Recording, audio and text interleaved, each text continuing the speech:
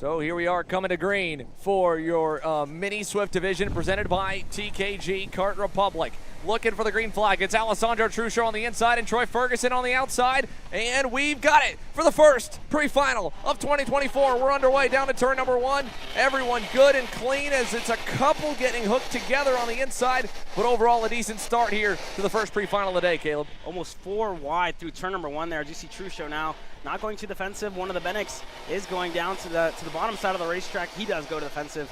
But a really good race start here for Truccio, and behind him, Ferguson gonna have to make up a lot of time if he wants to catch right back up to that front row spot that he started in.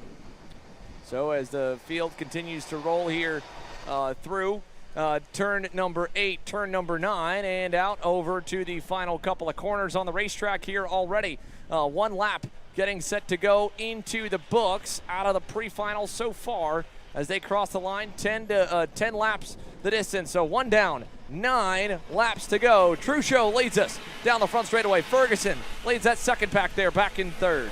Rocco Simone right behind Truccio. A good start by Rocco Simone starting on that second row, so now he has a lot of room to make up.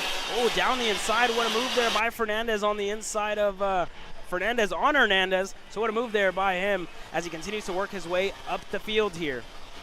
Yeah, as they head out to turn at number 5 now here, Fernandez and Ferguson, big amount of gap back to the rest of the pack. Look at that scrum back there for 5th or 6th, folks. That is a massive gaggle of carts all going side by side, 2 and 3 wide there into the corner, and they're still going at it. Wheel to wheel again over to turn number 9. Here comes Royce Vega throwing it down the inside. Marco Samet will follow. The whole pack gonna freight train that Soda USA machine of Valentino Santillan as they head on to the backstretch. He lost probably about 4 or 5 spots, and now Vega, he wants to get by on Emil Hernandez-Marin, and he does. And here comes more company as well as they all cross the start-finish line. Yeah, and for Marco Samet, he was able to get through as well, so he's going to be right behind Royce Vega. Now as one of the energy carts eats that curb completely. Oh my goodness. Flies right over that curb, and Royce Vega now going to lead this second group. It's still Truccio and Simone out in the lead. A move down the inside by one of the drivers further back. That's Bergman as well, working his way up the field here, Xander. Yeah, Josh Bergman trying to go forward. However, he's going to lose 1 spot already there. A little bit of a loss in turn number 5 for Josh Bergman, as going by was Julian Rivera, the Colombian on the AKT Racing Team Energy Kart getting through. Now the whole top 10's kind of spread apart really with all that battling, and look at the gaps over nearly 4 seconds, just back to 5th right now because Alessandro Truccio and Rocco Simone are working together beautifully up front. Then it's the Team Tarp Alonso kart of Benja Fernandez and the Bennick of Troy Ferguson trying to hunt them down. Last time by, not really making too many gains. So it's Sandro Truccio dominating early on here with a good bit of help from his former teammate, now turned Trinity Karting Group Kart Republic driver of Rocco Simone there in second, staying close. Yeah, Rocco Simone definitely close there to Truccio. Fernandez still in third. Ferguson in 4th. Vega a long ways back in that 5th spot.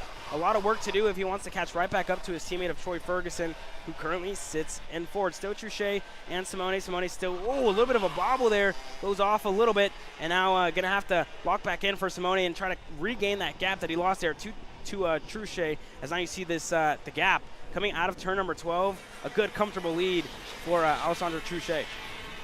Yeah, Truccio continues to lead the way by now 8 tenths here. This is the battle for 3rd. That's Fernandez and then the Bennick of Troy Ferguson lined in tow. So close together. Fernandez even pulled the 10th away from him, so that opened up to about a 3/10 gap. Royce Vega, Marco Samet, not much they can do in 5th and 6th either, just kind of riding at this point. The gaps got broken up so quickly there with the battle they were having in early on between the likes of Valentino Santillan and of course, Maroon, that also got shuffled back. Emil Hernandez-Maroon's been shuffled all the way down to the 19th position. So big drop back for Emil Hernandez. This group right here is going to have one of a couple of the Soda Racing USA machines. That's Josh Bergman behind Valentino Santillan. Santillan in the white helmet, Bergman in the blue helmet, and then that pack is including Nico Katowski, who's up 4 spots, and John McClellan on the Nash Motorsports machine, the Energy at the end of the top 10. And they've got company as well. Maxwell Machas picked up 3 positions. He's closing in there in the bright yellow helmet, the Micro Swift Supernats champ. in 11th, and digging for more. Mika Barrow, Julian Rivera's there in 13th still, and then it's Jensen Michelke before a big gap further back. Yeah, it wasn't the best qualifying earlier today for Maxwell Macha, but it seems to be making up those spots that he lost in the qualifying. As he's side by side there by Katowski and Bergman, if I'm not mistaken. McClellan there, I'm sorry, who goes down the inside and makes a move there. And Bergman continuing to go side by side ahead of this group on your screen now and gets passed by Valentino Santillan. Yeah, Valentino Santillan there, and now a move by Julian Rivera. He gets around, I believe that might have been Katowski getting through. So Rivera getting back around a few drivers who we lost some spots to earlier. We're coming to the line this time. This is now 6 complete, working lap number 7.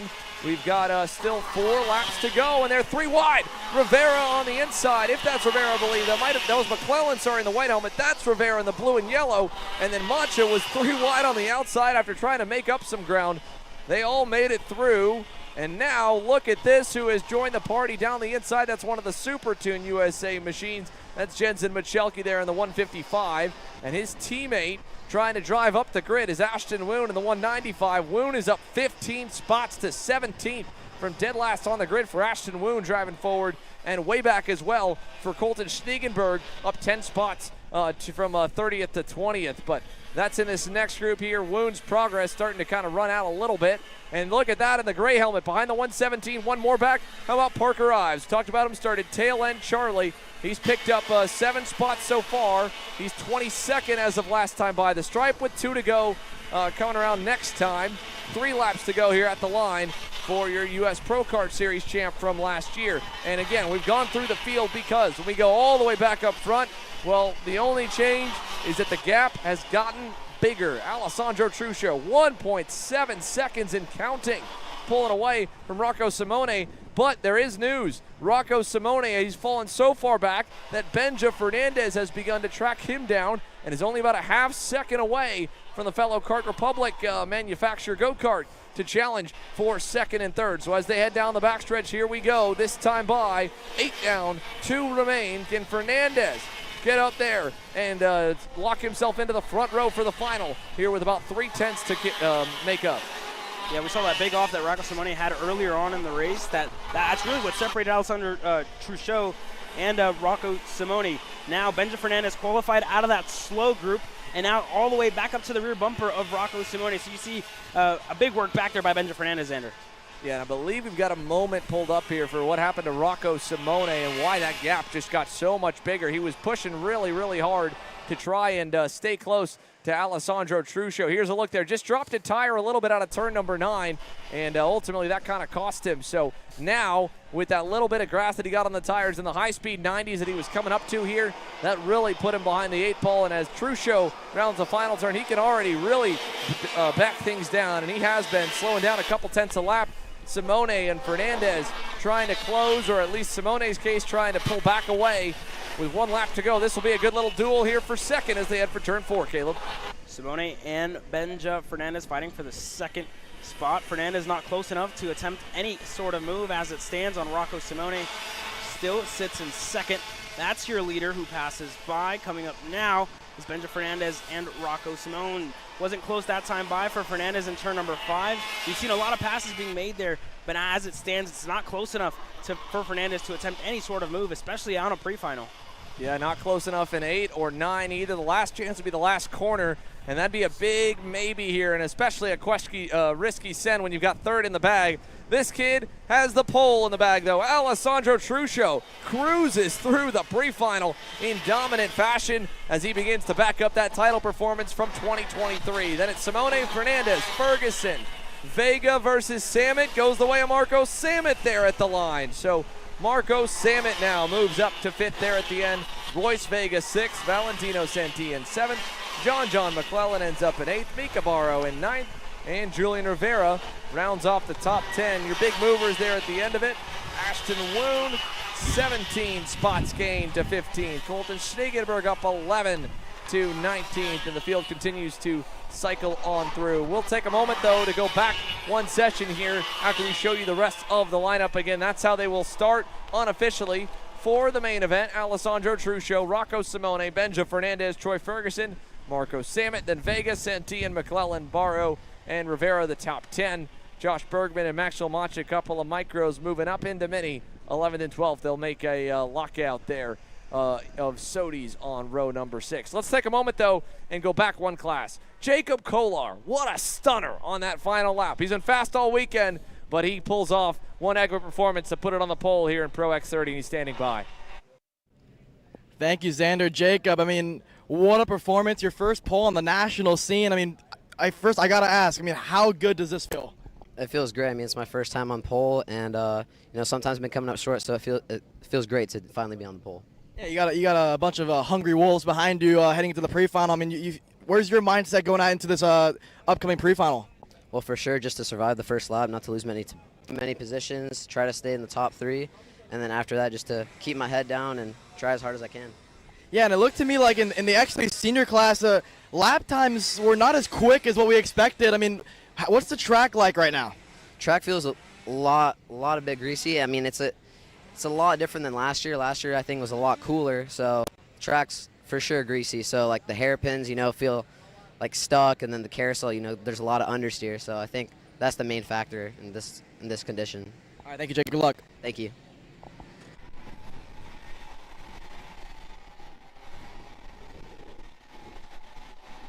Interesting to hear that from Jacob Kolar. Let's take a moment here while the field gets set to go green for KA100 Jr lining up on the racetrack. We got the starting grid for the first of 2 pre-finals that will pull up your way here. Walter Jenkins will line up on the inside of pre-final A. Here on the RPG Cosmic, to the outside will be the Motorsport Kart Republic of Enzo Vidmontien. Diego Ardiles and Salvador de la Vecchia make up row number 2. Then it's Alexander Vanchev and Javier Felipe Chaparro on row 3. Sebastian Frigolay, Chase Gassiet, Lee Romero, and Paramo, your top 10. Then down, it's the Orsolin Racing Tony Carter, Paulo Bonataman. Nathan Dupuis was quick out of one of the slower groups. Starts in 12th there for this one. Sebastian Riss, Luke Tall, Tristan Murphy, Christopher Wakefield, Dean Peterson, Travis Pettit, one of the many rookies moving up, Lucas Brancati and Carter Barkas. And we'll roll quickly through the back 5 rows that before this field gets ready to come to green here, as it's about 31 deep, all the way back to Shane Smith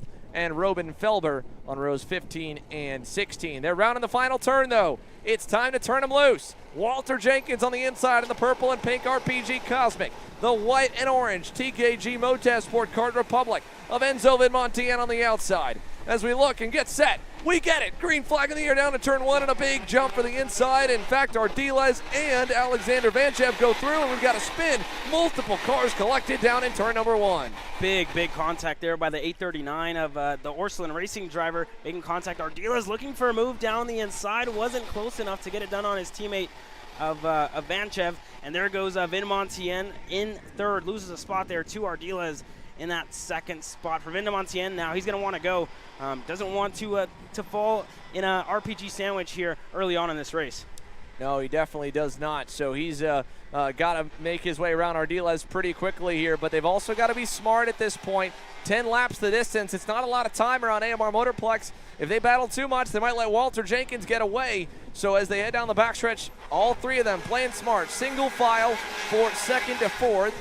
Now they'll go out of line, and wow, Ardiles has a problem. Diego Ardiles slowing down at turn number 1. Big issues there, motor problems with the 893. He is dropping like a rock. The fastest driver from Happy Hour yesterday is already back outside the top 5.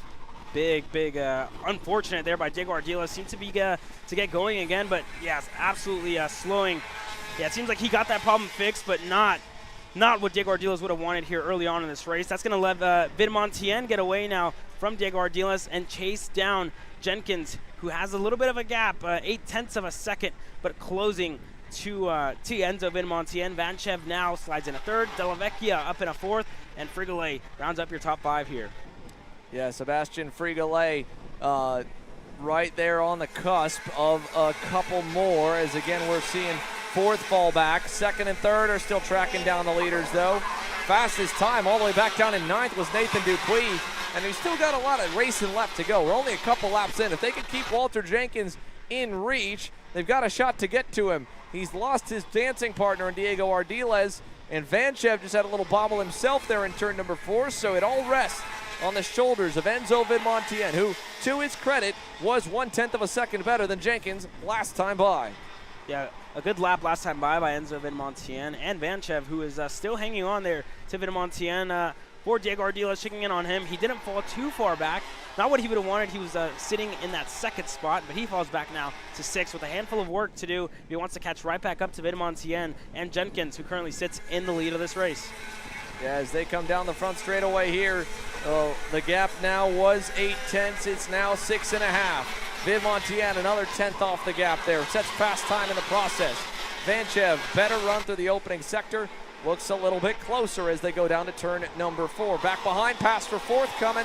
De La Vecchia versus Ardiles. Don't know what happened to Diego Ardiles, but he's able to at least seemingly get those problems back under control. He's gone back to 4th. So Diego Ardiles rebounding from a little issue. However, there was a big issue to start this one down in turn number 1. Let's take a look back at what happened to get this race underway. You could see really the field got stacked up, and turned in front of everybody was the 834. And I believe that was Chase Gassiet-Lee who got turned right in front of the field, as Ardiles now losing a spot down in turn number 1. That was him falling backwards with the problem earlier. He's good right now in the 4th position and trying to track back down the leaders. And man, was that a fast lap from Diego. 4/10 better than his teammate. Fastest lap of the race there by Diego Ardiles, able to improve, and like I said, able to get that problem fixed. Now up in a P4, still a handful of work to do, but he's going purple in the process, so that's really going to help him out as he tries to catch right back up to Vanchev and Enzo Vidmontien, who continues to close down that gap to Jenkins in the lead of this race. Yeah, spinner further back. That's the 864 Kart Republic that's gone around. That's about mid-grid there. We'll try and ID who that was that spun further back.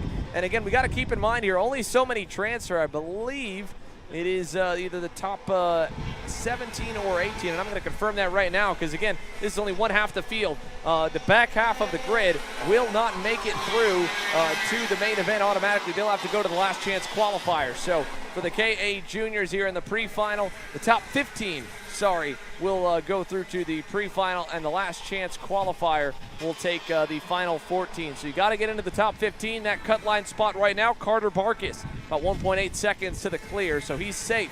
Made up 5 spots currently in the show as things run, while near the front, things are tightening up. Jenkins now only a car length or 2 ahead of Enzo Vidmontien. Yeah, Vidmontien continuing to close down that gap. Now at 3 kart lengths for Vidmontien and continuing to close on Jenkins. Vanchev still in 3rd, losing touch a little bit there with Vidmontien. This time by across the line. What does it look like for the top 3? Jenkins can improve, but Vidmontien does go faster than he's done all race. Personal best lap time. And for Vanchev, fastest lap of the race for Vanchev. And closing down that gap. Ardiles, fastest lap of the race for Ardiles and closing down that gap. Now you see him beginning to close down to the leaders up ahead. It's still Vidmontien, Jenkins in the lead, Vanchev in 3rd, and Ardiles has rejoined the party after early issues in this race. Welcome back to the party, Diego Ardiles. Ardiles not too far off of Vanchev as it stands, a Sinella Racing entry, still in that 3rd spot and holding on with 2.25 laps to go. Here we go. Jenkins the 4th in the lead, then Montien in 2nd, and continuing to close down that gap. Here's Ardiles down the inside on Vanchev. Ardiles, welcome back to the top 3. Yeah, Diego Ardiles here able to get through, and he's still close enough to the top 2. He might be able to get further forward, as there is Enzo Vidmontien to the lead in turn number 4 with still 3 laps to go. Plenty of time for Ardiles to get back there. Jenkins to 2nd, and all these passes, again, this is per row. And not only that, with Ardiles in this heat and the flying lap he put in at a 49.7, I would be surprised to see that next group go anywhere close to his lap time, and that's what's going to determine which pre-final lines up which side of the grid. The fastest lap of the session, I believe, is going to determine the which one goes to which lane. And then again, all 15 will transfer, the top 15. And in turn number 12, you saw Ardiles down the inside on Jenkins. Ardiles up in a P2 now, but that move opened up the gap to Vidmontien. Good for Ardiles that he has Jenkins right behind him to continue to push. Vanchev not too far behind. Is he going to go for a move this time by? Turn number 4, not close enough to get it done. And I need to correct myself there. It's the fastest lap of the race winner. So if Ardiles wins, they're in good shape. However, the rest of the top 4 are in the low 50s. So then it might be a bit more heads up. It just depends if that white suit there in second can get around Enzo Vidmontien. We're coming down to the white flag lap this time, though. You know Enzo's going to try and park the bus on the inside lane. So Enzo Vidmontien, Diego Ardiles, and then Walter Jenkins and Alexander Vanchev ready to pounce a couple car lengths away down to the final turn. Vidmontien covers the inside a little bit. Now all the way down to the low side to turn number 1, and then he opened back up and let him through. Vidmontien, what a mistake. Just opened up last second right before the corner, and all 3 of them get by. Very unfortunate for Vidmontien. Thought he was clear, and there goes Ardiles, there went Jenkins, and there goes Vanchev as well. This time by turn number 5. Who is it going to be? One of the biggest passing zones here on the track. Ardiles goes defensive. Vanchev trying to go through side by side for him and Jenkins. Jenkins able to get ahead. Vidmontien, can he get the over-under done? He does get it done on Jenkins. What a move there. Yeah, what a move by Enzo Vidmontien, but now Jenkins back on him. Vidmontien off the racetrack. He'll go through the grass all the way back to 4th now. Jenkins back into 2nd, Vanchev to 3rd, and what a race. Diego Ardiles from up front to the back to the front in less than 10 laps. He wins. Oh no, 2 more to go. Sorry, we had the lap counter off. It was 10 for the minis.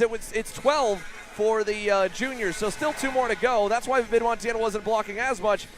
They were racing like the last lap, though, and we thought it was. 2 laps remaining here on this one as they go down to turn number 4. And so Walter Jenkins there ahead of Alexander Vanchev. Now he's got to worry if Vidmontien can get back to him. The good news, he's got one more new driver in the mix. Salvador de la Vecchia has silently worked his way towards the leading quartet. He's made it 5. He's up to 4th. And I'm not sure if Vidmontien has a problem here because he lost a whole lot of time to de la Vecchia. Came out of the gravel ahead of de la Vecchia, but soon fell off and continued to lose touch with de la Vecchia, who slides up to that 4th spot. Vanchev still in 3rd. Jenkins now in the lead. I'm sorry, in 2nd, and Ardiles with a big gap in the lead of the race here, Xander. Yeah, he is gone. Half a second clear last time by for Diego Ardiles over anyone else in that group. Track must have got a bit dirty from the lap around prior, but Walter Jenkins in 2nd, safe there. Alexander Vanchev maybe not too safe from Salvador de la Vecchia, who continues to close for that 3rd spot. And with Walter Jenkins in 2nd, but more importantly, Diego Ardiles on the pole, I think they're both going to easily get the inside lane because that is a hard lap time to beat for the pre-final winner to come of this 2nd group in KA100 Jr, Diego Ardiles, and then Walter Jenkins. So coming out of turn number 9, turn number 10, and 11 and down to 12 on the back straightaway. Final time, what a race. This time, for real, Diego Ardiles out of the last turn wins the 12-lap pre-final in KA100 Jr. What a race did we just witness. Diego Ardiles, issues early on in this race, fell back to the 6th spot, able to work his way back up, and ended up coming away with the win. Jenkins as well, contact in between him and Vidmontien, who finds himself down in the 5th spot. Not how Vidmontien would have wanted to finish this race, so unfortunate there for Vidmontien as more drivers continue to cycle through the finish line here, Xander. Yeah, the last few continue to cycle on by. Alexander Vanchev didn't make a lot of noise, but kept himself in the hunt, picks up 2 spots. Other big movers, of course, handful cracked the top 10 there late in this one, including Lucas Brancati, who picked up 11 positions by the checkered flag. Let's take a look at the full results here. He ends up in the 8th spot on that Ryan Perry Motorsport Tony Kart. Then you go back a little bit further. Mateus Romalo picked up 10 spots. Carlo Rocchetti picked up 10 to get to 14 as well.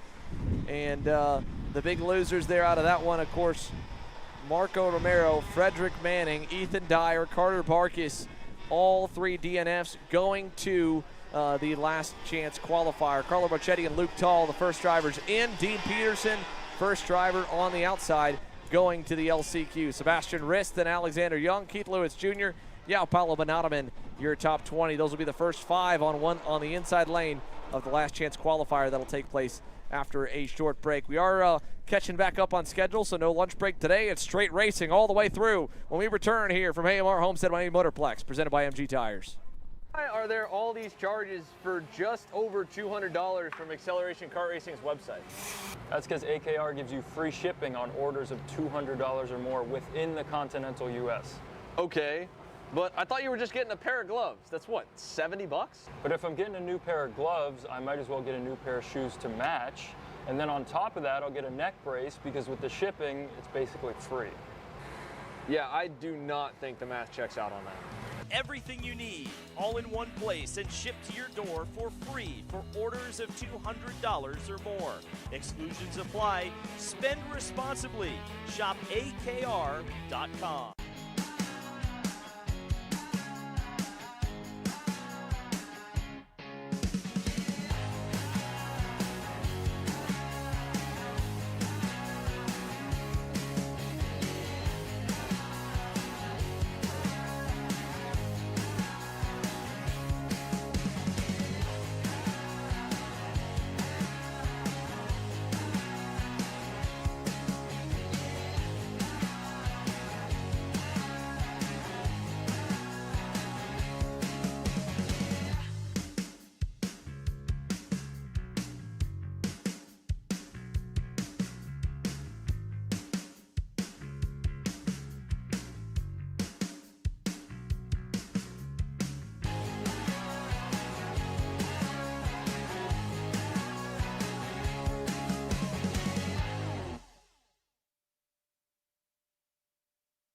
I'm David Serra, 18-time Australian karting champion, and we're launching Kart Class. Kart Class is an advanced digital training program that suits a driver who's just starting out in the sport, all the way to the driver looking to win a national championship. In this program, you're going to be learning about how to find the ideal racing line and what an apex is, braking and throttle markers, wet weather racing lines, and how to overtake other competitors. We target how to brake in the wet weather, and we look on the mental side of kart racing as well with our mental skills coach. At the completion of this program, you'll be lighting up purple sectors in qualifying, know when to defend on the opening laps, and how to pressure your opposition into mistakes. We teach you the tools to be resilient and how to get in the right frame of mind before a race. We look to complete the whole package by getting a strong mindset, a driving style to suit all conditions, strategizing your race, and getting the last 1% from your team. We'll teach you how to win the final lap of a race, driving the wet like Max Verstappen, and creating the perfect bubble for yourself to mentally be in the zone. To find out more, click the link below.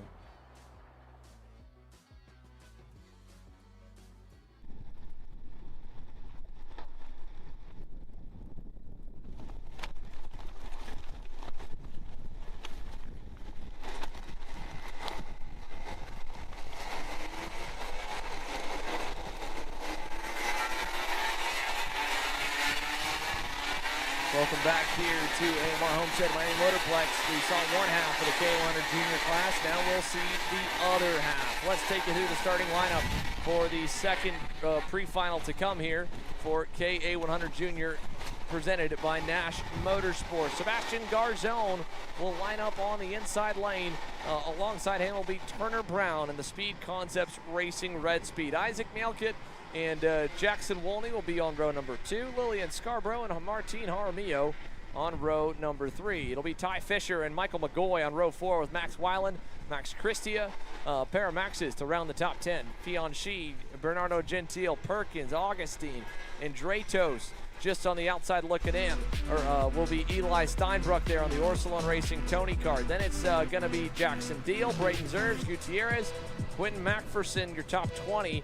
And here's a look at the final few starters as well while they begin to form up down that back straightaway in your starting grid for the pre-final odds. Sebastian Garzone, pole overall in qualifying. He's still got to get a really good lap time, or whoever wins the heat race, a good lap time to try and lock themselves on the inside lane for the main. The time to beat a 49.7. If they can get there to the checkered flag as they all fan out and the green's in the air. We got one having to cut down to the inside in turn number 1 as he kind of got shoved to the wayside. And everyone's going to survive here so far in this one, down to turn 4. Yeah, good start there by Isaac Malco, working his way up in a P2 as someone got into the back of him there a little bit, one of the Nash Motorsports entries, and a big off by one of the RPM drivers off the racetrack there, and that's not going to help him out as that Nash Motorsports driver down the inside on Malquit. Now he's going to go back and Turner Brown around the outside. Can he get the over-under done? Is he close enough? He is. Turner Brown down the inside there. What a move by him, and Malquit up in a P2 now. Yeah, looking right there, he'll slot into 5th. That's the SCR Red Speed that was in the mix of it. A couple of them all right there. Jackson Wolney, I think, was 1. Brown might be the other. Garzone, big lead already here. Back to Isaac Malcutt, then Turner Brown, then Fisher, Wolney, Scarborough back in 6th. She's looking for more though as they come out of turn number 2 and go to turn 3. Here's that big pack. Malcutt trying to lead them. The gap is already up to 1.7 seconds though. Turner Brown not going to follow. He'll go to the inside of Isaac, and he's going to try and bring Ty Fisher. Can't quite do it. Over to turn 5. Ty Fisher was trying to get through there as well on Isaac Malcutt. Just not enough room for the both of them. And now Malcutt going to go back, and Ty Fisher this time is going to be able to go through on Turner Brown, who falls back to P4. But all this fighting is only helping out Sebastian Garzone in the lead of this race here, Xander.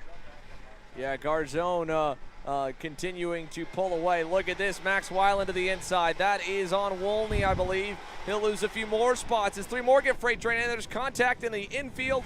One of the BJR MDR LN carts with the nose cone destroyed. That's the 859.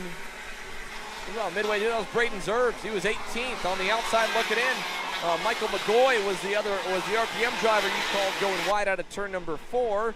He's dropped 8 spots. He's first driver on the outside right now behind Ethan Sky Manuchik, but it's a big pack here around this bubble spot. And look at this, Wolney just trying to stop the bleeding now as he blocks the inside from a Hunger group about 6 or 8 deep, all following and trying to get around the 896. So lots of shuffling, lots changing on just the opening 2 laps. One thing that's been constant has been Garzone up front. His lead's now up to 2.5 seconds thanks to Malcutt and Turner Brown going at it as this group a little bit wide for one of the Alessandros racing CRGs, just in front of Wolney.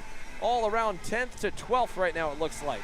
Yeah, a lot of fighting there in that mid-pack, but for Garzone, all that fighting has really released them and continues to set him purple lap times in this race. A 50.689 for Turner Brown. For Garzone. Turner Brown with the fastest lap of the race here, and Garzone continuing to open up that gap. For Turner Brown, seems like he's really found a pace here in this stage of the race, and now behind Malcutt, looking for a move there as well. Going on the outside, oh, contact there. Isaac Malcutt into the back of Fisher, and he goes off there a little bit. Yeah, rough and tumble racing for second right now between Malcutt, Fisher, and Turner Brown. It's allowed Garzone to get away. Brown was a lot quicker, and I think he must have gotten really tripped up by that little issue there for both Fisher and Malcutt, because he's fallen back.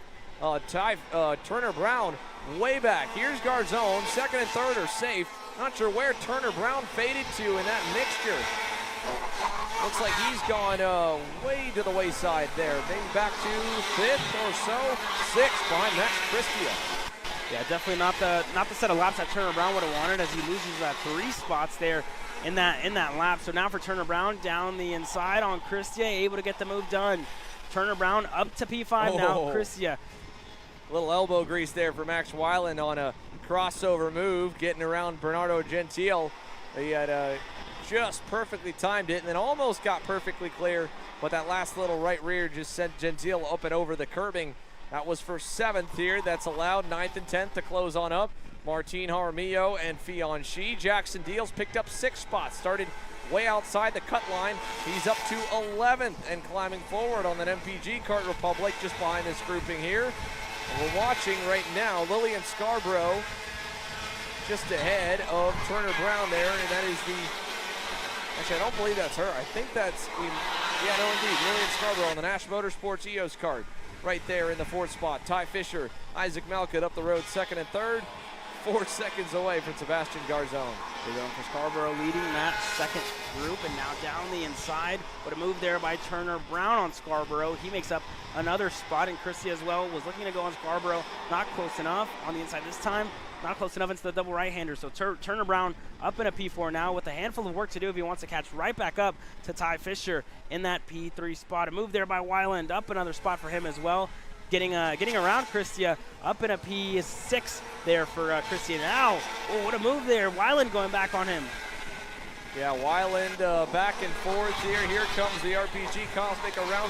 One more going to go. Or look, Martino Armillo tried to go to the inside and tags the wall there in turn number 1 a little bit as he went wide on that U-Race Tony card. Weiland continuing to block low because he knows he's getting dangerously close to that 15th position back around 9th and 10th. And that's going to allow Jackson Wolney to close on up. Here is the move down the inside on Scarborough, and another move as well. Weiland having to surrender the spot to Jaramillo. Scarborough losing a position to Bernardo Gentile. So more and more passing here through the edge of the top 10 while the leader remains Garzone. Isaac Malkett second, Ty Fisher third, and Turner Brown kind of becoming a in no man's land right there in the 4th spot as he's pulled away from Max Christia and is trying to track back down these two out in front. Yep. Let's take a look back to the replay on Fisher. A little bit of moment here earlier on in this race. Yeah, let's check it out here. Ty Fisher, oh, right there into the corner, just, yeah, kind of got in, and I think Malka just didn't expect him. And then what was weird is I think Turner Brown stalled the engine coming out of the corner there because you saw his head look down coming out of the corner, and I think that's what hurt Turner Brown. So I think he might have just completely stalled the motor and locked it up. It is a really slow corner. You're on the brakes for a lot. When you have to get on them even more, you're already at the edge of the threshold. You'll lock that rear axle up just for enough to maybe stall that engine. So that's probably what happened to Turner Brown. But yeah, for Isaac Malka, just a bit too hot and probably didn't expect Ty Fisher to stay on the brakes as long as he did there into turn number 5. Yeah, very unfortunate there by Ty Fisher, but definitely caught right back up to the rear bumper now of Isaac Malkwit. 0.5 of a second in between Malkwit and Fisher. Not close enough at all for Fisher to attempt any sort of move on Malkwit. The gap to the lead currently stands at 4 seconds and 5/10. 4 seconds and a half there for Sebastian Garzone with a really, really comfortable lead here early on in this race with the fastest lap of the race as well. So really good race, I guess, for Sebastian Garzone. Been super clean, and from the start was able to get away because of all the fighting that Malkwit, Fisher, Brown, Christia, and company were doing at the beginning of the race. Yeah, he'll put 9 laps down, 3 laps to go, and look at the gap already. Now up to, where is it standing? 5 seconds, 4.8 to be exact, from Sebastian Garzone back to Isaac Malkett. Perfect race here, and again, he is chasing that pole position in the main. That's why he's still pushing for fast laps right now, Caleb. A 49.71 is what Diego Ardiles hit, the winner of Pre-Final 1. Garzone needs to find a 1/10 and a half if he wants to start on the pole. Otherwise, the pole will go to the other pre-final. He'll have to start second. So that's where the tiebreaker is going to come down to based on this new format being used for KA Jr. having a split pre-final and a last chance qualifier, is that the deciding factor of which lane goes to the inside will be the fastest lap of the race winner. He's got 2 more chances at it. He's gotten closer now, 49.83 for Sebastian Garzone, only a 1/10 off, and still digging as Malkett, 50.11, 5 seconds away. He's pulled away a little bit more from Ty Fisher. He's got about a second cushion, broke the draft. Turner Brown trying to get back there for 3rd. I don't know if he'll have enough time, though. Yeah, the top 5 very much spread out here as you see Isaac Malkwit now on your screen. You see Garzone on the other side of the racetrack there and continuing to open up that gap. Let's see what it looks like this time by for Garzone. Can he improve that fastest lap time? Like you said, Xander, looking for that pole position for Sebastian Garzone. So as they make their way around to the final turn, this time by will be the white flag from Aaron Likens, 1 to go for Sebastian Garzone. And he takes a look over to the side, looks back at the wheel, says, okay, do I need to go 1 more lap and try for the pole, or should I save my tires at this point? He's got a hefty lead, 5.2 seconds. He did not go much faster last time by overall, so still some work to be done for Sebastian Garzone to try and lock that pole down. I don't know if he's going to be able to do it. He needs a 1/10 and 200ths to knock off Diego Ardiles. Yeah, definitely a tall last there by Sebastian Garzone. He could definitely do it early on in the race, but now it seems too late for those tires to really put in a lap time like that, of that caliber, to really, like you said, knock off Ardiles. But last time by, this time on turn number 11 for Sebastian Garzone. It's been a clean race for him all day long, and now across turn number 12 now, and across the stripe, Sebastian Garzone is going to take the win here in the pre-final in KA100 Jr. So Garzone does not improve on that final lap. In fact, he dials it way down to cool the tires back off to a 51-second lap. Isaac Malkett 2nd, Turner Brown 3rd, Ty Fisher ends up 4th, Christie a 5th, 5 spots gained. Bernardo Gentile up 6 spots to P6. Jaramillo there. Here comes the rest of the field across the line. Where's the transfer spot? It is going to go the way of Remy Andretos over Ruben Gutierrez. He ends up 15th by about a second. Michael McGoy, after getting knocked around and ultimately falling down the order, down in 18th on the outside looking in. But your top 10 ends off with Jaramillo, Shi, Wolney, and Scarborough. Then Max Weiland, then Manuchek back through Perkins. Jackson Deal races his way into the show to go 14th. Remy Andratos, 15th. Here's everyone that'll be joining us in about an hour or so for the last chance qualifier. Gutierrez and McGoy will be on the first 2 rows. Then Sammy Martinez, who drove from dead last up 13 spots to 18th, just needs a couple more to transfer in. They're safely in because the top 14 will make it through, but ultimately it's just going to come down to staying alive at that point, because there's still going to be some fast guys that wrecked in both pre-finals trying to drive all the way up the grid. So Nash Motorsports, KA100 Jr done and dusted. We were able to talk with a handful of other drivers here this weekend to get things underway, especially, of course, the biggest name in Pro X30 competition joining us, Danilo Albanese, lining up alongside Alessandro D'Atulio. Here's what the Inter-MS boys had to say about 2024 and lining up on the grid together.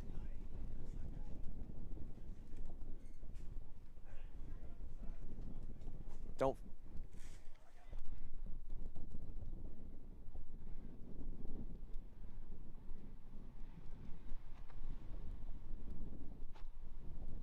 Things at Super. All right, here with Danilo Albanese, your first full season in X30. You know, coming from the KZ side of things at Supernats. Now you're here full season with Inter-MS. You know, how does that feel having a full season under your belt here in the States?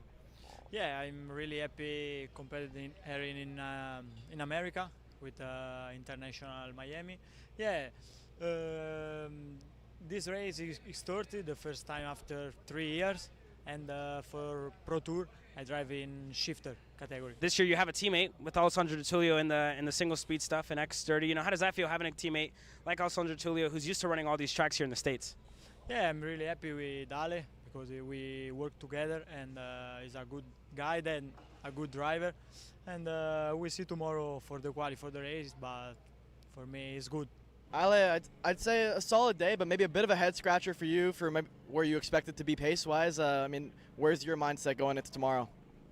Yeah, for K, we're fine, I think. Pace is good there.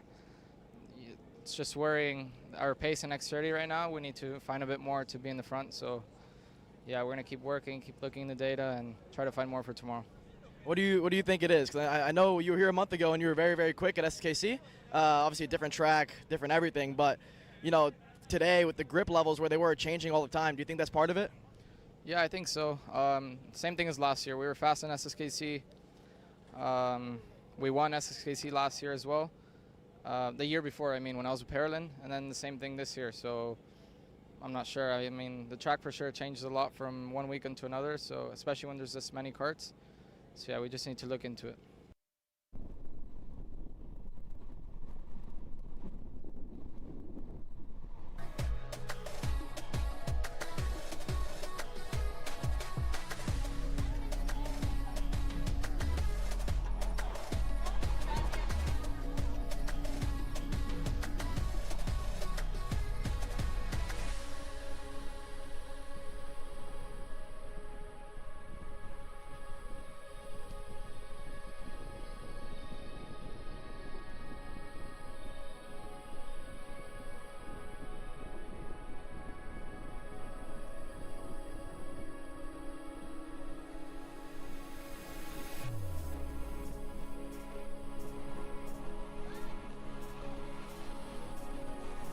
So the shortened lunch break here that's underway. You can see KA100 Sr moving on to grid, and we're pretty much going to be ready racing classes back-to-back as we are on a time crunch against daylight through the day.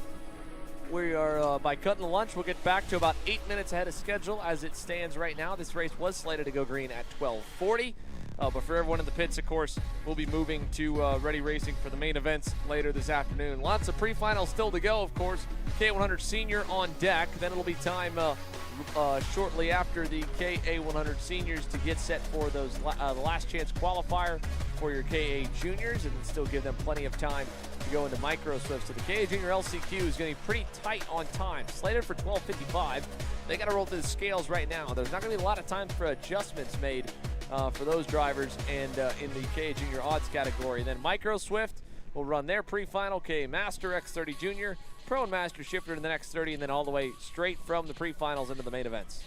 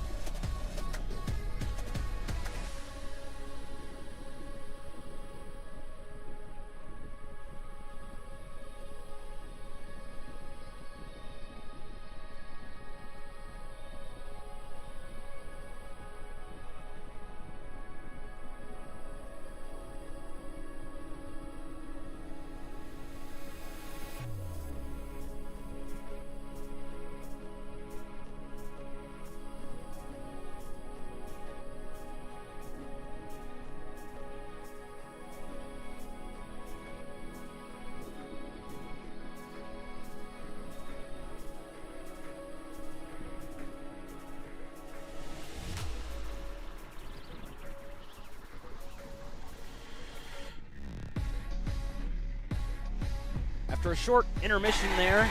Welcome back to the SKUSA Winter Series. The 2024 season is underway officially now for the KA100 Sr class. It's about to get underway here. My name is Caleb Yeska, as always, and alongside me here in the booth is the one and only Alexander Suro. Alex, you have some experience in the KA100 class, and you have a lot of laps around this track yourself, being a Florida native as well. What can you tell me about this track? Yeah, I mean, for sure with the KA class, right? I did the SKUSA Winter Series a few years ago in the KA Senior class. Draft's important. That's going to be the biggest thing, right? That's what's so impressive about what, you know, the guys like Stephen Miller and even DeTullio did, where they didn't really have much of a toe in their qualifying laps, and they were able to go 1-2. So, yeah, toe's going to be important. You're not going to see one guy pull away. You know, we saw it in the KA Junior class earlier today, but that's because, you know, that they squabbled a bit in the first couple corners and kind of bottlenecked together. So, yeah, KA Junior class. Senior. So here's your starting grid for the pre-final. DeTullio on pole, Stephen Miller alongside him. It's Lloyd, Rivera, Angeli, Kaufman, Anthony Rivera, Donovan Bonilla, Garbino, and Mercado rounding up your top 10 here. ZCD right outside there as we get set to go underway. Into the tram lines we go. It's DeTullio and Stephen Miller. DeTullio on the inside and Miller on the outside. The green flag is out. Let's go racing here in KA100 Senior. DeTullio with a great start. Rivera as well there on the outside. In contact further back. That's one of the LN carts. And more collected. And they absolutely stopped there on the racetrack. See if we can get all these carts cleared before the leaders make their way around. There goes Ernesto Rivera on the inside of one of the Sodi Kart drivers. Not the best start for Ernesto Rivera, but wow, chaos already in the opening stages of this race, Alex. Yeah, we got a parking lot over there in turn 1, but out front it's smooth sailing for your leaders, DeTullio, Stephen Miller, and Colin Lloyd. He's gonna, so the guys that started top 3, they are top 3. Good job by the officials there to get a lot of the carts out of the way in time for your leaders to come back around and have no yellow flags being waved. But so far, inter-MS 1 and 3. Here comes Lloyd with a good run on the back straightaway. He's gonna give Stephen Miller a bit of a push. It's a 3-car breakaway already out front. Ernesto Rivera's lost a spot to I believe that is Quinton Angeli, yes sir, and Colin Lloyd's going to go through. So now it's inter-MS 1-2. Lloyd's going to try to catch up to his teammate there and see if they can pull away. I've seen them testing here quite a bit the past month, and this is something that they've kind of planned for, and it's working out so far. Yeah, of course, a good move there by Colin Lloyd. We've seen him get to grips with that Kart Republic, and now hopefully back for a full campaign with that inter-MS team, being the leader of the KA100 Senior team for inter-MS there. Stephen Miller currently sits in third. Rivera down the inside. They're able to make the move and up another spot, up in a fourth for Ernesto Rivera and Bonilla further back in the field. Sorry about that. As we get to grips here at the start of the new year, and still Ernesto Rivera in that fourth spot. Bonilla further back, trying to make up spots as well, Alex. Yeah, Donovan Bonilla up a few spots already and looking for a little more. He's behind Lorenzo Kaufman right now. Speaking of Dono, 50.6. He goes purple. The RPG Cosmic absolutely flying. The 4th car in row there. It's Rivera and Jelly Kaufman, and then Donovan Bonilla out front. It's still DeTullio. Colin Lloyd is a little bit quicker than him last time by. Stephen Miller is within striking distance. He's got somewhat of a toe, so the National Motorplex driver is going to be in with a chance of this one, but so far Lloyd has extended his advantage. A good couple of corners there for Colin Lloyd. And Stephen Miller, if he's not careful, is going to be out of the toe range. But how about Rivera? He's brought a gaggle of go-karts behind him. He might be able to have something for Stephen Miller. And speaking of which, I mean, Ernesto Rivera, Stephen Miller, these two have a bit of history, I'd say, Caleb. Yeah, definitely.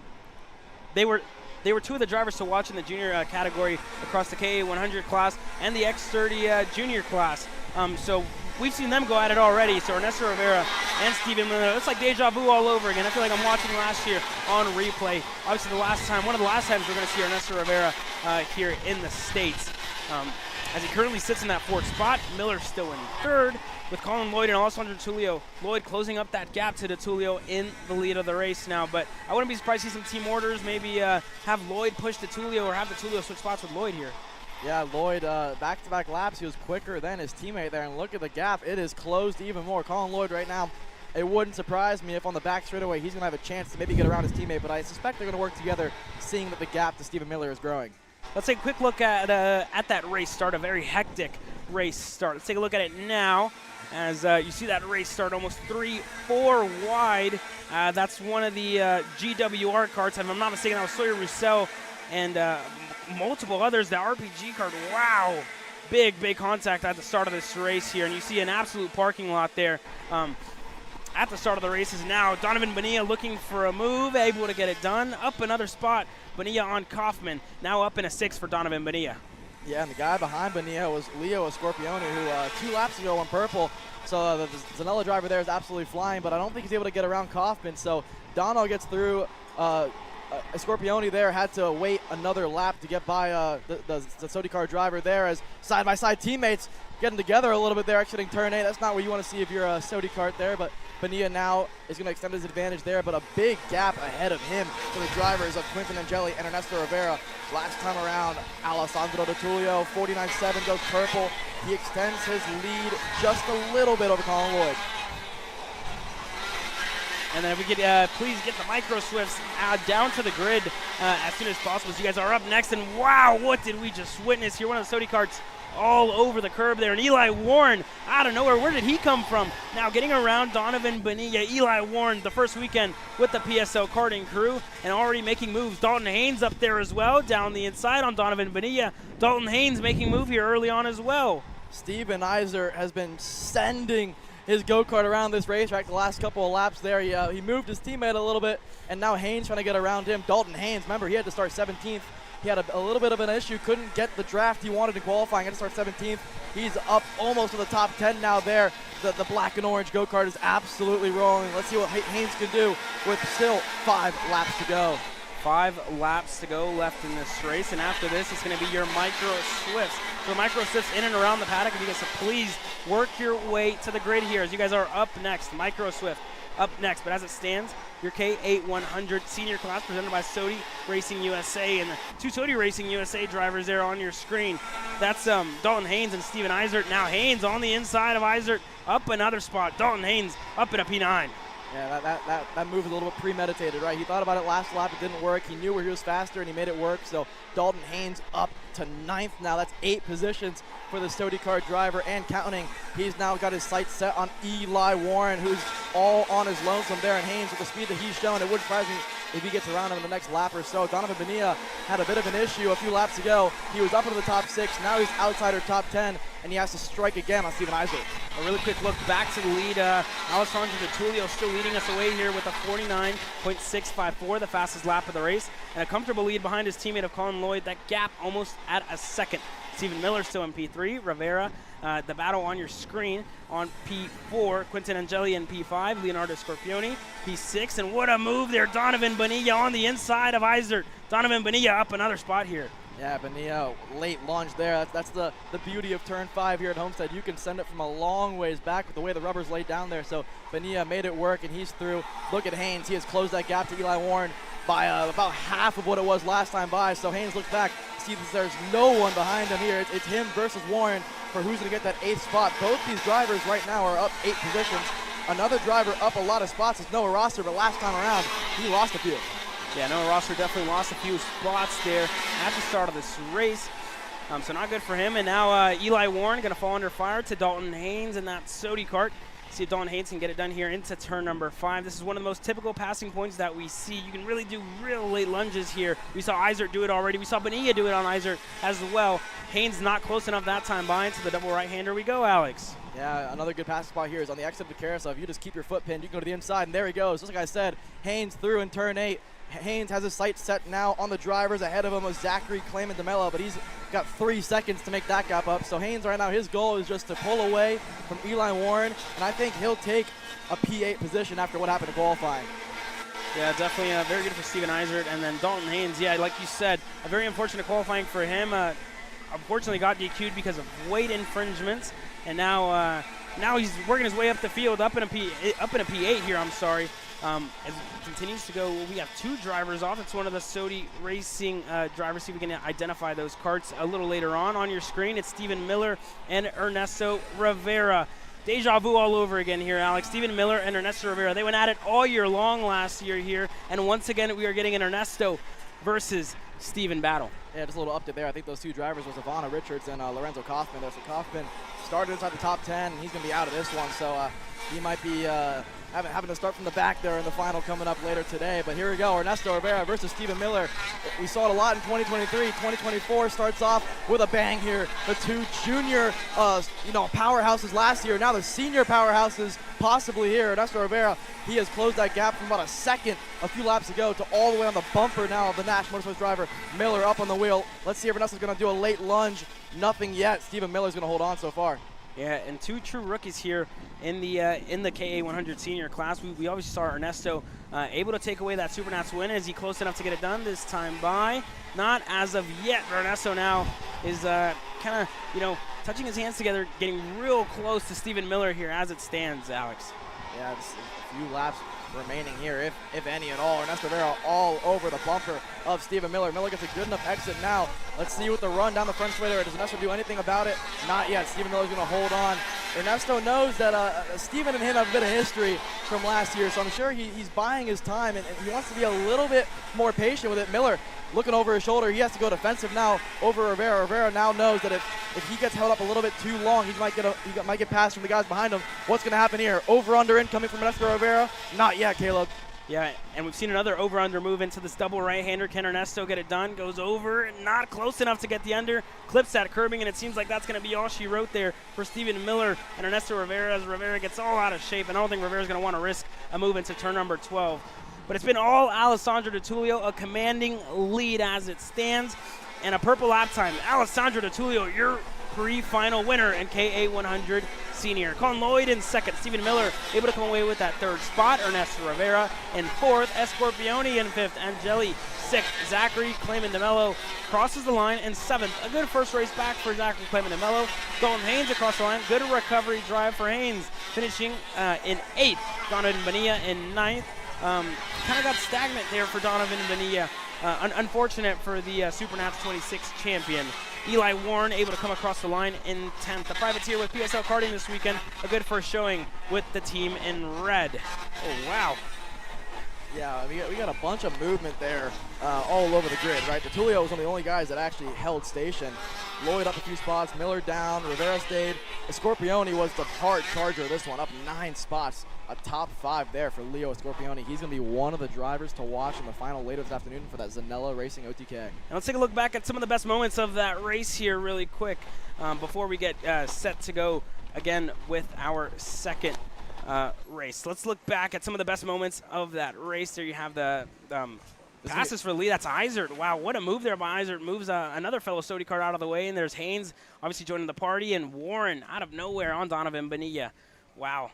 Yeah, that was the move that really set back Donovan Bonilla throughout this the race, right? He was up in the top 6, and from here on out, this is where Haynes going to go to the inside, then Eisert's going to push Bonilla wide. Haynes going to try to go through and couldn't make it work.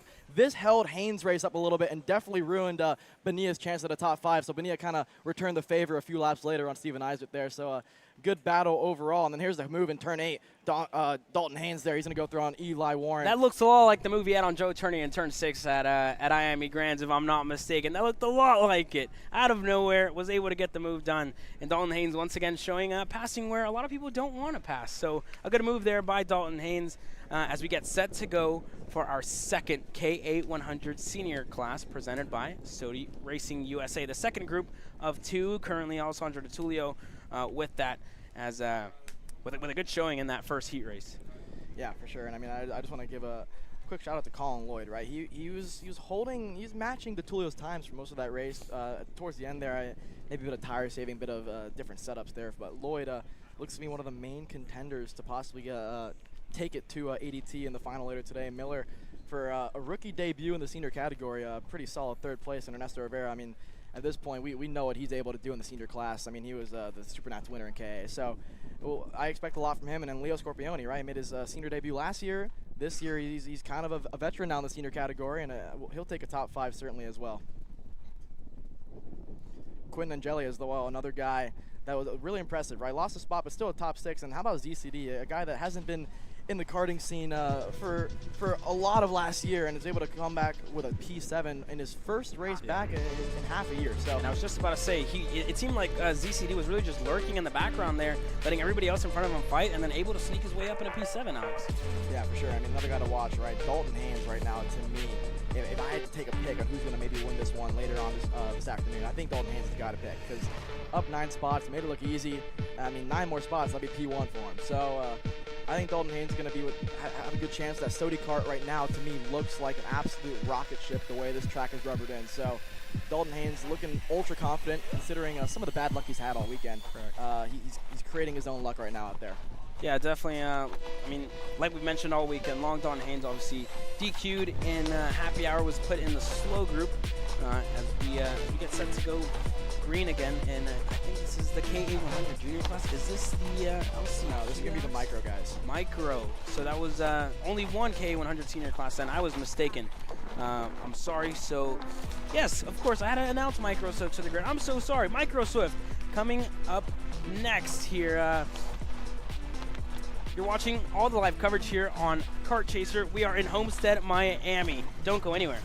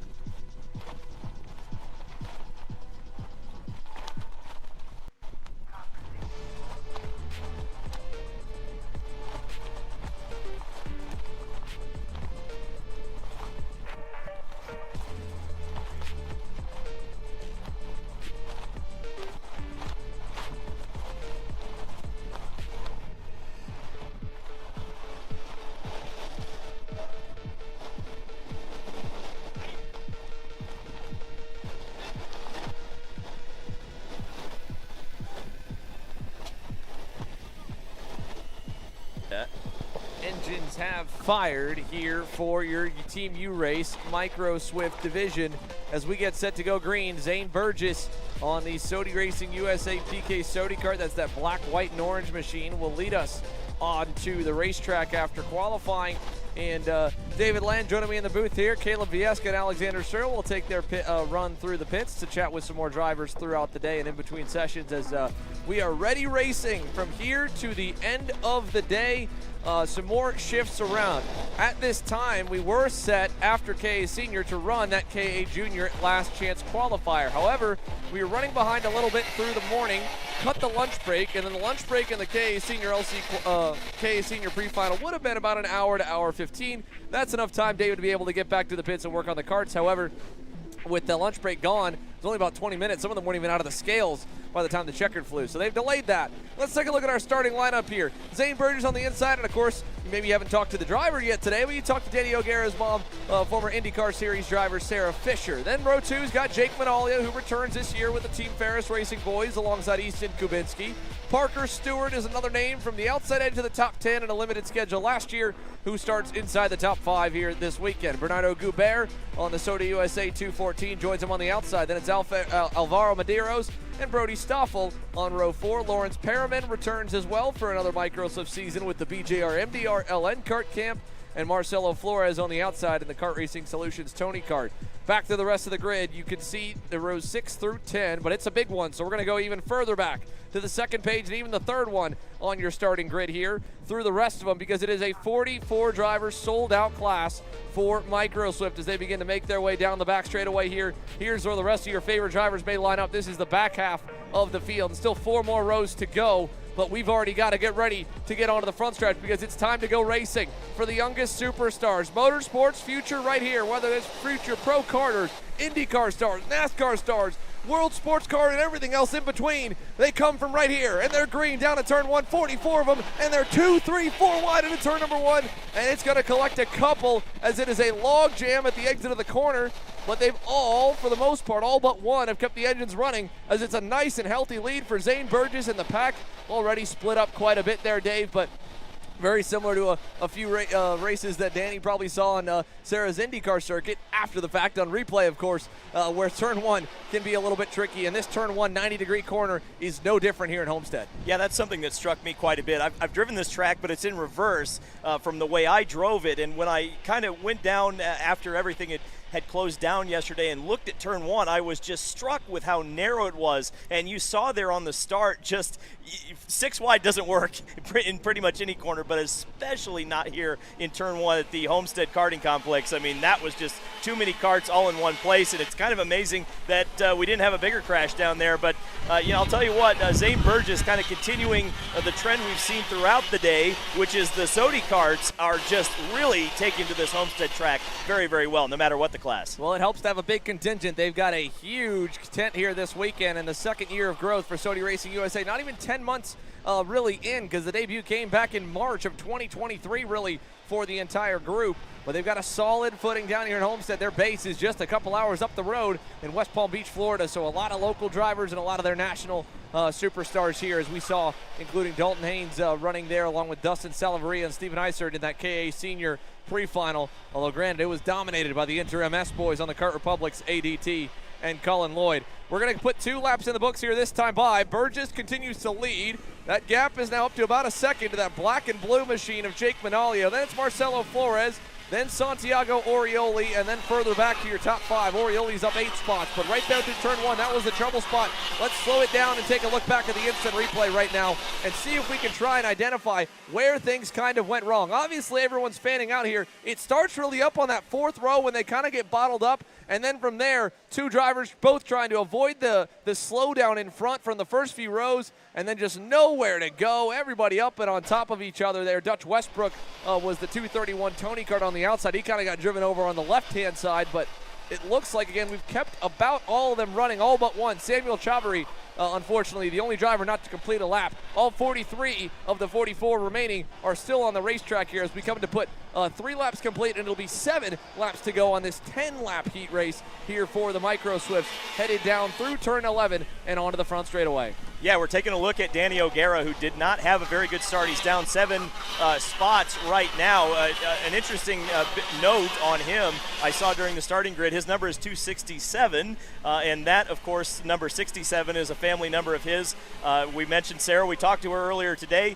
She ran 67 when she owned an IndyCar team. So it's always cool to see that sort of stuff. But we've got an MPG Motorsport Kart battling with a Sodi up here near the front. Yeah, unfortunately, Danny was involved in that turn 1 incident. He's fallen all the way down. Your outside off pole kid all the way back to the 26th spot. Long way to go for Danny here in this pre-final. Your top 10 as they run with Burgess and Manalio still way out in front. Marcelo Flores, then Santiago Orioli, and then you have Bernardo Goubert right there. Orioli just ahead, and Goubert as well, of the 211 of Parker Stewart on your screen. That's the driver in that blue and yellow BJR MDR entry in 6th. Brody Stoffel on that black and orange Sodi kart runs in 7th, and then back behind him have another one of the LN karts under the BJR MDR camp, Lawrence Perriman in the 8th position. The biggest mover again off that start was Santiago Orioli, went from 12th up to 4th, and again Marcelo Flores from 10th up to 3rd. So like I said, that 2nd, that 3rd row all kind of went sideways as we look for a little move down the inside here.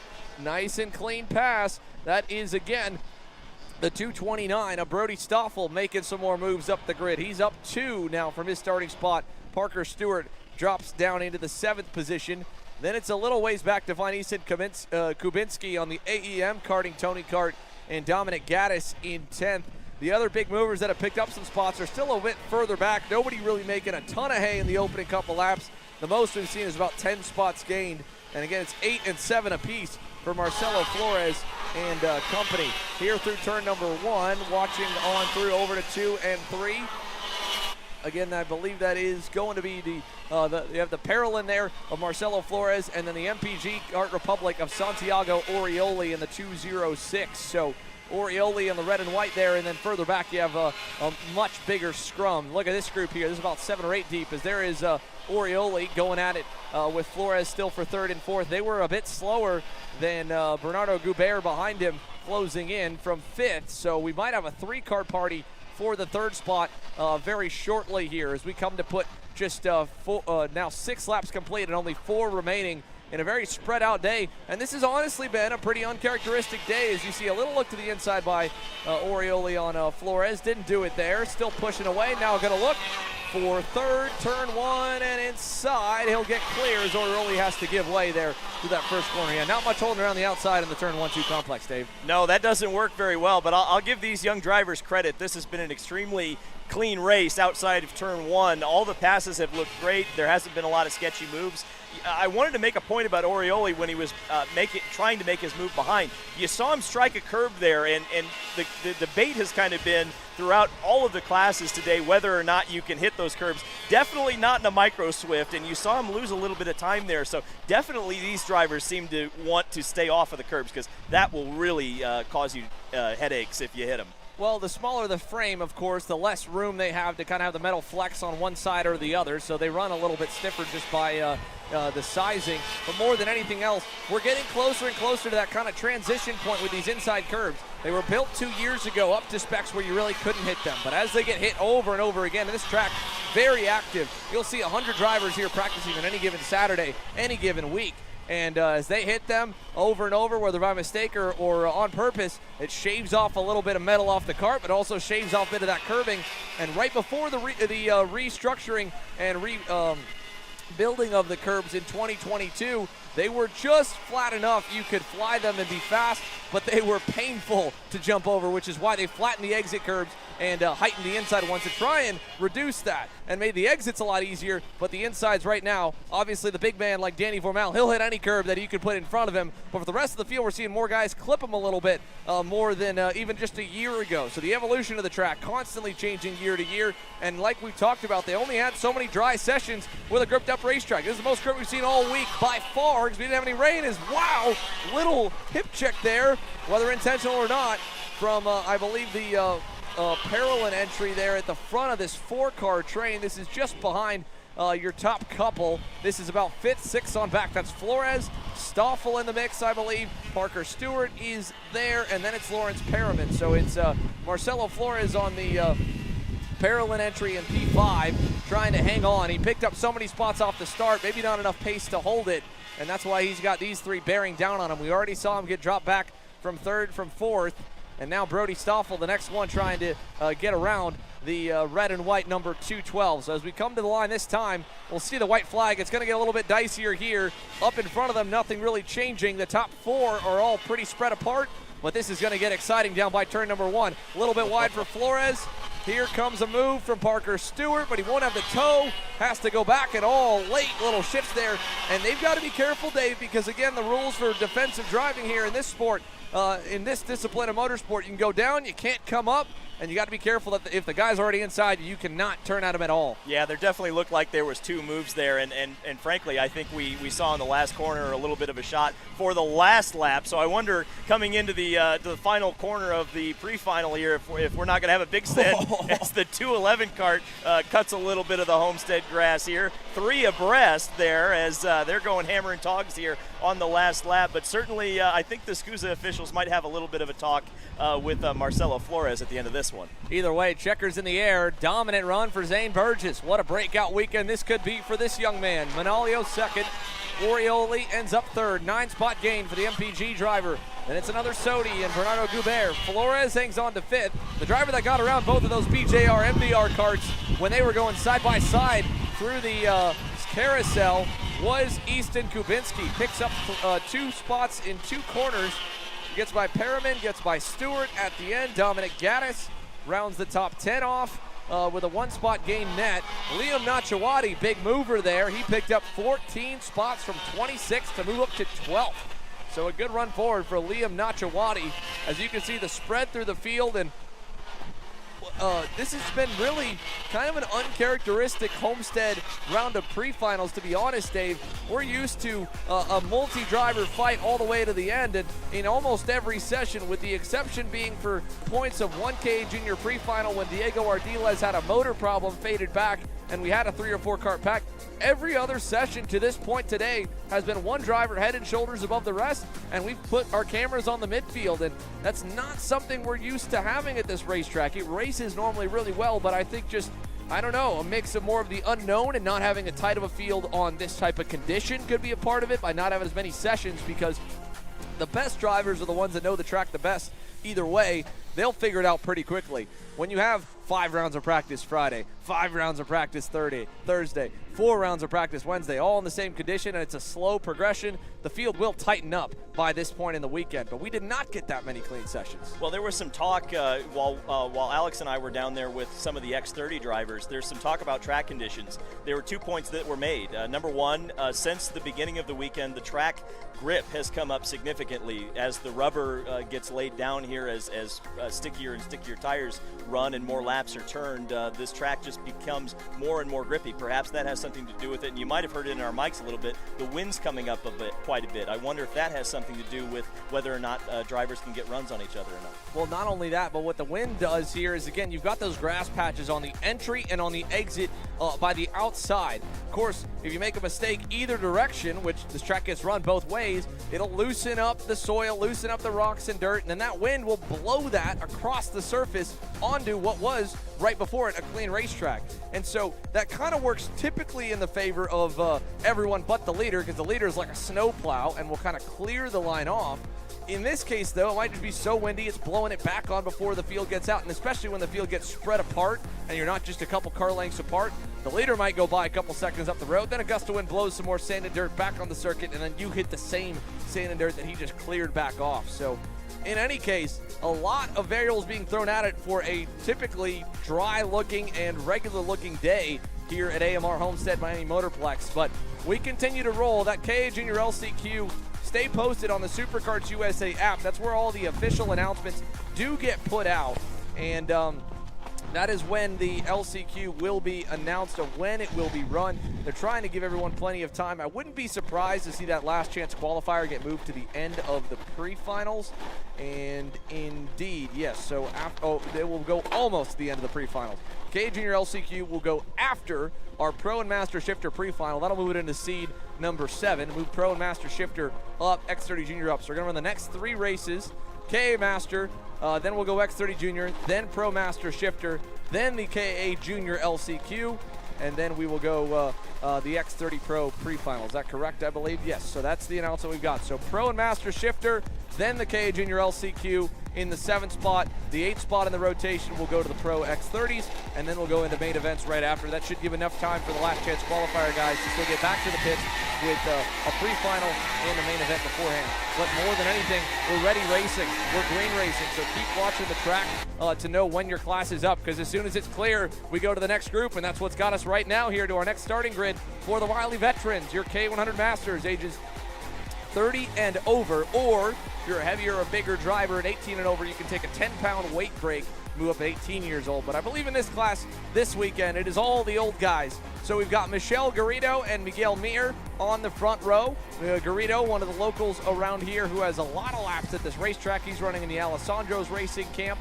And then they've got a lot of drivers between them and Orsolon Racing filled up a good part of the grid. So as we go back to row 2, Ruben Ravello, Diego Rodriguez. Alessandro's Racing is a much bigger brand than karting. They run the NASCAR Mexico Series as well. That's where Diego spends a lot of his time racing. And we've seen Noel Leon with that team who raced with us last year. So that's what a lot of those kids are coming from south of the border. Then you have Elaine Girardi and Mario Dominguez. Mingnan Zhu in the AEM karting, Tony Kart, Jesus Portillo, Lucas Iglesias, Scott Carapalati, your top 10, and of course down to the rest of the 20 that make up the KA Master field. This field was on the cut line, wasn't sure if it was even going to be at this race due to low entry count. Then turned up at the last few weeks, 20 drivers strong, the biggest KA Master field outside of the Super Nationals that the SKUSA Pro Tour has seen and the SKUSA Winter Series has seen, and hopefully we'll get a big grid of them for the rest of the year. As we get underway, Garrido on the inside in the blue, white, and red. A nice jump as Miguel Mir from second drops in line to third on that green and black Orsolon Racing. Tony Kart moving into second is going to be Ruben Ravello. He's in the red suit right there, P2. And now going to lose P2 right off the rip. Turn 4, Mir in the 477. Back around him. And this one, a tight group here headed to turn 5. Maybe we'll get a pack race in this one.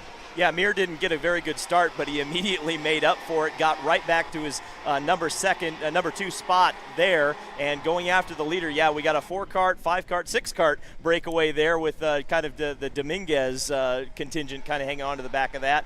And yeah, it looks good so far, Xander. It looks like we're going to have a bit of a battle at the front. Yeah, here we go down the back straightaway for KA100 Master to go 1 lap complete. 12 laps to go as they head down the front straightaway, or 11 laps to go in the 12-lap heat race. Only 3/10 from Michelle Garrido back to Miguel Mir as they go through turns 1 and 2 and over to 2 and 3. We'll head over to turn number 4. Big run here. Potentially for Mir to close that gap up. He's just got to get within about 2 car lengths, because at turn 5, you can send it from way back, the slowest point on the racetrack. And part of the reason potentially why we're not seeing as much of a draft train is right here. This corner is so slow. They got to run such a strong gear to get out of that hairpin. You can see the launch that Mir got. But then he may be running 1 or 2 teeth more on the rear sprocket than Michelle Garrido, so he'll suffer when we get to the end of the straightaways heading into the final turn and heading into turn number 1. For now, it's still about 3, nearly 4 at the front. Miguel Mir, the Texan, hunting down Michelle Garrido to put 2 laps in the books. Mark that gap about probably half of what it was, Dave. Yeah, Mir's running very clean lines right now. He's making the apexes in a way that it seems like Garrido is not able to do right now. So let's see. He made the move for second right here. Let's see if he makes the move for first. He's close, not close enough in turn number 4, and lost a little bit there coming out of that hairpin, but he was better in turn 5 last time. Big tuck there from Ruben Ravello trying to stay close. Let's see if Mir can get a little better exit.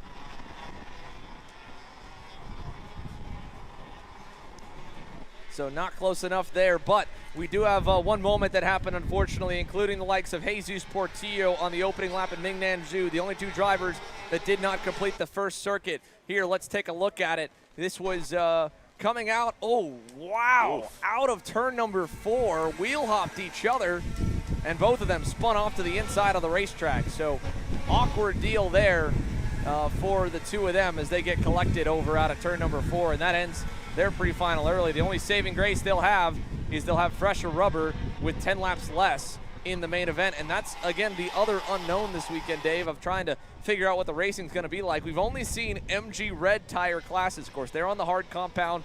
The Pro Shifters and X30 Pros, they're on the softer or the medium compound, the softer of the two, that one has stayed the same for the last couple of years. That will have a new compound we know coming, but for now, the MG Reds, their new rollout starts this weekend. Softer tire than what they've had before, lays down a lot more rubber, and that is another new variable thrown at these drivers, as well as the switch from Aspen to Sunoco fuel for this year. Totally different fuel makeup as well, so there's so much newness thrown at the field that I think also just kind of naturally separates until everyone figures it out and then closes back up eventually.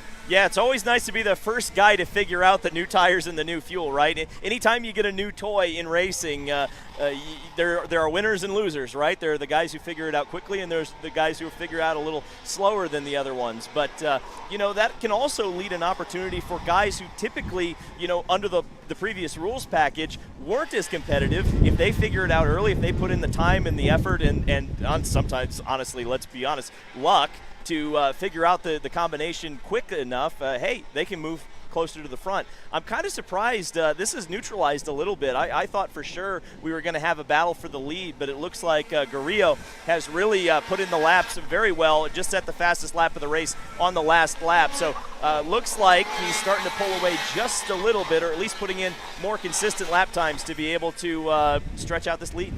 Yeah, last time by, Garrido goes back quicker by half a tenth. The lap before, Mir was quicker by half a tenth. So they've just, like you said, stabilized. Back and forth we go. The one driver that's been constantly getting a little bit better is Ruben Ravello back in third. You can see that bright red suit closing in a little bit. Not as good of a launch out of turn 5 that time. Mir got a really good launch to close back up, but Ruben Ravello, 51.28, was quicker than Mir last time. Slower than Garrido, but was quicker than Garrido the time before. This lap, though, big bobble there out of the opening the middle hairpin, and they're close to full power up until about turn 9. That whole carousel is just a breathe of the throttle. So that exit of that infield hairpin, that is critical to your lap time, and you can see it right there on the score chart.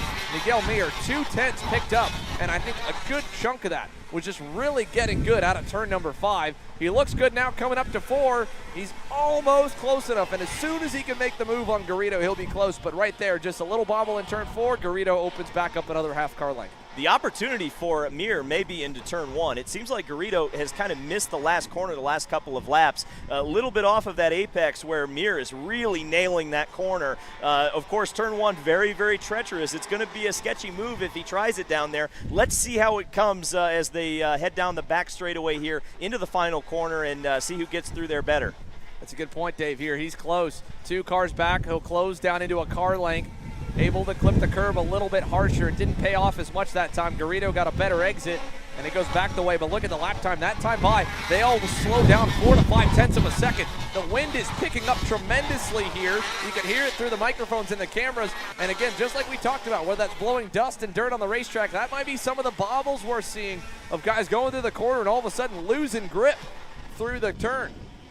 So nonetheless, as we go through out of turn 5, Mir closing up here. He's almost there. We'll see if he can get there. We're coming to 4 to go. A good run through 8. Almost there out of turn number 9. I just don't think it's close enough. Maybe down by turn 1 like you said, but he needs a really good final turn to set that pass up if he can get it. It'll come down to this right here if he can get close enough. If not, he'll have to wait probably another lap and build that momentum up again.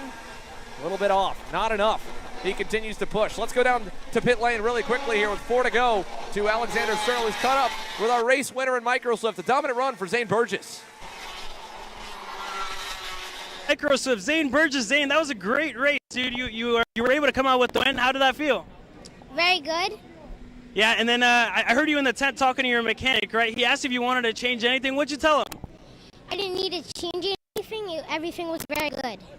Everything was very good for Zane Burgess, looking very confident for the final. Any strategy? To get better and come first for the final.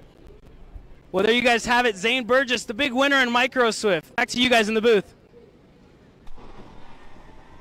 Short, sweet, to the point for Zane Burgess here, and that's pretty point and shoot of how he was in the pre-final. Got the lead, drove away, perfect run. This time by, now 3 to go, and the run stays close-ish through turn number 1, closer than he's been in a little bit. Mir can finally get that middle sector back-to-back 2 laps in a row really good, he'll have a chance. A car length away to turn 4. Here is where he needs a really good exit. It's decent, but it's not good enough. Garrido, another great launch out of that back hairpin. Yeah, here's a point I wanted to make. You can hear the wind. Essentially, that's going to be a headwind going down the back straightaway into the last corner. I wonder if that's going to, could potentially anyway, set up a better run for Mir, maybe to surprise Garrido into that last corner. Let's see. He's got to get a good run here out of turns 10 and 11, the double lefts in the back. Didn't get the best exit through the first one. Looked a little better in the second, and you can see the closing rate definitely coming down into this final turn. Decent exit there. He'll close down to about a half car length away by turn number 1. White flag coming next time, 2 to go at the moment. Just not enough in turn 1 that time by for Miguel Mir. Oh, he's so close, though. I think he knows he's got him there. I think that's where he knows there's an advantage that he can take advantage of. Oh. Let's see. Oh, that was a big mistake out of Michel Garrido. He got sideways, went wide in turn number 4. That's going to bring them close now through 5. This has been Mir's strong point. The exit out of here, it's decent. It's close. He's got to get a good run through this section. 2 really different lines, too. Mir's taking a lot more inside curve than Michel Garrido is, trying to drive under the rubber, and I don't know if enough's developed that it's going to be a big advantage to him, but it might be that crossover point in the day as they go down the backstretch once again. Big run for Mir. Can he get close enough to set something up in turn number 1? Little bit sideways for Michel Garrido out of the last turn. He's still not close enough. White flag, 1 to go. Yeah, that might have been his last chance right there. We'll see. He's very good in this inner loop here. You know, you mentioned the 2 different lines. I mean, that's been the key difference, right? Garrido has been staying way off of the curbs, and oh, there's a mistake. Big wide run for Garrido there, side by side. Final lap, down to turn 5. Garrido's going to push him to the wayside. Mir's going to be able to open up more and get a big launch coming out, but he didn't get enough of one to maybe stuff him in this carousel here. Maybe in this left, not close enough there. Garrido had been getting loose in turn 4 the last couple laps, and that time way wide out of the hairpin. Over to the final 2 turns, though. He's still safe for now. That's 2 car lengths. I think that should be enough. Michel Garrido from the pole. It wasn't easy. He had pressure all the way through, but he'll hang on for the pre-final win in KA100 Master over Miguel Mir, Ruben Ravello, Diego Rodriguez, Mario Dominguez, and overall, a couple moves up and down the grid. The big mover was Luis Quinones, who did not make it out for qualifying. He picked up 8 spots to end up in 10th. Sorry, picked up 9. Got 1 more on that final lap for Luis Quinones. But the rest of the grid, pretty stagnant. A pretty quiet pre-final, minus that crash with Mingnan Zhu and Jesus Portillo on the opening laps of the Masters. For the most part, behaving themselves. And that was a very respectful last lap battle there. Mir didn't push it too hard. Garrido, I think, definitely crowded just a little bit there into turn number 5, but all's fair in love and war here. And again, he ends up with the pole. Mir's still going to be happy. 2nd place there in the pre-final, and that, of course, ranks your top 15 with a pretty decent spread, nearly 26 seconds back to Junaid Dean in his national debut with the Orsilon Racing Camp. So pre-final wrapped up for KA100 Master. We'll take a moment to step away. When we return, it is time to go X30 Jr Racing here at AMR Homestead-Miami Motorplex. So stick with us, folks. Pre-finals and still that ever-exciting KA Jr LCQ to come after.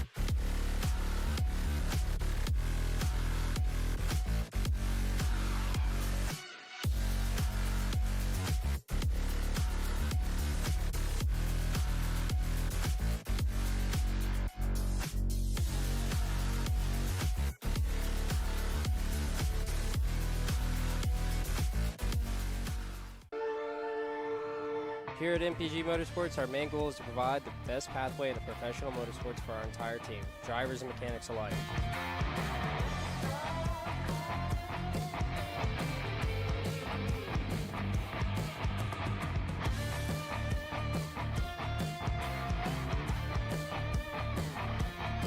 based out of Whiteland Raceway Park in Indiana. For more information, contact us at chase@mpg-motorsports.com.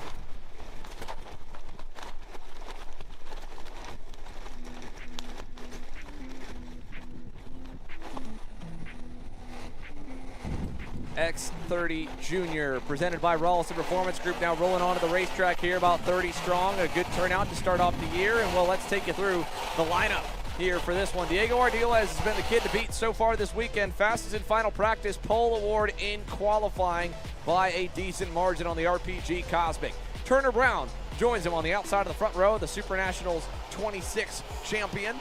And then you go back to row 2 for another pair of strong drivers returning this year. It's the Motez Sport Trinity Karting Group Kart Republic of Enzo Vidmontien on the inside, and Sarah Bradley's SCR Red Speed on the outside. In fact, it's an SCR Red Speed 2-4-6 on the lineup, with Jackson Wolney on the outside of row 3. To the inside of him would be the Zanella Racing Tony Kart of Alexander Vanchev. Mateus Romalo and Tristan Murphy make up the 4th row, with David Ramirez and Santino Dore de Miguel on row number 5.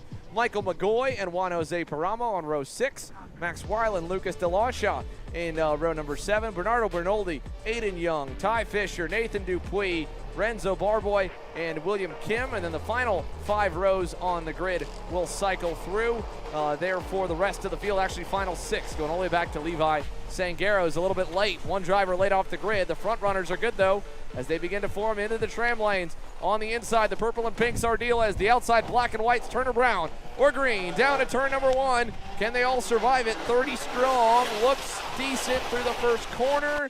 Oh, wow. 4 or 5 cars collected there in the first turn.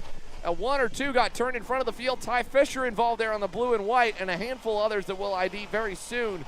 So a lot of drivers there in the first corner collected. As we go back down to the leader, Diego Ardiles, Vidmontien slips through to 2nd. I think Turner Brown might have caught a little bit of it as well, as he's dropped back a ways here. It is, I believe, Sarah Bradley in that 4th spot. Alexander Vanchev is 3rd. Turner Brown is way back right now, all the way back to about maybe 8th or 6th. Let's see him across the line. Here comes Bradley looking. Not going to go on Alexander Vanchev in 11, but trying to get by as we come down the front straightaway. No, that is Brown, sorry. Turner Brown to the inside. That was Ralph Pullman, he fell to 4th. Bradley and as well Jackson Wolney fell further back. Bradley 8th, Wolney 6th, held even, but lost a lot of time. Sarah Bradley got the worst of it there in turn number 1. So Turner Brown still 3rd. Alexander Vanchev now back to 4th. Enzo Vidmontien in 2nd. But Diego Ardiles already starting to begin to chip away at the lead, Caleb. Yeah, definitely a really good race start there by Diego Ardiles to already have a good gap over Enzo Vidmontien, who had a good start, was able to get around Turner Brown, and Turner Brown fell back to P4, now back up to P3, and now trying to make amends for that race start on Enzo Vidmontien now as he continues to close down that gap. This time, we're going to see the lap times begin to cycle through as Vanchev now sits in 4th, Ramirez in 5th, and Wolney sitting there in 6th. Good lap from Turner Brown, able to go through turn number 1 and close up. He's the only one right now even to Diego Ardiles. Let's see, does he go for 2nd? He does. Turn 4, inside, clear. Turner Brown back to neutral there as he gets back up to P2, and Vidmontien will follow. Let's take a look back to what happened down in turn number 1 on the start. It looked good as the field was cycling through the entry to the corner, but right in front of the field, Bradley gets turned, and that's where they all stack up. So it was Sarah Bradley and one of the Sodies, it looked like, kind of got collected with her, and then everyone else just nowhere to go, and just a logjam for that entire outside lane for about 8th or 10th on back. So you can see it right there in that freeze frame. Just a crazy opening corner with a lot of drivers taken out of this one early here in X30 Jr. Let's take a look at our leaders through turn number 1. Turner Brown, Enzo Vidmontien, and Alexander Vanchev. They were 4/10 off the pace of Diego Ardiles. This kid is just on another level right now. 1.4 seconds out in front and counting, 3 laps completed. Yeah, we saw him in the KA Jr class. Really quick, all on his lonesome, and was able to get away from the likes of Isaac Malquit. Now we're seeing it again here in the X30 Jr class, where Turner Brown and Enzo Vidmontien jockeying for position, and Diego Ardila once again able to get away and set in those purple lap times here, Xander. Well, it's very similar to the story of 2022 and 2023, where junior divisions have had one or two breakout superstars. Of course, Enzo Vidmontien and Turner Brown have been around, and they are right there in the mix still. But to see Diego Ardiles take up the reins from Checo Ernesto Rivera, who's moved up into the senior and the pro classes this year, and carry the Rawlison Performance Group banner to the front. He's got a big lead. Still put another 10.5 on him last time by, so that's holding even. Check this out here. This battle right further back. This is David Ramirez on the RPG Cosmic in the 5th spot, and Jackson Wolney, who's been tracking him down just behind this group of 3, 2nd, 3rd, and 4th, then go back to 5th and 6th, and you'll see probably a pass coming there. You might have a pass from Vidmontien on Vanchev on Vidmontien soon if Enzo can't find a little more speed. But there's Jackson Wolney trying to track down David Ramirez. Last time by, he was 3/10 better. Here he comes, big run down the backstretch, looking inside clear, and there goes Jackson Wolney into the top 5. Yeah, would have moved there, and then right by, you see Jackson Wolney giving that signal to Ramirez, telling him to work his way up as they continue to try and catch up to Enzo Vidmontien, Vanchev, and Jackson. To Vidmontien, Vanchev, and Turner Brown, the 3 ahead of the group on your screen here at the moment. Yeah, as they go down into turn number 5 here this time, Vanchev at the moment seems to be content to ride behind Vidmontien. He's not too much faster. They're all still about a 1/10 to 2/10 off of Diego Ardiles, though. He is flat flying right now, 48.67. 2/10 better than Brown the lap of prior, 2.5 better than Enzo Vidmontien. So more pace to be found, and just like we were talking with David before this, the new tire, new fuel, throwing a big wrench at engine builders and chassis tuners alike to try and close the gap on innovation to the rest of the field. So as Vanchev goes a little wide out of turn 1, not much. Turner Brown at least starting to pick pace back up, 48.62, 1/10.5 better than Ardiles. He's 1.5 seconds away with just 6 laps remaining here in this 12-lap race. So not a lot of time to make up, but at least he's pulling away from 3rd and 4th. Yeah, and the lap ago, it seemed like Vanchev was really trying to make the move on Vidmontien. Wasn't close enough to get it done, and it seems like now just falling off a little bit on the pace on Vidmontien, but still staying right there with Enzo Vidmontien in that Kart Republic kart. And Turner Brown, like you said, losing touch there a little bit now with the fastest lap of the race of 48.625 for Turner Brown. Let's see what it looks like this time by out of turn number 12. And Turner Brown closing down that gap little by little to Diego Ardiles. Once again, Brown, fastest lap of the race once again, a 48.621 for him. And continuing to close down that gap to Ardiles, but I'm not sure it's going to be enough here, Xander. And the downside here for Turner Brown is, again, he's going to have to survive an outside lane start again in the main event.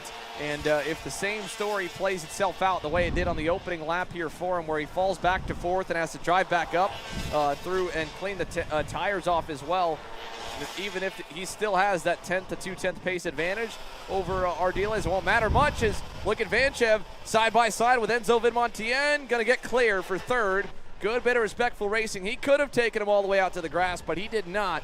He gave Vidmontien still the full lane to hang on to the curb, but just aggressive enough to get by. Move the bright yellow fella up into 3rd. And Turner Brown continuing to put down purple lap times. That time by a 48.596, almost a 1/10 quicker than his previous lap there for Turner Brown. Closing down that gap, but like I said, not enough to catch up to Diego Ardiles. And the outside lane obviously taking a lot into play in this race. Turner Brown didn't get the best of it. Vidmontien able to get up there, but it seems like he just doesn't have the pace to really stick up there in the top 2 spots and challenge Diego Ardiles. Not at the moment, at least. They'll have a couple hours to make adjustments, and that track will change drastically before we get to the late afternoon with their final. Jackson Wolney continues to track down Vanchev and Vidmontien. He got a lot closer thanks to the battle the lap before. He's still outside the drafting window at the moment, back in that 5th position. So we'll see if Wolney can track them down on pace alone. This time by 48.9s for Vanchev and Vidmontien, a 48.8 for Wolney, and another 3/10 taken off by Turner Brown. Don't say die just yet. He's down to 1.1 seconds with 3 laps to go, continuing to close up to Ardiles. Just up the road from this battle for 3rd, there's a look at the fight for the lead. It may, again, just be a couple laps too late, but it'd be a good boost of confidence because even if Brown loses a few spots, that main event is almost double the length of this pre-final. He'd have plenty more laps to track Ardiles down if this was the main right now. And speaking of closing down gaps, Jackson Woolney about to join the party here with Vidmontien and Vanchev. You see there Woolney continuing to close down that gap, currently at 0.8 of a second there in between Vidmontien and Jackson Woolney. And again, another flying lap by Turner Brown, 48.583, almost a 1/10 of a second quicker here. Vidmontien down the inside on Alexander Vanchev for third. Brown continuing to pull away. Here comes Jackson Woolney for the fourth spot. That one move now has brought Jackson Woolney into the mix here with 2 laps to go. And Vanchev knows it, trying to block low into turn 5. Hold on to that fourth spot. Woolney right behind, stays even with him. They've lost a little bit of time now to Vidmontien, but watch this here. Does Jackson Woolney get close enough in turn 9? He does not. He'll have to stay tucked in, and Vanchev can kind of hit the reset button and try to track back down Enzo Vidmontien. Well, the white flag will wave this time by. 1 lap to go. Ardiles' lead continues at about a second as he crosses the line. There goes Brown. Here comes 3rd, 4th, and 5th. Vidmontien to Vanchev. Back to Woolney. About 4 seconds from the leaders in a 3-way fight for 3rd here on this final lap around. Yeah, final lap this time by. Vanchev not close enough to get the move done as of yet on Enzo Vidmontien, but we know turn 5, one of the biggest passing zones here at AMR Homestead in Miami. So let's see if Vanchev is going to send one here on Vidmontien. Is he going to be close enough? Not enough. Is Jackson Woolney going to be close enough? He's not close enough either to attempt any sort of move. Yeah, Woolney not close enough. Vanchev not close enough. It may just kind of stay as a rubber band here to the end. They will exit turn number 9 ahead of him. Turner Brown, fast lap of the race. He'll have to settle for second because Diego Ardiles gets away early with the lead. He'll cruise to the line here for the pre-final. Then there's Brown, and then here comes that final group out of the last turn. Vidmontien over Vanchev and Jackson Woolney. And back to rebound. What a recovery from Sarah Bradley from getting spun in turn number 1 in front of the pack. She rebounds to 6th, gets by David Ramirez late in the going. Tristan Murphy, the rookie, ends up in 8th. Michael McGoy, fellow rookie as well, to 9th. And Bernardo Bernoldi rounding the top 10.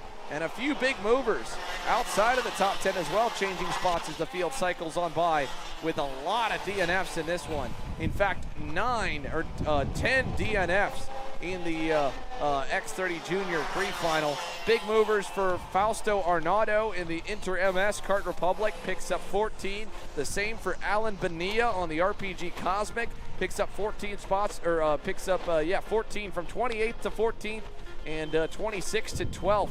Big gains for both of them. Antonio Herrera picked up 10 as well, but the big losers, Ty Fisher, Nathan Dupuis, Sidney Castles, Juan Jose Paramo, Aiden Augustine, and then the 5 collected in turn 1, Chase Gassiet Lee, Aiden Young, Lucas DeLashaw, Joaquin Camperino, and Levi Sangera. That wraps X30 Jr. Here's a look at the big guy, Danny Formal, getting set and ready to head onto the racetrack here for Pro and Master Shifter. We saw that segment earlier of a little extra push here as he's honoring this weekend his mentor and a man he described was a father figure for him that opened the door and got him even further up the ranks of professional motorsport. Patrick Otto Madsen with a cool tribute this weekend, but he's got to get around the man that starts on the pole, and that of course is the Sodi Racing USA powered by PK Sports machine of Alan Isambard. Hometown kid, doing good so far. Fastest in final practice, fastest in warm-up, and on the pole in qualifying. Can he get the launch over the reigning Supernats winner? Danny's got a lot of hole shot experience, and it paid off at the Supernats. And then we go back to row 2. There's a look at the former FIA OK Senior World Champion Mateus Morgado in his American Pro Shifter debut. He qualifies 3rd. What kind of a first American hole shot can the number 62 PSL karting machine get here this weekend as he gets set to get underway with the Honors of Brazil? And then, of course, to the outside of him, really impressive run, Caleb, from Vincenzo Saraceno. For a guy that ran a part-time schedule, only got to do the Full Stars Championship Series last year and a handful of other events on it. Says he's lined up for a full campaign with the Maranello Kart USA race team. Lines up 4th.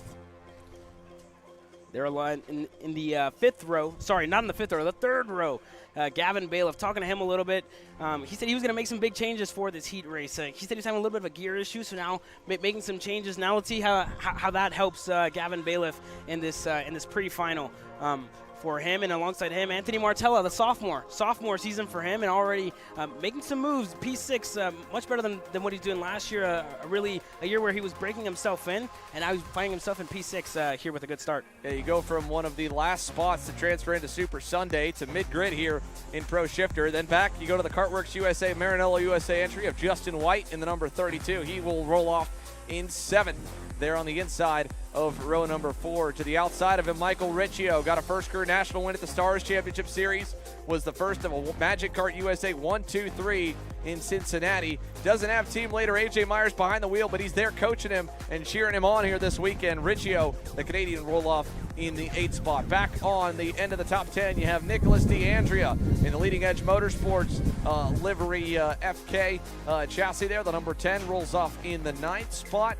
And we go back to the rest of the grid to the outside. In 10th will be the number 31, Justin Garrett, who has spent quite a bit of F4 experience the last couple of years. Jared Ramnarayan, and of course, you talk open wheel experience. How about this guy, Cooper Becklin, back behind the wheel of a Pro Shifter kart, and for the first time at the SKUSA Winter Series with the RPG camp. Got a little ways to go to catch up to the big guy, Danny Formal, but he'll roll off 12th here as the way qualifying ended. Then, of course, Skitchy Barnes, Frank Runco, and Charles Robin will make up the rest of the grid, but that's your Pro Shifters as they are aligned. Master Shifter will merge in right behind them on the grid with the 2 Magic Kart drivers right in tow. So there's a look at your gearbox category. After this Pro Shifter and Master Shifter pre-final, we are going to see some excitement as the KA Jr Last Chance Qualifier will get underway. The top 14 will transfer through to the main event. Everyone else will have to watch the finals from the sidelines and try again tomorrow. So a cool look around here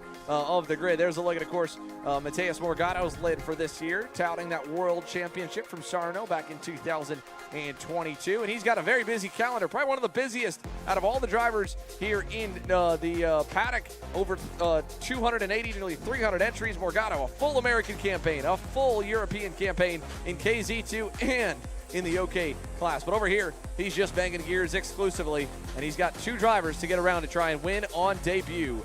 The big guy, Danny Formal, and Alan Isambard, who is locked in. Man, he is ready to go there on that PK Sports Sodi Racing USA machine.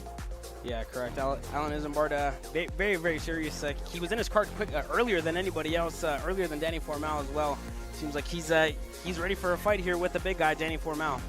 It'll be a big weekend if Alan Isambard could take the win. Got a few opportunities with the Sodi Racing USA bunch last year. This year, a full national calendar, and he'd love to kick it off with a win on home turf and take that momentum into the SKUSA Pro Tour and the rest of the Pro Shifter calendar that they've got lined up for him. Not sure which races we'll see him at, but it sounds like it's going to be a lot more than what we've seen in the past, which is exciting to see. The Gearbox Racing Renaissance and more new faces joining the front of the contingent. For a few years, it felt like we had the big 3, Marin Kremers, AJ Myers, and Danny Formal, and nobody really close. And now we've got more and more drivers everywhere we go joining the grid and being able to really also make some noise at the pointy end of it. So we'll see what Alan Isambard can do here in the pre-final, as there is the command to fire engines. A bump start, they'll push them off the grid, fire the motors up here quickly, and get set to roll out. They'll do half a warm-up lap, I believe, and then line up on the first time by, or they might let them do one additional warm-up lap compared to the rest of the classes before they set them into the grid spots. So we'll see what they decide to do as they roll off the grid and head onto the racetrack for the first time. Let's drop that starting grid graphic up one more time so you guys can see exactly where everyone will line here for this Pro and Master Shifter pre-final. Again, 15 total make up the list. Charles Robin on the Sodi Racing USA number 57 was scored in 12th. We saw Cooper Becklin lined up on the outside of row 6, so I don't know if he's a scratch on the weekend or if he will still be competing here in this one. That'd put us at 13 Pro Shifters. The 2 Magic Kart USA Shifter drivers, Skitchy Barnes and Frank Runco back there on row 7. And then on row number 8, I think, like I said, no Robin means that those 2 will start alongside each other to have a good race right at the back of the Pro Shifter field, maybe make a little bit of noise in the rest of the grid. So the warm-up lap underway. Now's the time we start to make a little bit of predictions here. Isambard's had about a 10th on him, Caleb. What do you think? Can he get that whole shot into turn 1 and drive off into the sunset for the first pre-final of his 2024 season? Yeah, it's definitely, I'm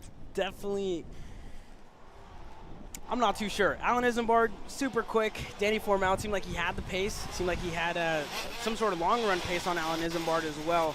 So I think maybe in this pre-final, I think Alan Isambard may have Danny Formal's number, but I think when it comes to the main event, Danny Formal is going to come out with something special. They're going to line them up here with plenty of time to run down to turn number 1 as they get them into the boxes.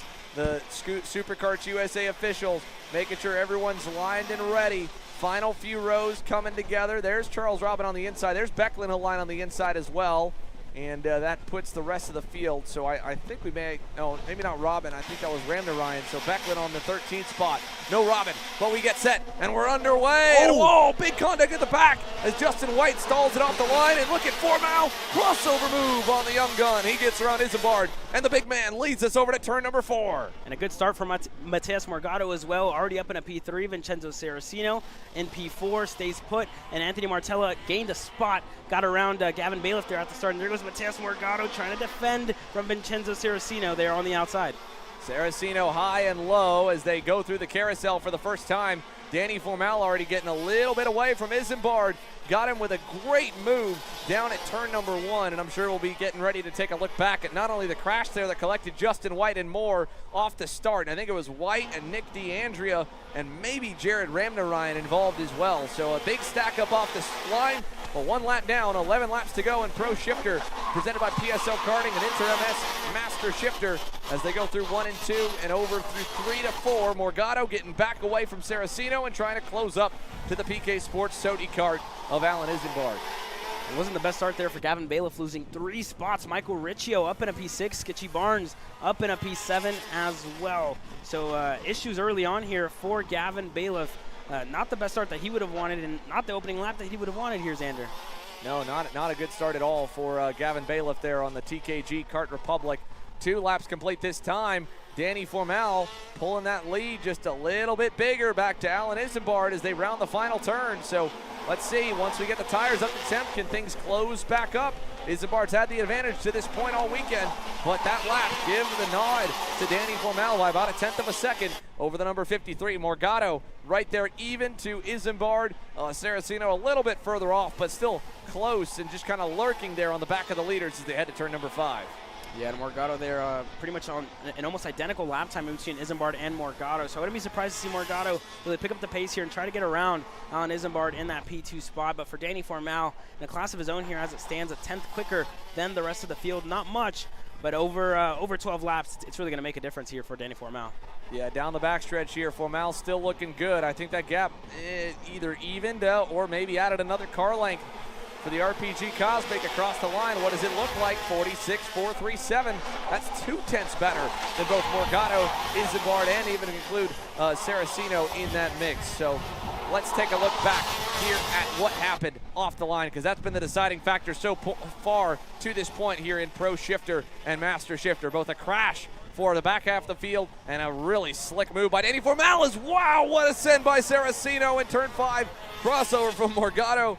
Sent it there from about 2 cars back, but just couldn't quite make it stick as he locked up and went up over the curbing. So no complete move there for Saraceno, but let's go back to that start. Again, looking, just a little bit too early on that one. We'll go back.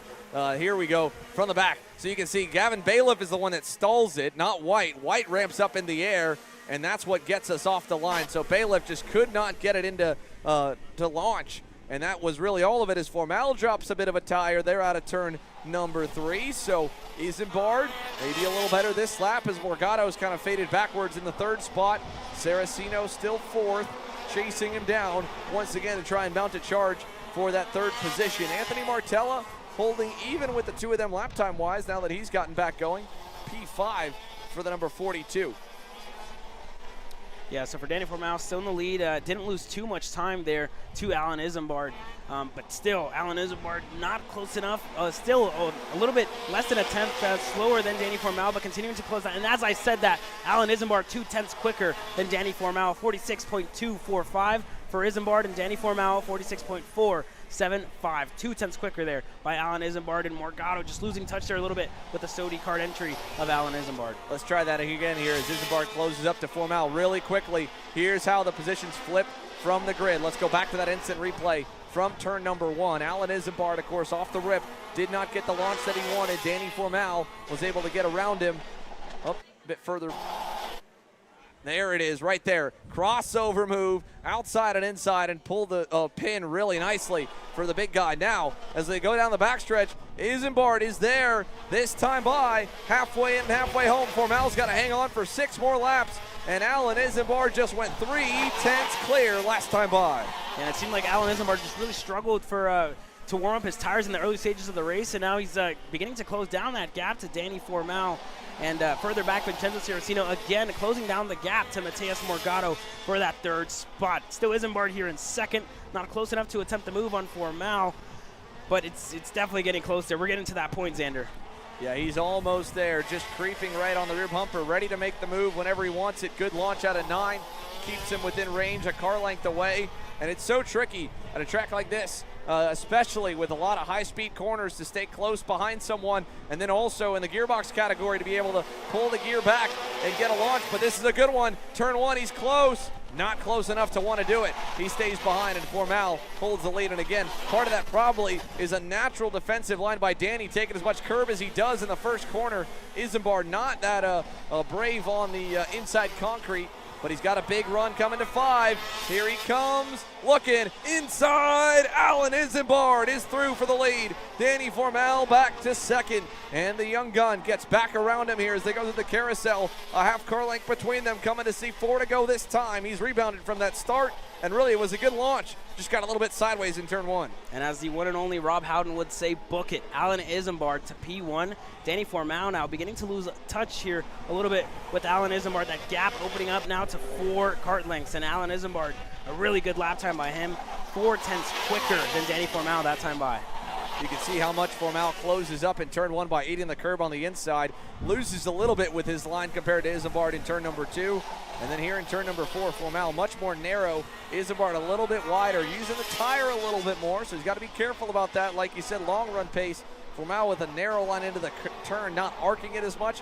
Doesn't work that outside rubber nearly as hard. So we could see Formal look a little better in form by the end of the final.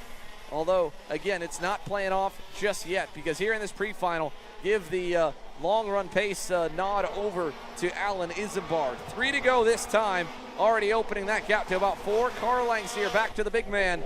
4 laps now, 3 laps to go here from Homestead. Yeah, a good healthy gap for Alan Isambard as it stands for that battle for P3. Vincenzo Saracino able to get ahead of Mateus Morgado that time by. And Danny looked like he looked for a move there, not close enough to get it done on Isambard, as he's going to stay put in 2nd.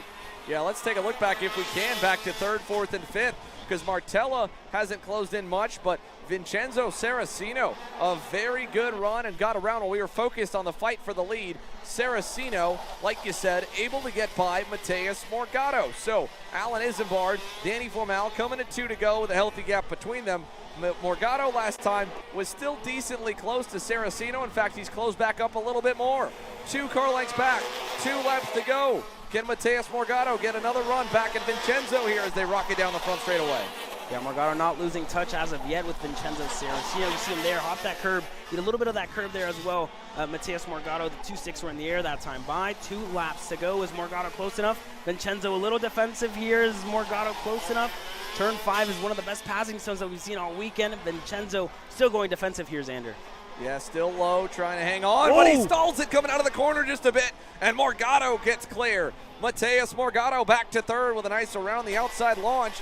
Now Saracino has to find a way by as Morgado will start to defend for that spot. That key inside lane starting position was good enough for Morgado to hold 3rd into turn number 1.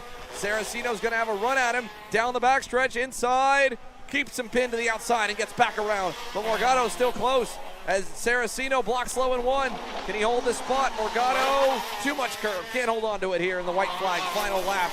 And now Saracino with a little bit of a cushion over to turn 4. And it seems like Morgado got a little loose there, took a little bit too much curb, seems to be fine now, and now, Vincenzo goes really wide there on exit. Now Morgado trying to look for the move on the outside, not close enough. Over under is it for Mateus Morgado? 2nd time around, could not get it done here, Xander.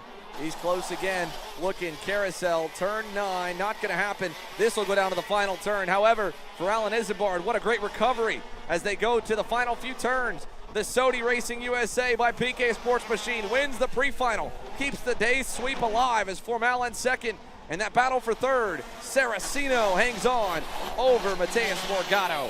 Then Anthony Martella, and rebounding from the crash off the start is Gavin Bailiff to 6. Skitchy Barnes will win the Master Shifter division. Ends up 7th overall, an impressive run. Then there's Justin Garrett, Nick D'Andrea, Frank Runco there at 2nd in Masters. Justin White did get back going. He ends up 11th. Jared Ramnarayan back there in 12th, and Michael Riccio as well in 13th with a DNF for the two of them. So Ramnarayan 4 laps down, Riccio out earlier. And Cooper Becklin, the biggest loser off the start there, because he started the last place in the inside lane and had nowhere to go once they launched it. And you can see the way the tire is cocked on the left side. I'd imagine some heavy front end damage for him. So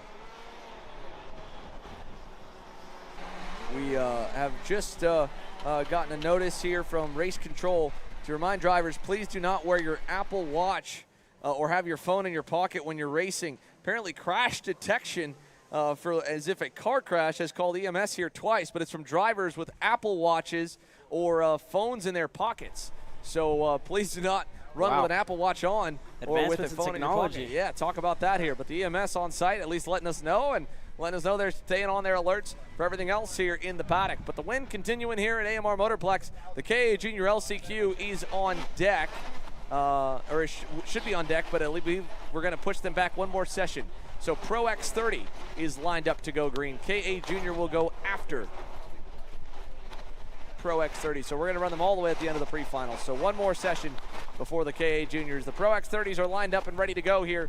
Let's take a look at the starting lineup for your Pro X30 division presented by Speed Lab Racing Engines. And a standout drive to the pole for your top qualifier, Jacob Kolar, the kid from Key West, on the Kart Republic for the Vice Racing team. We'll start on the inside of row number 1 alongside the Inter-MS Kart Republic of Alessandro DiTullio.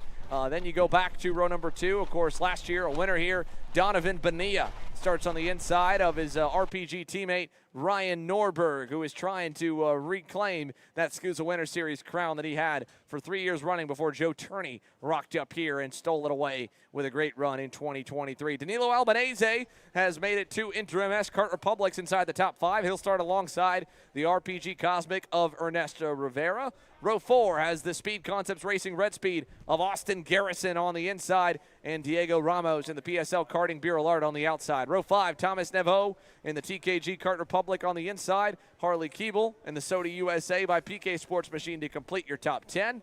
Then it's Blake Nash and Noah Jackson on row number 6. Francesco Marengi and Nicholas Terlecki on row number 7. Gianluca Savalio and Paulie Massimino on row 8. A few big names, including Massimino, back there in the 16th spot. 17th for Brandon Carr in qualifying, rolls off on row 9. 18th, Satvik Sarathi.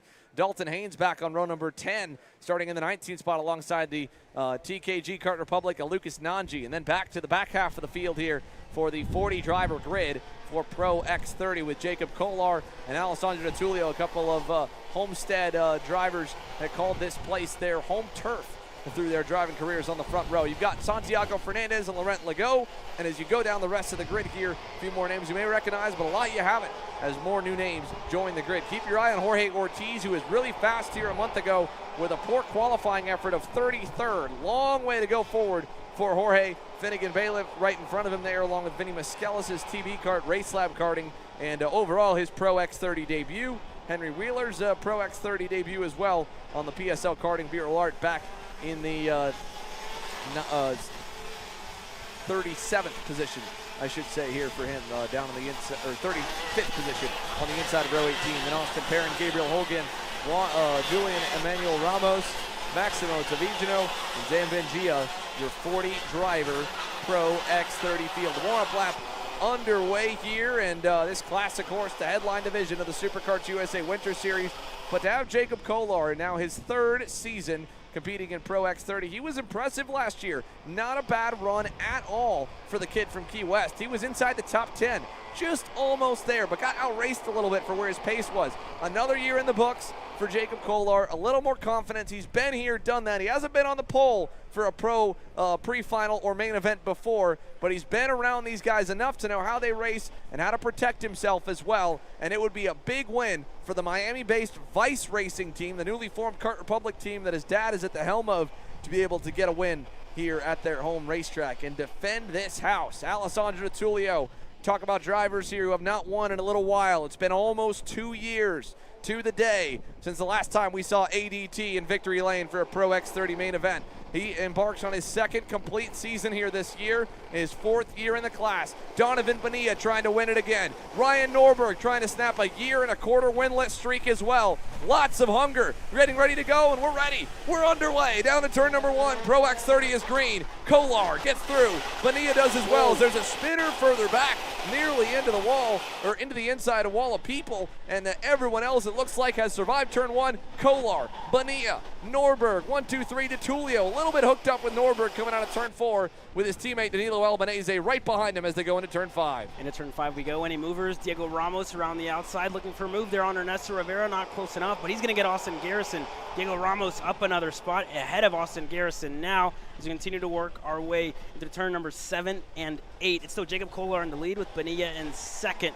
A good start for Donovan Bonilla here early on in this race. Yeah, great start from 3rd to go to P2. Norberg quickly got down to the inside, but he went wide. Here comes Tullio. Here comes Donovan Bonilla to the lead. Tullio gets to 3rd. Kolar trying to fight back to the inside. He's got a cavalry behind him.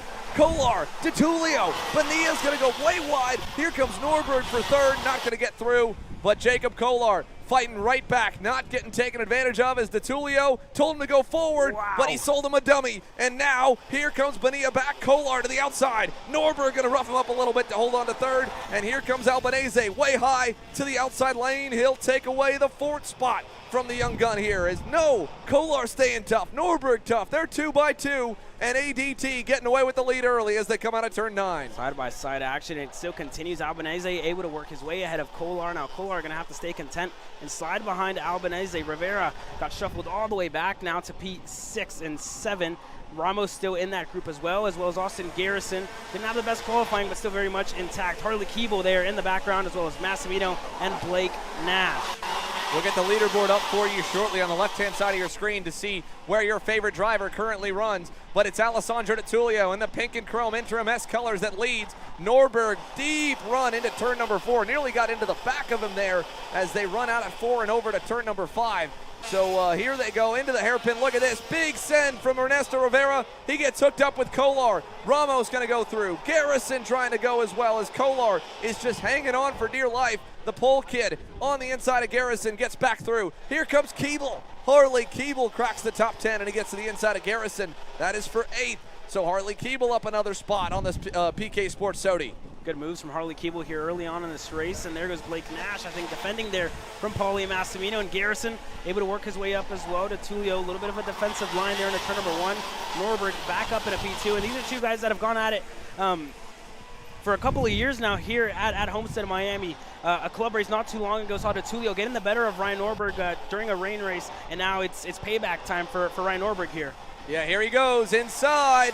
Norberg way deep. Here comes Bonilla to the outside, but not able to get through. But Ryan Norberg able to punch a hole big enough for Dono to follow, who defends a bit through 7 and 8. And now it's a 2-on-2 battle at the front. Ryan Norberg and Donovan Bonilla versus Alessandro Tullio and Danilo Albanese. And it's about to be 5 because here comes Checo. Ernesto Rivera in 5th there lurking on as Norberg leads us out of the final turn. 4 complete, 8 to go here in the pre-final. It's shortly going to become a 3-on-2 battle as Checo now on the rear bumper of Danilo Albanese, who currently sits in that 4th spot. As Checo now, we know he's going to want to go there on Danilo Albanese and get up to the front with his teammates so they can just push away from the rest of the field and let everybody else fight it out. So Tullio in 3rd, not close enough, but turn 5, like I said, one of the biggest passing zones, and I don't think Tullio's close enough to get it done this time by. So Norberg leads Bonilla here, coach leading protege. He was so happy for Dono when he got both his first win here a year ago and the Supernats win, but now how nice is Donovan Bonilla going to play with Norberg? For now, he doesn't really have much of a decision. It's being made for him because flying Ryan Norberg is the class of the top 5 at the moment, pulling away just a little bit from his teammate, but this headwind, they're hitting down that backstretch to the final turns, pulling Bonilla back close again. Donovan's got to run, not going to go in turn 1, he'll stay behind. Then it's the Interim S boys, DeTulio and Albanese, who hits a good lap that time. Rivera good, and Jacob Kolar's gotten back around Diego Ramos. He's not gone yet. Kolar in 6th on the white and pink Vice Racing machine. He's almost back up to the leaders. One battle here, and he's going to be right back in the fight. Same for Ramos and Garrison, who are right there with them. Austin Garrison, fastest on the racetrack last time by, in the 8th spot on the Speed Concepts Racing Red Speed. But I just don't know if we'll see a move from Donovan Bonilla before the end. He might be trying to work with Norberg, keep it a teammate fight up front, and keep DeTulio at bay. It's just if he wants to go. No, he does. Donovan Bonilla to the inside. Norberg will let him through in 11. Here comes DeTulio. He's ready to pounce on it. Norberg back to the inside, but he's just going to defend there in turn number 1. Yeah, and thought better of it. I think the place to be if you're Ryan Norberg is stay in second, stay patient, but you can't wait too long because you have 2 Interim S carts right behind you. And there goes DeTulio. You see Ryan bailed out. Oh, there goes DeTulio down the inside on Ryan Norberg. Albanese gets through, and now Ernesto Rivera trying to get through on Ryan Norberg there as well. He's going to go defensive and stays on the inside. Kolar around the outside on Checo. Can he get it done? Side by side. Was ahead by inches, but not good enough to get ahead. Almost there as they're going to stack up, and now DeTulio is in a similar spot of a year ago as Norberg with a big send on Albanese. Said, that's enough holding us back. You're going to the wayside. No thanks to the European champion there, Danilo Albanese, all the way back to 8th as Bonilla leads. And Alessandro DeTulio, the last time Donovan Bonilla led at Homestead, he was chasing him down, came up 1 lap short. He's got 5 laps to try and track him down as Ramos and Garrison lead the charge to the inside of Kolar, who slots in line just in front of Albanese. And look who else has joined the party. Welcome to the front of the pack, Thomas Neveau, as Garrison sends it on the inside of Ramos. And just there in the background, Dalton Haynes as well making moves. Harley Keeble not too far back. Paulie Massimino. The more these guys fight, the more that the rest of the field is going to get bunched together. As there you see Jacob Kolar trying to move Diego Ramos out of the way. Wasn't close enough. Nose on the inside, and Diego Ramos going to close the door there on Jacob Kolar. Thomas Neveau able to go. Kolar on Ramos. A little bit too deep. Ramos with a nice over-under. Kolar trying to run him wide. He'll get run wide. And now here comes more. 4, 5 cars all trying to freight train Jacob Kolar all the way back to Dalton Haynes. Thomas Neveau to the inside of Diego Ramos as well. Neveau is now up a ton of spots. 3 from falling way back, and ooh, that was a little bit dicey for Neveau down the straightaway. Ramos runs him wide. Albanese gets back through. This is a mad scrum at the edge of the top 10. Ramos, Albanese, Neveau, now Massimino and Nash on the inside, defending from Dalton Haynes, who is running just out of Kolar. And then you've got as well the fellow Vice Racing machine of Noah Jackson, and then Harley Keeble all in line back to 14th. But up front, keep your eye on Donovan Bonilla if he loses any ground, because ADT is not making up much yet, but it's not over. He's not giving up, and it is just a similar story to the main event when Bonilla got his first win of DeTulio trying to hunt him down.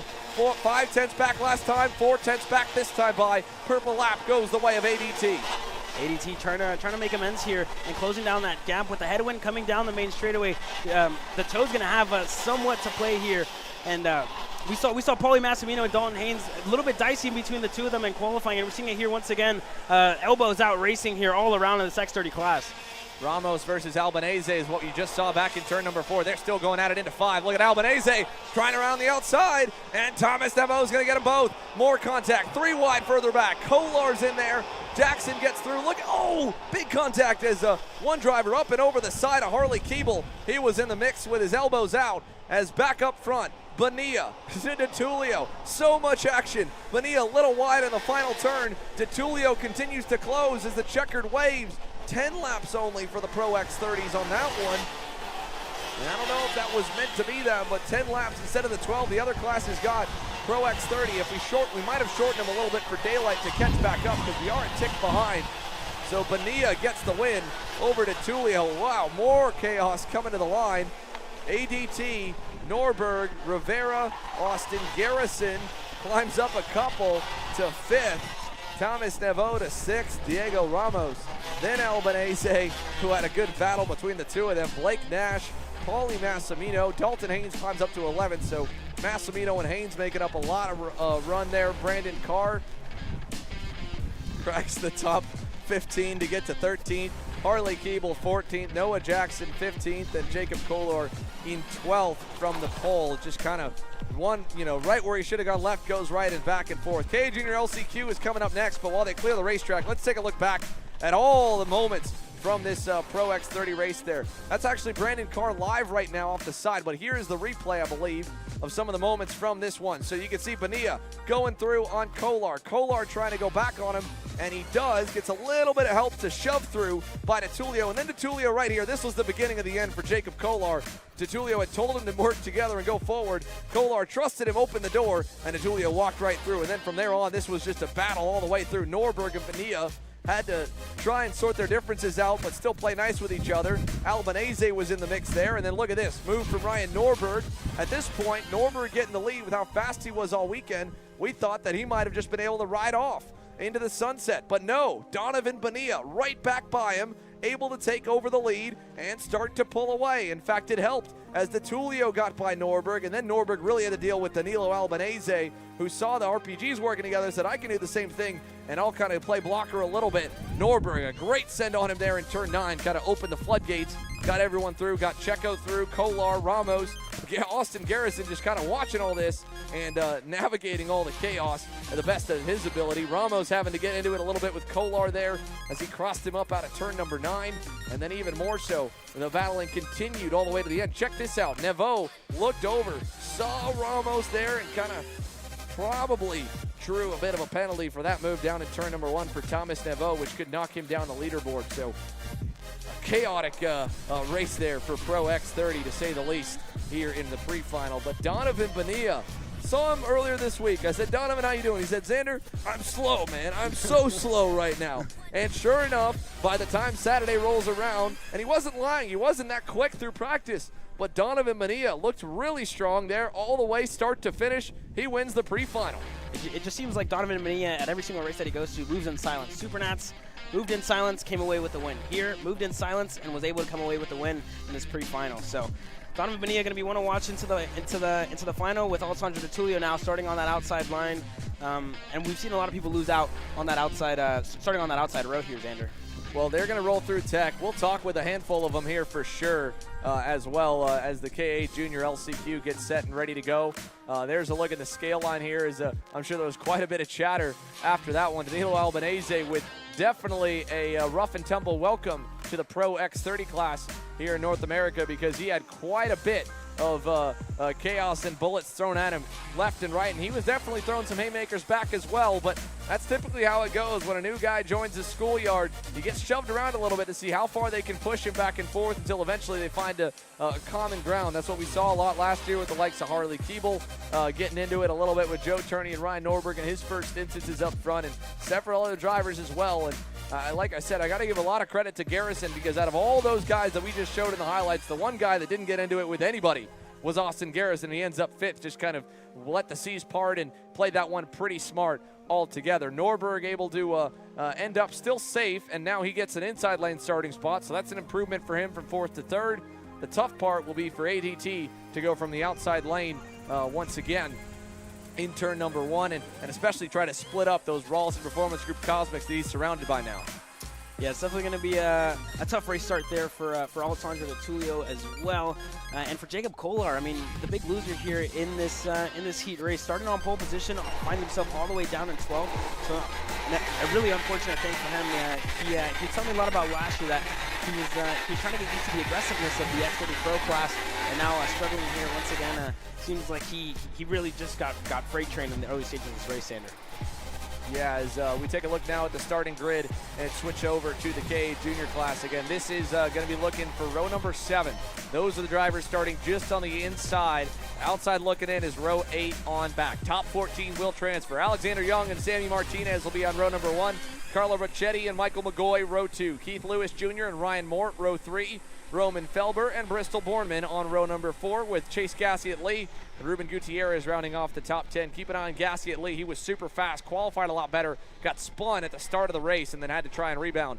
Sebastian Rist and Cole Medeiros are the first of the final 4 that currently sit on the inside, with Shane Smith and the Sodi and Levi Sangera. And then further back, Tyrone Kemper Jr., Arthur Barbe, and more need to fight their way forward. The top 14 will transfer through here in the KA Jr Last Chance qualifier. So as the field gets set, we get ready to go racing. Green flag down to turn number 1. Into turn number 1 we go, and see if everybody can make it through cleanly. And no, a big moment there as one kart goes over one of the RPGs further back in the field. I think that was one of the Felber brothers who's going off the racetrack right now. And there's more unfortunate contact for them. Another driver spun in front, 3 or 4 collected here in this last chance qualifier. It's elbows up from everyone. Sammy Martinez to the inside of Alexander Young. He gets through. This is right around the bubble spot. Somewhere in there is 14th and 15th, the transfer zone, and everybody knows it, so they're trying to gain as many spots as they can off the jump. But local kid Sammy Martinez, his KA Jr debut, a number of rookies here in the front pack, like Michael McGoy, like Sammy Martinez, Keith Lewis Jr., I believe, also in his debut in the junior ranks. So we'll see how they cycle through the final turn and across the line. McGoy side by side with Carlo Rocchetti. He's got help. His RPM teammate of Alexander Young is there, and they are 3 and 4 wide out of the final turn. My goodness, is this crazy here in KA Jr. at the moment. Down to turn number 4. To the inside goes Ryan Mort on the MPG Kart Republic. He gets by Ricchetti. Is that Chase Cassian Lee? That is. He's already picked up a number of spots. 3 up here to 6th. And now looking for P5 as he tries the inside in turn number 5. Good run for Chase. They'll continue to fight, and we'll check back in a moment. Let's go down to pit lane.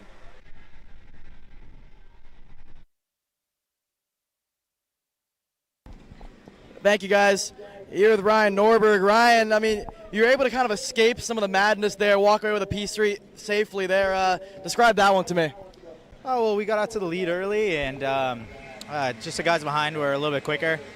Donovan was a bit faster there towards the middle of the race. So once he got by me, I kind of slotted back in, and then DeTulio got me as well. And so did Albanese, but he started defending, so I knew that if I wanted to keep at least in the top 3, I'm going to have to get by him. So luckily I got by him. And then I looked back, and it looked like he was just kind of white lining it. So I don't think I had to take the brunt of it, but overall it was a good race. I mean, it's just the track's evolving a lot more than it has all week. So it's just changing quite a bit. So it's throwing a curveball in for everybody. Yeah, I mean, like you mentioned that. I heard the same thing from a few of the senior guys. Is that standard for Homestead to be kind of a wish-washy in terms of the grip levels around this time?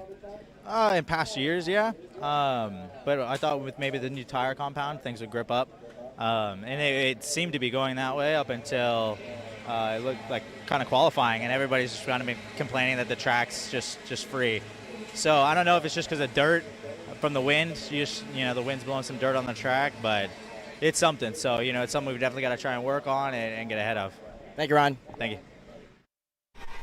Back to the on-track action here in Nash Motorsports KA Jr. The battles continue to go on further back in the field of who is going to make it through to the main show here later today.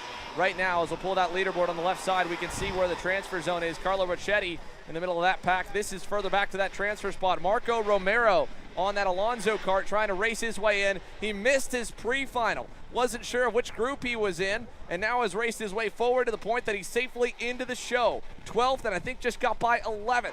Then it's Christopher Wakefield right behind him, as well as Sammy Martinez continues to lead. There's Wakefield in 13th. Sebastian Rist is 14th.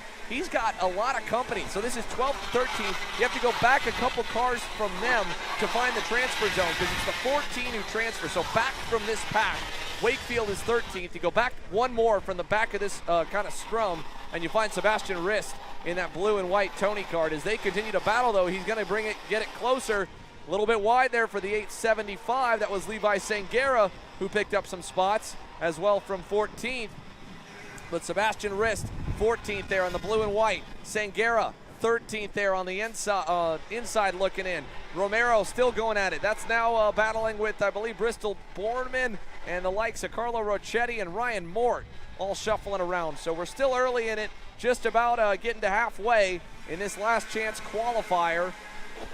4K100 Jr. Believe we're going the full distance for 12 laps here, showing 7 laps to go in this one. Down to turn number 1. And turn number 1 we go, and already other drivers making moves. Sebastian Rist getting passed up, and he's going to move to 15th now. So Sebastian Rist with some work to do if he wants to get back up into that transfer spot, Xander. Yeah, and whoa, big spin, 2 spins, 3 spins, 4 cars all wide in turn number 4.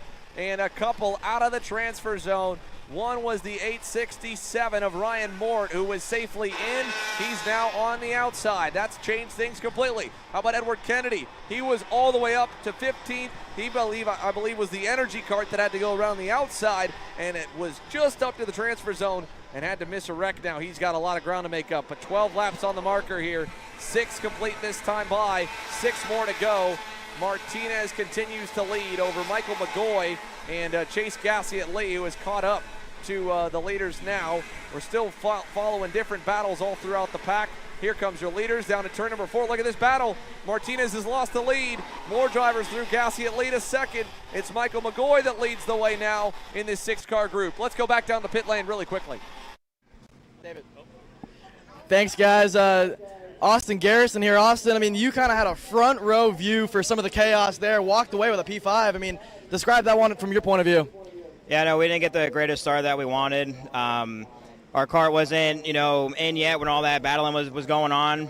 We weren't really prepared for all of that, with our setup and everything. But, it was pretty crazy at the start of it. Did that turn off? Oh. It was pretty crazy at the very start of it. But, we just kept our head down, trying to, keep it as clean as possible and stay away from all the carnage, but, end up getting wrapped into it anyway. We pulled off a P5. We're not, super happy with the kart now, but we're going to go back and make some chassis adjustments on it, and hopefully we'll be, a little bit further up for the main.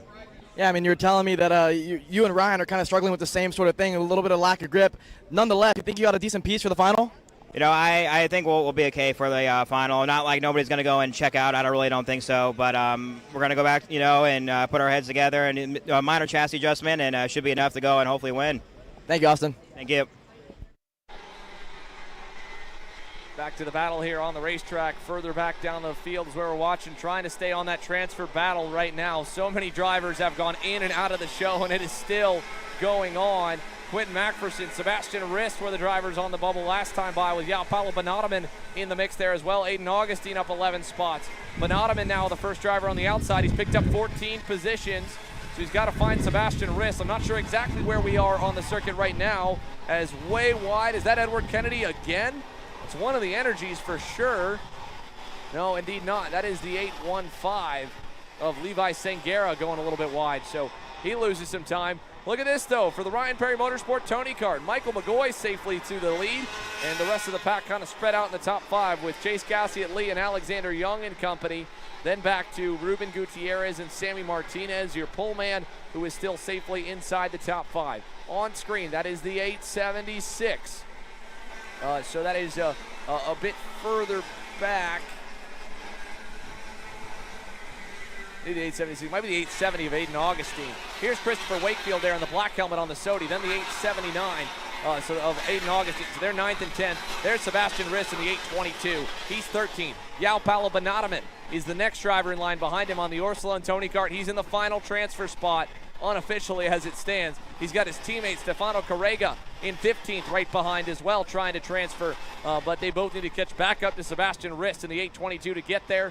Wakefield getting by. That's for 9th on Aiden Augustine, 10th on Quentin McPherson in the Rawlson Performance Group Cosmic. So many movers and shakers in this one. It's hard to keep up with everyone because they continue to change lap by lap, and not one position at a time. 3 to 4, the entire field.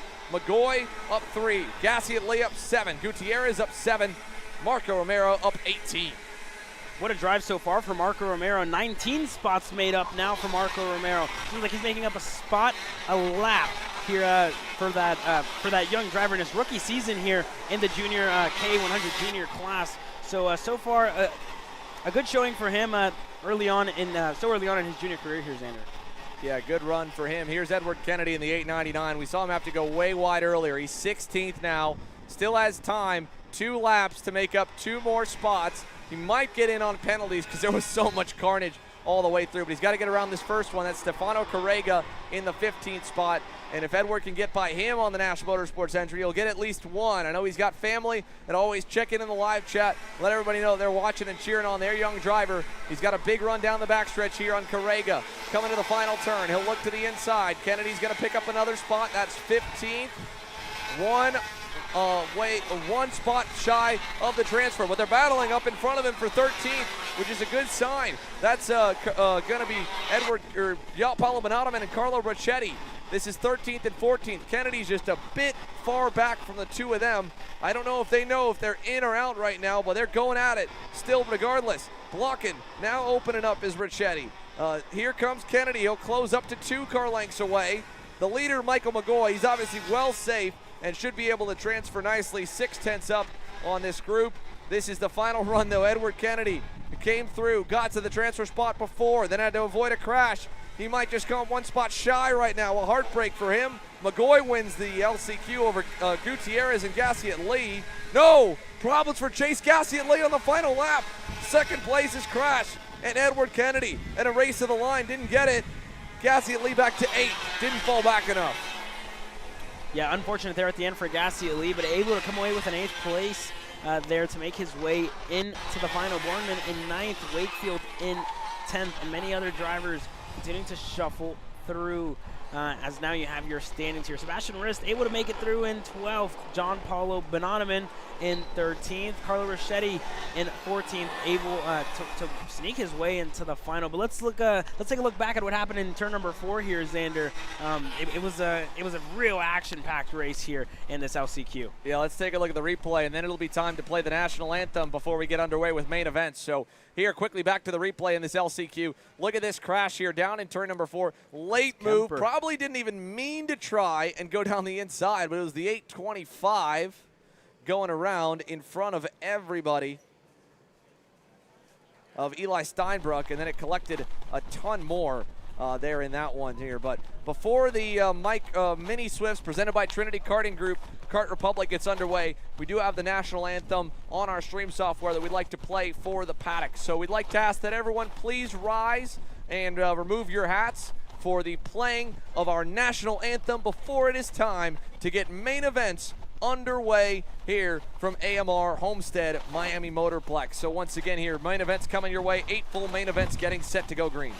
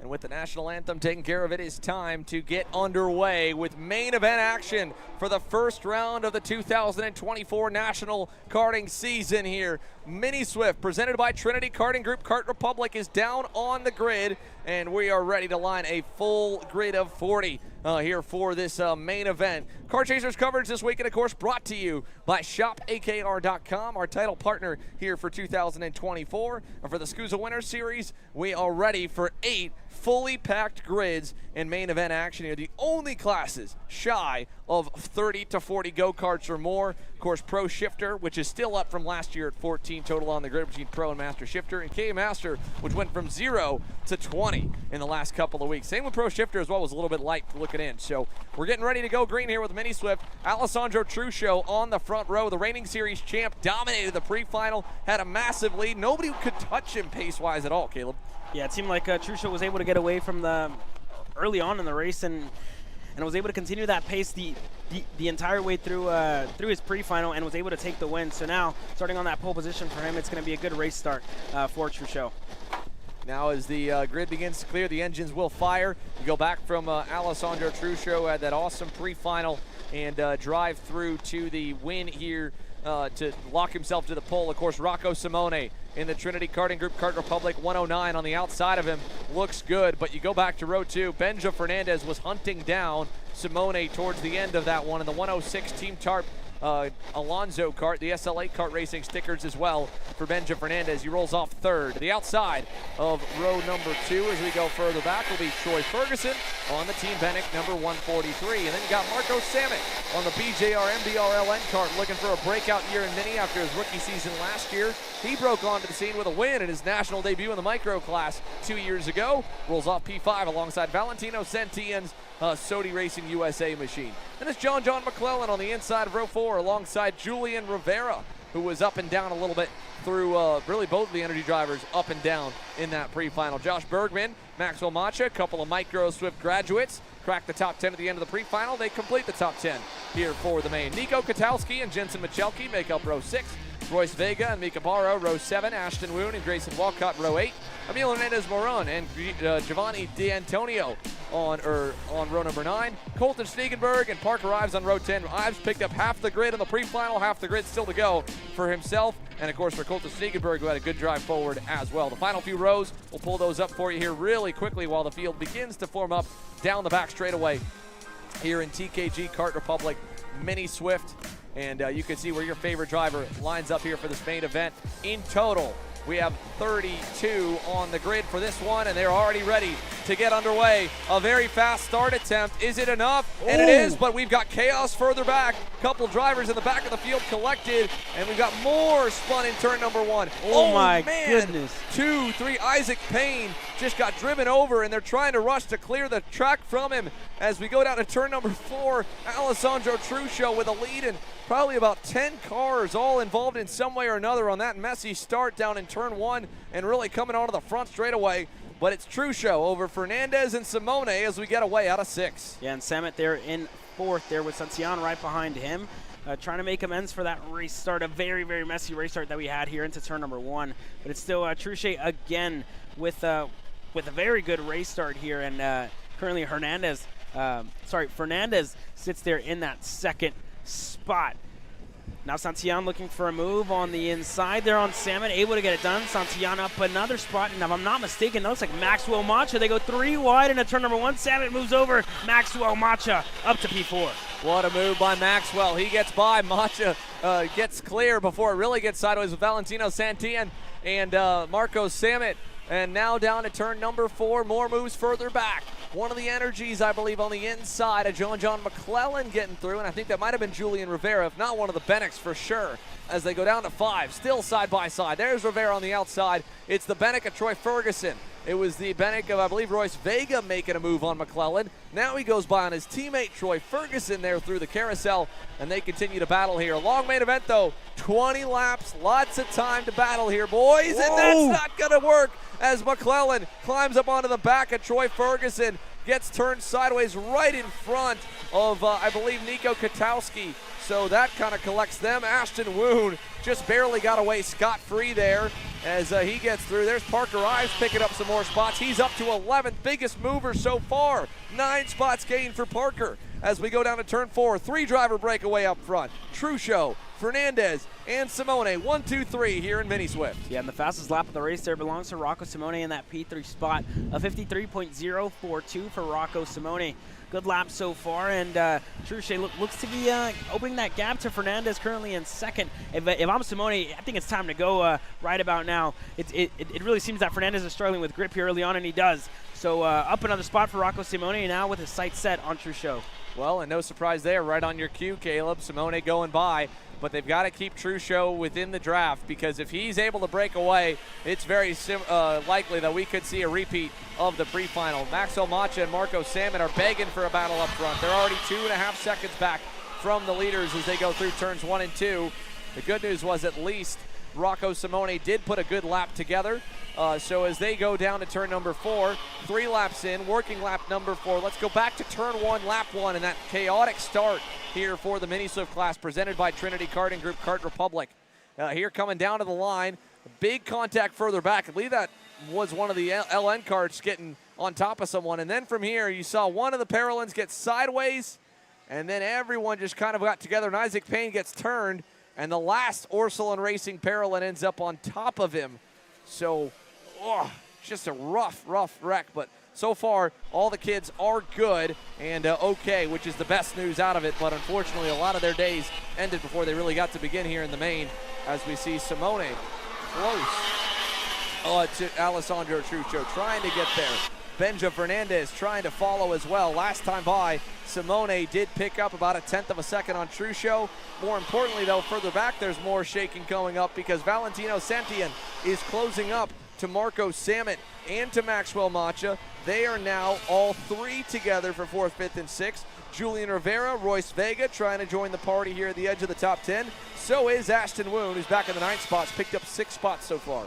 Yeah, and it's really important here for Maxwell Macha and Marco Samet to kind of hook up and work together to try and work their way back up the field and close down that gap to Benja Fernandez in that 3rd spot. Rocco Simone in 2nd, who continues to close down to Truccio in the lead of the race. And there goes a move down the inside. Santillan looked for it on Marco Samet, but it wasn't close enough and couldn't get it done here.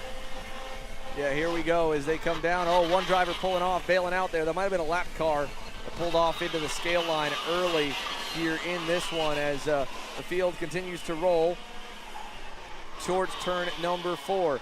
Look at this gap now. Rivera's got a shot to go by Marco Samet if he wants it. He's got a big run on the energy coming out of turn 4, looking turn 5 inside, and he'll make the move. Julian Rivera picks up another spot. That puts him up to 6th, 2 gained from 8th on the grid now. Marco Samet down to 7th with Royce Vega lurking on there in the 133. Yeah, Santillan still holds strong in 4th and now has his teammate right ahead of him. Maxwell Macha wasn't the best qualifying for him, found himself in the slow group, and now all the way up in a P4. A good recovery drive today so far for Maxwell Macha, as well as Benjamin Fernandez, who found himself in the slow group as well.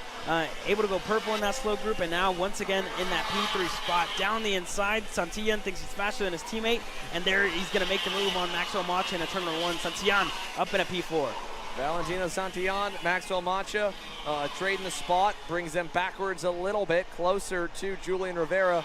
They're nowhere near the speed right now, unfortunately, of the top 3. So no matter what they battle, outside of a red flag restart or a big crash for the lead, they're not going to get any higher than where they are right now, which still nonetheless is a very impressive run. Valentino Santillan continuing to improve, and Maxwell Macha in his debut here in the mini swift category looking very, very racy here, running inside the top 5, taking that momentum from the Super Nationals win and being right in the mix of things. Behind him, of course, Rivera now has Vega along with Samet. Ashton Woon is almost there to that next group as well. So keep your eye on the purple or dark blue and white Super Tune USA Paralin of Ashton Woon. Parker Ives now picks up another spot further back. He moves up to 10th that time by, but this is all behind the top 3.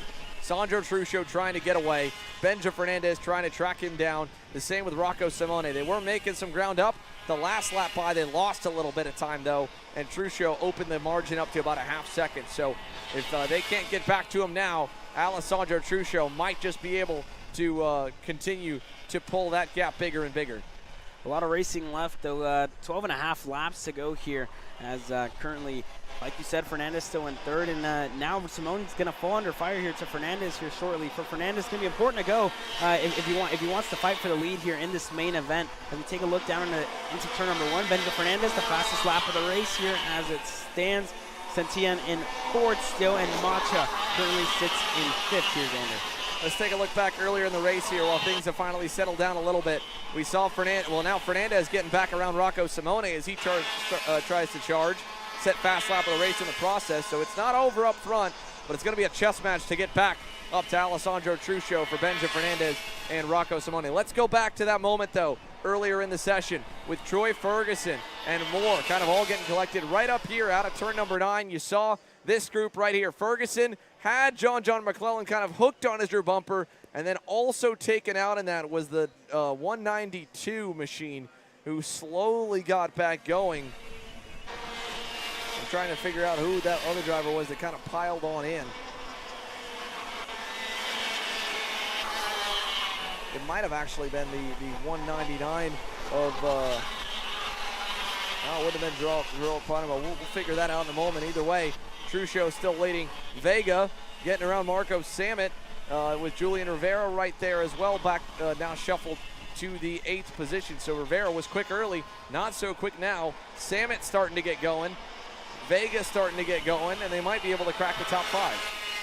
Yeah, for Vega, Rivera, and Samet, definitely working together would help them get up into the top 5. But we see that move by Royce Vega, believing he was faster than Samet, working his way up and able to get around there. Ashton Woon, able to get around Marco Samet there as well. For Benja Fernandez and Rocco Simone, still a little bit out of touch with Alessandro Truchot in the lead of the race here. That gap at a 2nd and 3/10 in between your 1st and 2nd place here as it stands. Simone, so a 10th back. There is a move down the inside, not close enough, and DC driver stay put. Ashton Woon still trying to make up more ground. Great drive forward in the pre-final for Ashton. Couldn't quite get the job done on Julian Rivera there in turn 1.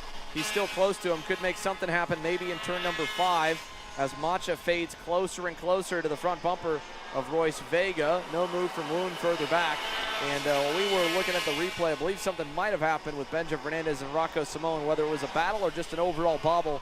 They lost a lot of time to Alessandro Truchot. They made back up a 10th, but now it's going to be an upward battle. We're coming to 9 laps to go. 11 laps complete for the leaders. The gap was 1.3 seconds last time by. It goes back up to 1.5 now. With them working together, Truchot is still better by 0.2 of a second. Santillan leading this next group that's on your screen at the moment. This is 4th, 5th, 6th, 7th, and a little ways back to 8th and 9th with Rivera and Ashton Woon. And then about another 2 seconds to find Parker Ives, who rides by himself there in the 10th position. Yeah, and Royce Vega now looking to make a move here on Maxwell Macha, attempting to split up the 2 Sodi Kart USA entries of Macha and Santillan. Vega not close enough that time by, and Macha's going to stay put there in that 5th spot. For Vega's still in 6th, and Marco Samet there. Oh, a move there down the inside into turn number 8. Oh, and the big contact. Maxwell Macha off the racetrack. Let's hope he's okay, but a big contact in between Royce Vega and Maxwell Macha there. Yeah, Macha was trying to hang on the outside because he knew he had the inside in turn number 9 coming up, and it looked like Vega didn't even realize he was still alongside him, turned in for the corner, sent Macha right up over the rear bumper. Very similar incident to what happened with John McClellan and Troy Ferguson, honestly. But now, Rivera getting around Vega, shakes things up again, and here comes Parker Ives in that silver helmet. It was in 10th, now up into the 9th spot, and this is now going to be 6th to 9th in this 4-kart pack. Ives on the back bumper of Ashton Woon. Then it's Vega, then Rivera, all headed to turn 5, while the leaders remain kind of spread apart in front of them. About another second to find Marco Samet. Second in front of him, you'll find Valentino Santillan. And then Benja Fernandez and Rocco Simone. They've just decided to settle their differences and try to push to make up ground on Alessandro Truchot, but it's not happening so far. Yeah, that gap currently stands at a little under 2 seconds in between Benja Fernandez and Alessandro Truchot. So I don't know if it's going to be enough here for Rocco Simone and Benja Fernandez. That time by opened up again as now you see Royce Vega there in the mix and continuing to fight Ashton Woon as well. So Royce Vega up in a P6, Woon a 7th there, Ives up in a 9.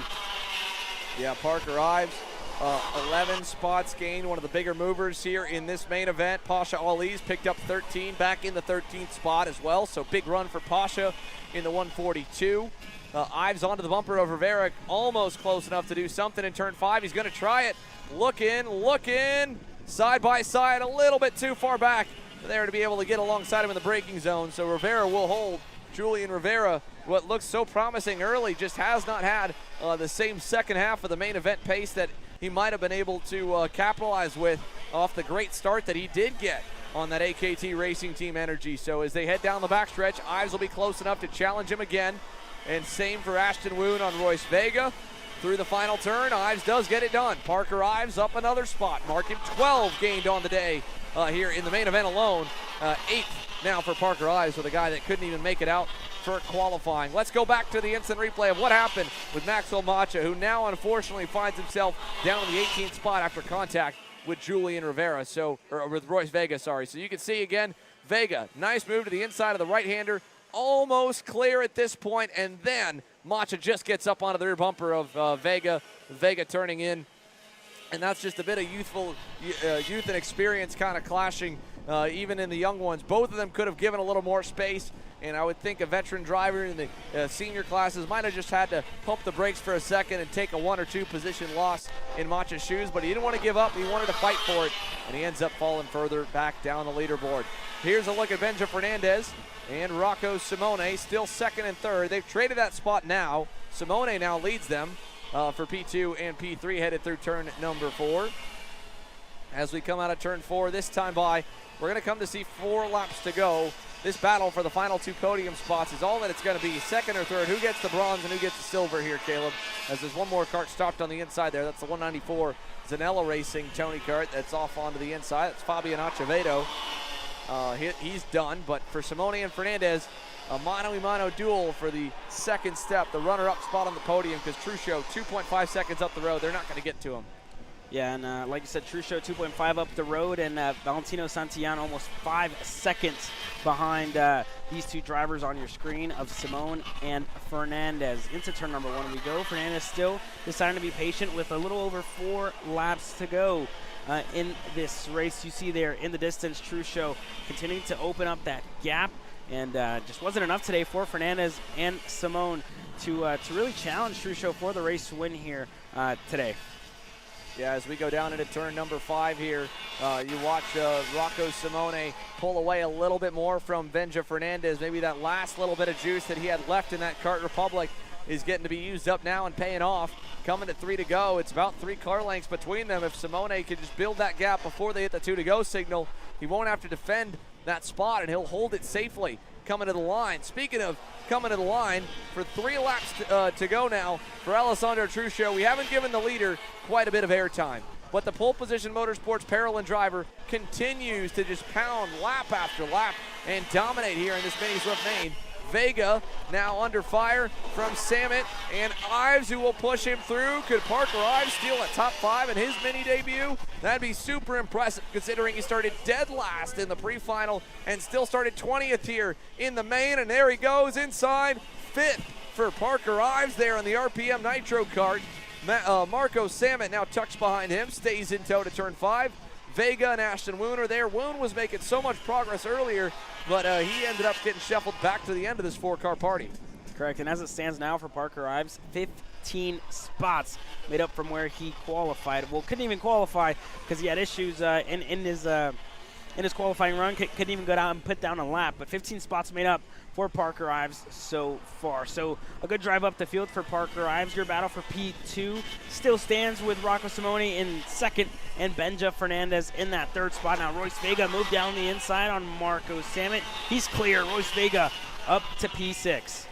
Vega able to pick up another one. Now sets his sights on Ives, but Ives is already up the road a little ways on the Nitro kart, so he's looking pretty sporty as they come out of 4, maybe half a second already for the 148. 15 spots gained for Parker Ives here in this main event. Coming to the white flag next time by. Just needs a good lap here to keep the other 3 at bay and hang on. And speaking of keeping drivers at bay, Simone has kept Fernandez just a little bit out of striking distance. They're coming to the final lap now. Fernandez got a big run down to the last turn though. Can he take that with a big run of steam down to turn number 1?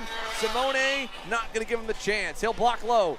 Fernandez over under, gets a nose inside in turn 2. Side by side, runs Simone wide, but Simone runs him back wide out of 3 and bogs him down, and he'll hold that spot over to turn 4. Yeah, very good racing by these 2 young drivers. Fernandez still in 3rd, Simone there. This is the best passing zone that we've seen all weekend long. Turn 5, is he close enough? Simone goes defensive around the outside. Is there an over-under there for Fernandez? Still not close enough. Into turn 6, 7, and 8 we go, and over-under here for Fernandez. He's going to get it done. Can he get clear now of Simone? He does. Fernandez up at a P2.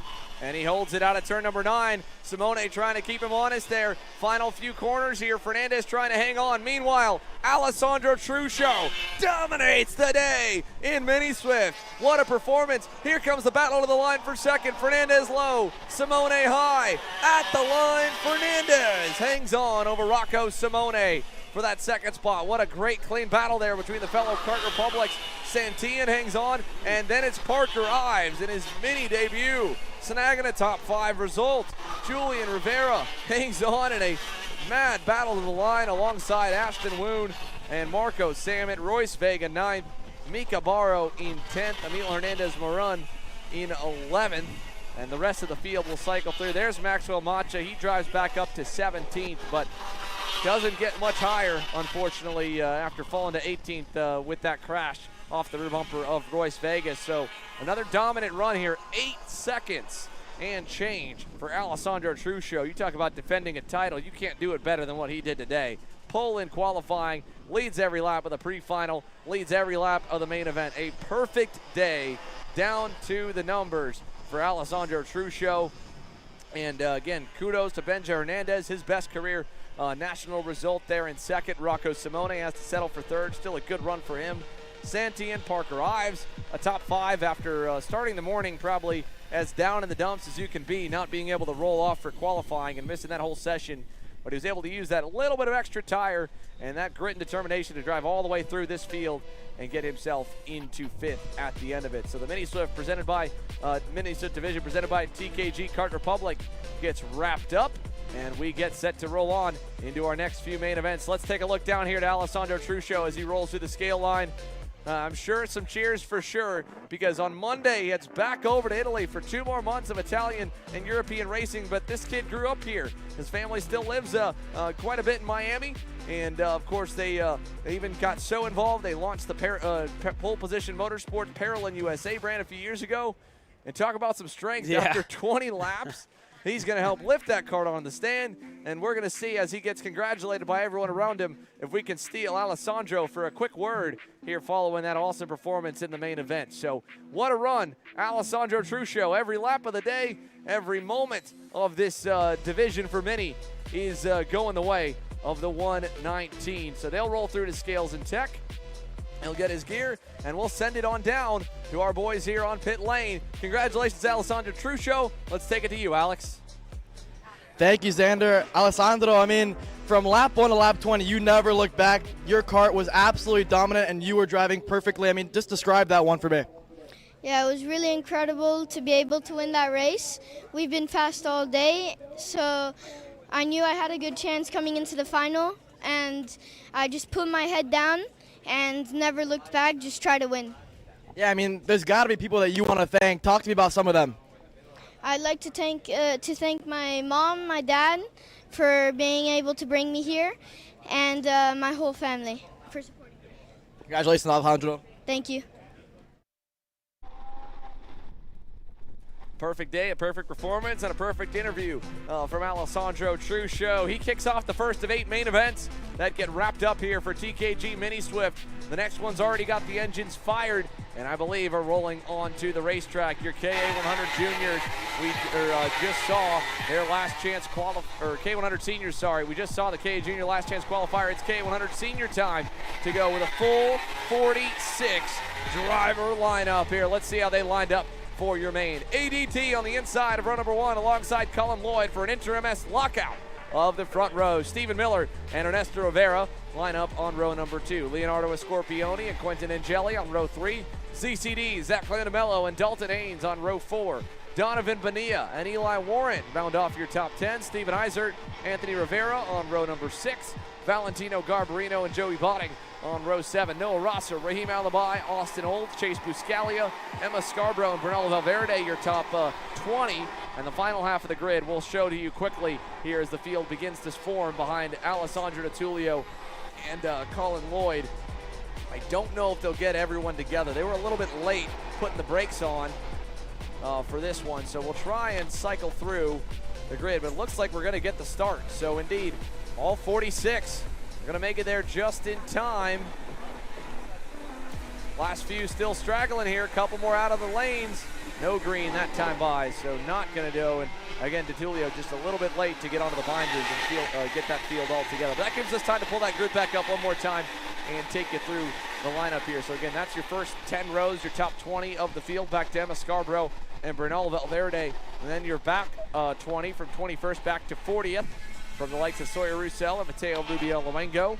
All the way down the rest, Thomas Simard and Dudes Castroneves, Asia Torres Jr. and John McCusker, Spencer Mouse and Xavier Diaz, Aiden Shimbashi, Ibrahim Dean, and then the 31st back to 40th, all the way back to Luciano Sosto and Christopher Guerrero. And finally, the final few drivers that'll make up the lineup here. Keep your eye on Mick Gabriel, by the way, who lines up on that row 18 spot there on the outside in 36. Long way to go forward for him. Here's some of the drivers that didn't have the best of luck in that pre-final. Former race winner Luke Welcome. Alex Mercado in the SCR Red Speed as well will be one to watch moving forward. Michael Boyazes, Augusto Acevedo, Carlos Fonseca, and CJ Bowman, the final 6 starters for a 46 driver lineup. The biggest grid of any division here this weekend for the SKUSA Winter Series in the main event, with 2 extra added on to the normal 44 driver count. It's an all pink and chrome. Front row, Alessandro DiTullio, Colin Lloyd, and we're underway, boys and girls. And Ernesto Rivera quickly getting down to the inside there to try and hang on. As a nice and slow start. Looks like they're all clean through the first corner. They're clean to 2 so far. DiTullio and Scorpioni into first and second. The first and second for DiTullio Rivera, falling back to 5th. No, it would be more than that. Could be as far back as 10th. He was alongside one of the Sodi Kart entries. That could have been Dalton Haynes, who was starting further back there. Not too sure who that was, but Ernesto Rivera losing a handful of spots here at this race start, Xander. Yeah, he was, him and Dalton Haynes. That whole outside lane got really shuffled backwards by the time they got to turn number 2. It's a miracle that at least Lloyd got down decently early. He's in 6th, so the entire inside group is up there. It's a Scorpioni and ZCD, Zach Claimant-DeMello, former Super Nationals winner in the Pro Division, in 3rd. Miller 4th, the rookie. Colin Lloyd 5th. Rivera under pressure from Steven Eisert down to turn number 1. Eisert down to follow him for now, and so Rivera continues to lead this middle group with the likes of more involved. Valentino Garbarino on the RPM Tony Kart, under pressure from Donovan Bonilla. And then you go further back to find Noah Rosser and Austin Olds there in this group, just outside edge of the top 10. Yeah, Fraser, it looked like he was going to make a move there on Ernesto Rivera into turn number 1. Wasn't close enough. And now that group's going to continue to close down. Donovan Bonilla in that group as well, with Rosser at the tail end of this group on your screen. But a good commanding lead at the moment for Alessandro DiTullio. A really good start for him. And for the outside lane, losing out a whole lot. It's didn't work out for Colin Lloyd, but it's really going to throw a lifeline here to Alessandro DiTullio, who looks to take his first win in almost 2 years. Yeah, it'd be a big-time boost of confidence for ADT here. He's going to run the full KA100 schedule, and I believe as everywhere that he can, double duty for the Interim S driver outside of the SKUSA Pro Tour at least, where he'll have to only run the Pro Division. Colin Lloyd will then become the lead man there as he's set for a full season as well, and a nice move to start to make some ground back up for Colin Lloyd. He gets around Stephen Miller, put Lloyd back to 4th on the T1D Racers Interim S machine. Yeah, for Colin Lloyd, a good move to continue to work his way up the field after not the best start for him. The fastest lap of the race belongs to Colin Lloyd at 50.424, but that lap time only going to continue to improve. One of the HRI Mexico entries, the 982. Ivana Richards out, the young lady on her 2nd senior season.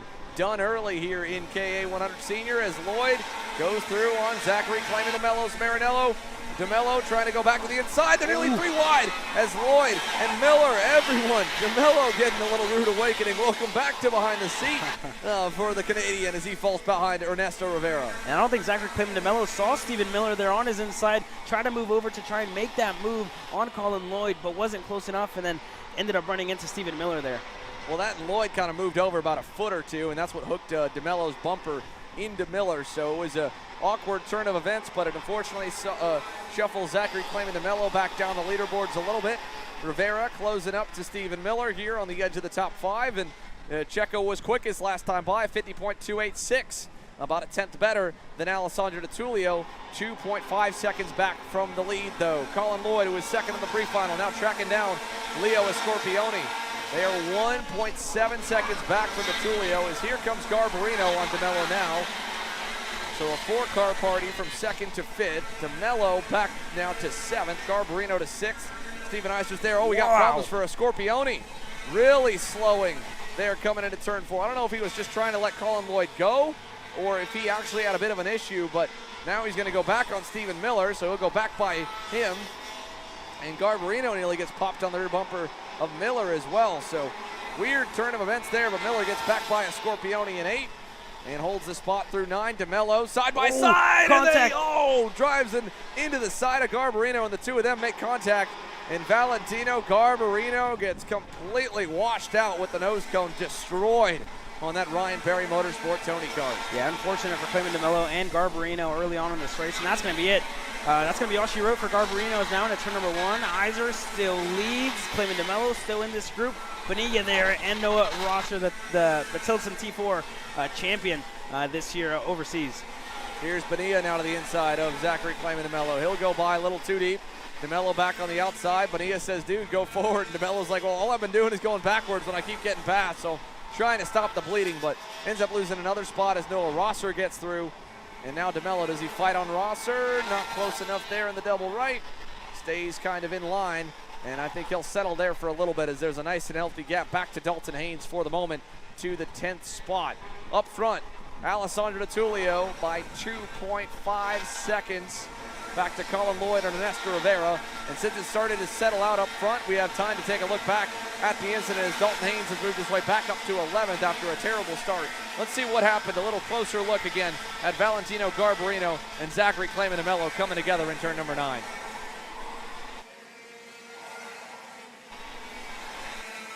So here they go, coming out of the corner. You can see DeMello throws it in late, and then the contact just tire to tire, and he ends up ramping up over the top of him. Once those tires get together, it's like a slingshot out of a Hot Wheels track, and it just spits the kart sideways, and unfortunately a lot of damage, more so to Garbarino than to DeMello, but DeMello did get alongside him before the corner, and then they were just racing coming out of it.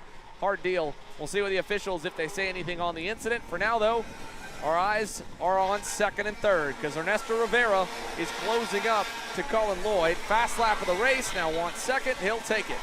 So Checo to P2, 2.8 seconds to try and hunt down Alessandro DiTullio and keep his KA100 Sr win streak alive.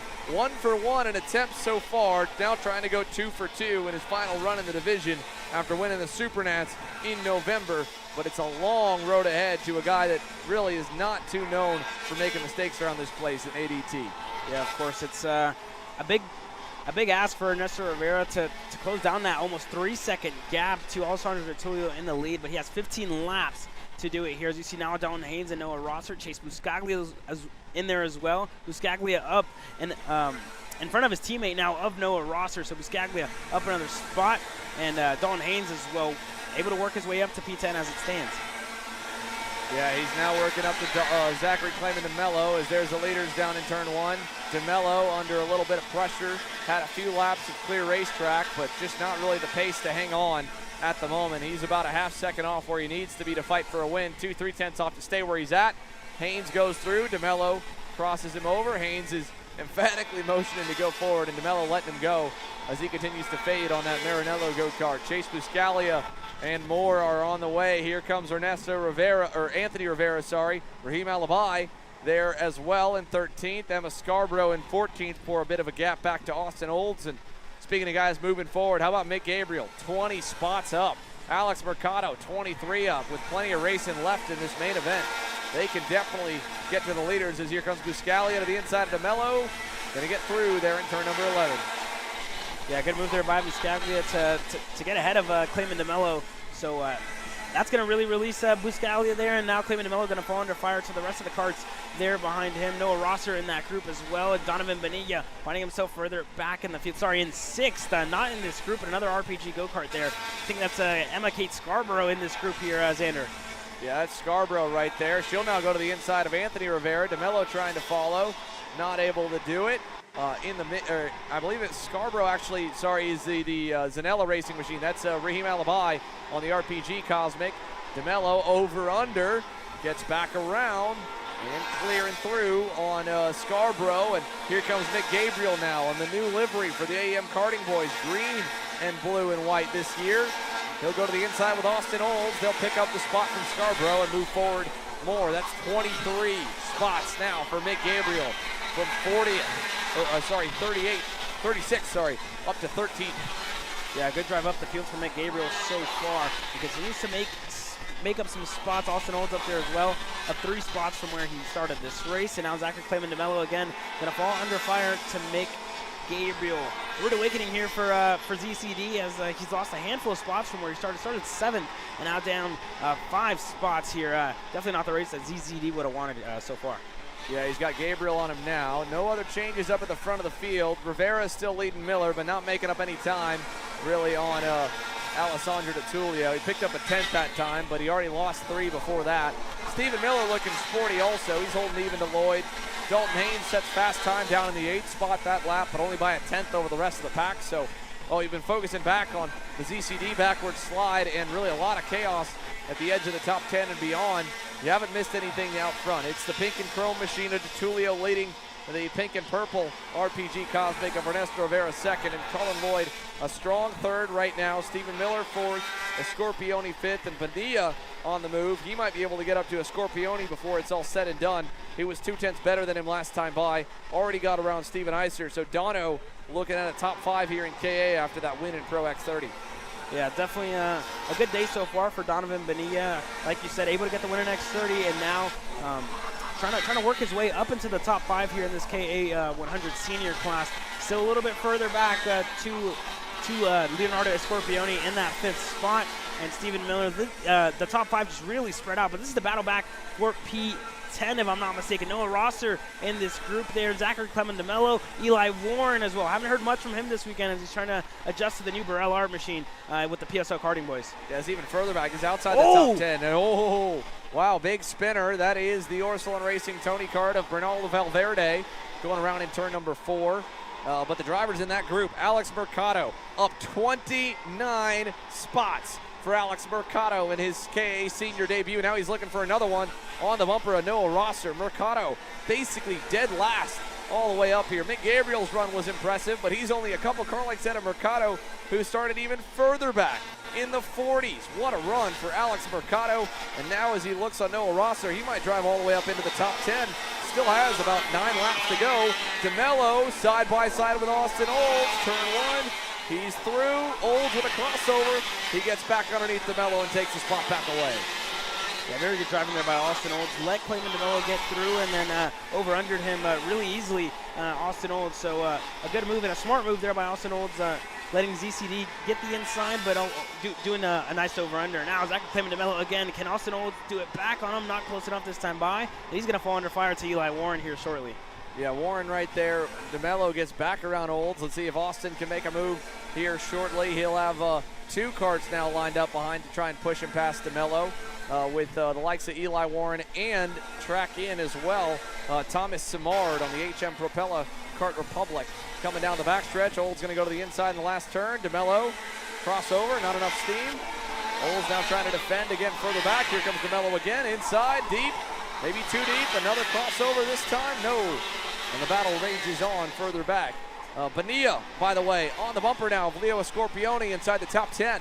So while DeMello continues to give us quite a bit of action here by fighting every bit of backwards momentum that he's had, Leo Scorpione's under pressure, or at least he was, from Donovan Bonilla. So let's see if we can't check in back further up the leaderboards, because I believe Bonilla might have been able to get around him as Stephen Miller got around Colin Lloyd. That's for 3rd and 4th.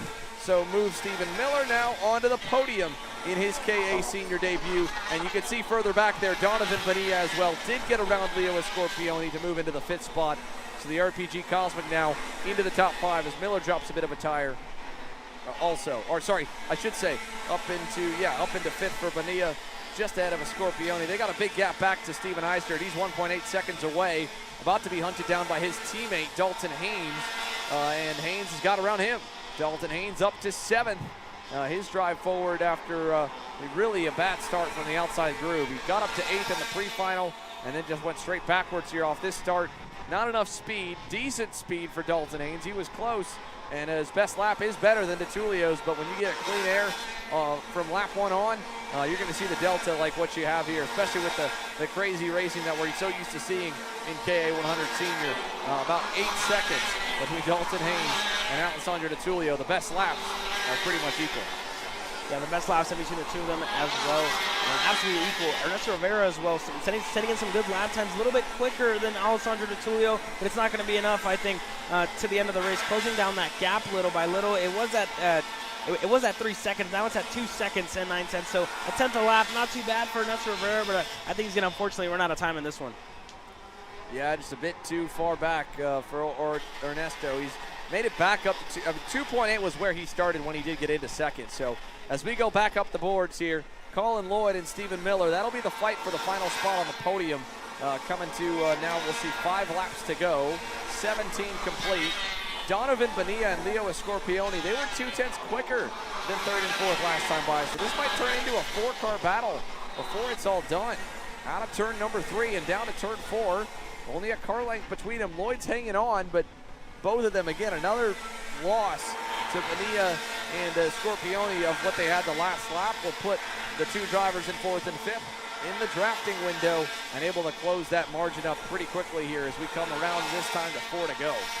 Yeah, for Stephen Miller, definitely going to take a look over his shoulder as, oh, there he goes, Colin Lloyd. And just as I said that, Colin Lloyd makes the move up to P3. So Colin Lloyd back up into the podium places here, Xander. Yeah, big run for Colin Lloyd. And with that move, though, it cost them a little bit of time. Maybe only a 10th or 2, but it brings Bonilla and Scorpioni closer. That was 3/10, the improvement for Bonilla and Scorpioni. They're only 7/10 back from Stephen Miller, so they're continuing to charge forward. One more move from this duo, and we're going to have a 4-way dogfight on our hands with 2 more lurking. Dalton Haynes and Steven Eisert about 2 seconds down the road. They were just as fast as Bonilla and Scorpioni last time by, so the 2 Sodis might be able to get there. Lloyd and Miller, though, separating. Colin Lloyd already putting a little bit of distance between the 2 of them.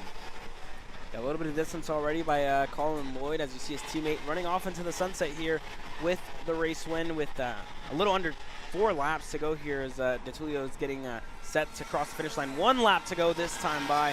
So the white flag is in the air. This is going to be the final time around for Stephen Miller, Colin Lloyd, and company. But he not close enough to make a move. But there he goes. Colin Lloyd was a little bit defensive, trying to defend from Stephen Miller, and Bonilla continuing to close down that gap. Scorpioni not too far back there either. Colin Lloyd still going defensive. Bonilla, is he close enough to try any sort of move? Not as of yet. And now we go into turn number 5, Xander. They're close. There goes DeTulio. There goes Checo. Here comes a 3-way fight. Look at Miller trying to go to the inside. He's going to hurt himself. Bonilla gets a big run. He'll take away the 4th spot. Now Lloyd trying to hang on for 3rd. Defends low through 7 and 8. Just got to block it off in 9. And then the final turn as his teammate well up the road, Alessandro DeTulio, is going back to victory lane here at home. He wins the KA100 Sr main event here at Homestead-Miami. Checo ends up 2nd and back for 3rd, coming to the final turn. Wow, what a run, Miller! Stephen Miller gets 3rd at the line as Bonilla was right on the bumper of Colin Lloyd and shoved him so deep into the corner that he washed out, broke his momentum, and falls down the order to 4th. Yeah, very unfortunate there for Colin Lloyd. Starting on that front row alongside his teammate of Alessandro DeTulio, that seems like he just didn't have the pace to really stay up there with Ale. And obviously not the best race start that Colin Lloyd would have wanted. Lost a handful of spots and worked his way down the field and had to work back up. And unfortunately lost the final podium spot there to Stephen Miller, the rookie, in his first senior campaign here in the KA100 Sr class. Rivera in 2nd. DeTulio, after 2 years, takes a win here in the KA100 Sr class. Impressive stuff for ADT in his first start in KA100 Senior National action, at least to my knowledge, if not at least in quite some time. So for Alessandro DeTulio and Colin Lloyd, looked like a double podium, ends up with a 1st and a 4th. Rivera ends up 2nd, Stephen Miller 3rd, Scorpioni, Bonilla, Haynes 7th, Eisert, Buscalia, and Anthony Rivera, your top 10. So let's take a look at all the moves there from that last scrum coming to the line with the different angles that we had that set us up actually a little bit earlier in the race here with the big moments from KA100 Sr. First of all, of course, Stephen Miller, big send there, the rookie taking it right to ZCD. And then, of course, that moment that was kind of awkward for Leo Scorpioni. I don't know if he just bogged the engine down out of turn 3 or what, was decent otherwise. Then here, Ernesto Rivera getting by on Colin Lloyd for 2nd. Smooth and easy, and then was able to just walk away with it and let them battle for 3rd, as they did here. A nice move for Lloyd to go around Stephen Miller early on, and then eventually the battle really ensued here on the final couple of laps. Lloyd defending low. Miller tried to follow, didn't shove him too hard, and Bonilla got up there into 4th, and then that run to the line was a little bit awkward the way that it kind of played out. You saw, again, Colin Lloyd on the inside, Bonilla right there with him, and then they both end up going wide as Bonilla tried to look low and committed low, And then that run to the line here as you see it. You can see Bonilla washing out with Lloyd, so I think he thought Lloyd might have opened the door just enough to get by and ultimately couldn't. But that's your KA100 Sr class all wrapped up and sorted. 2 mains down. Lots more racing to come. Don't go anywhere. You're watching Kart Chasers coverage powered by AccelerationKartRacing.com. Don't go anywhere.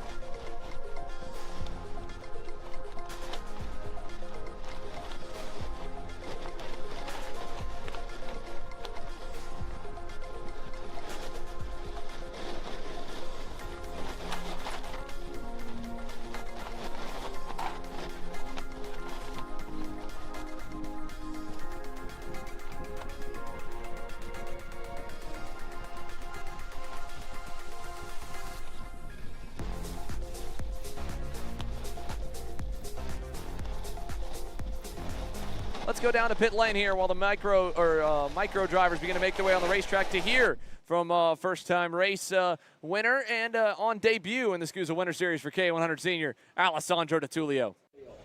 Yeah, today has kind of been like those old commercials. ADT is always there, a dominant performance there. Let's focus on that first. Tell me about it.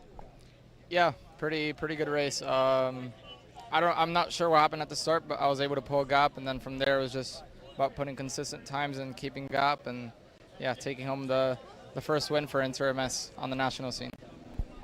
No? What? Okay. Good. Start over.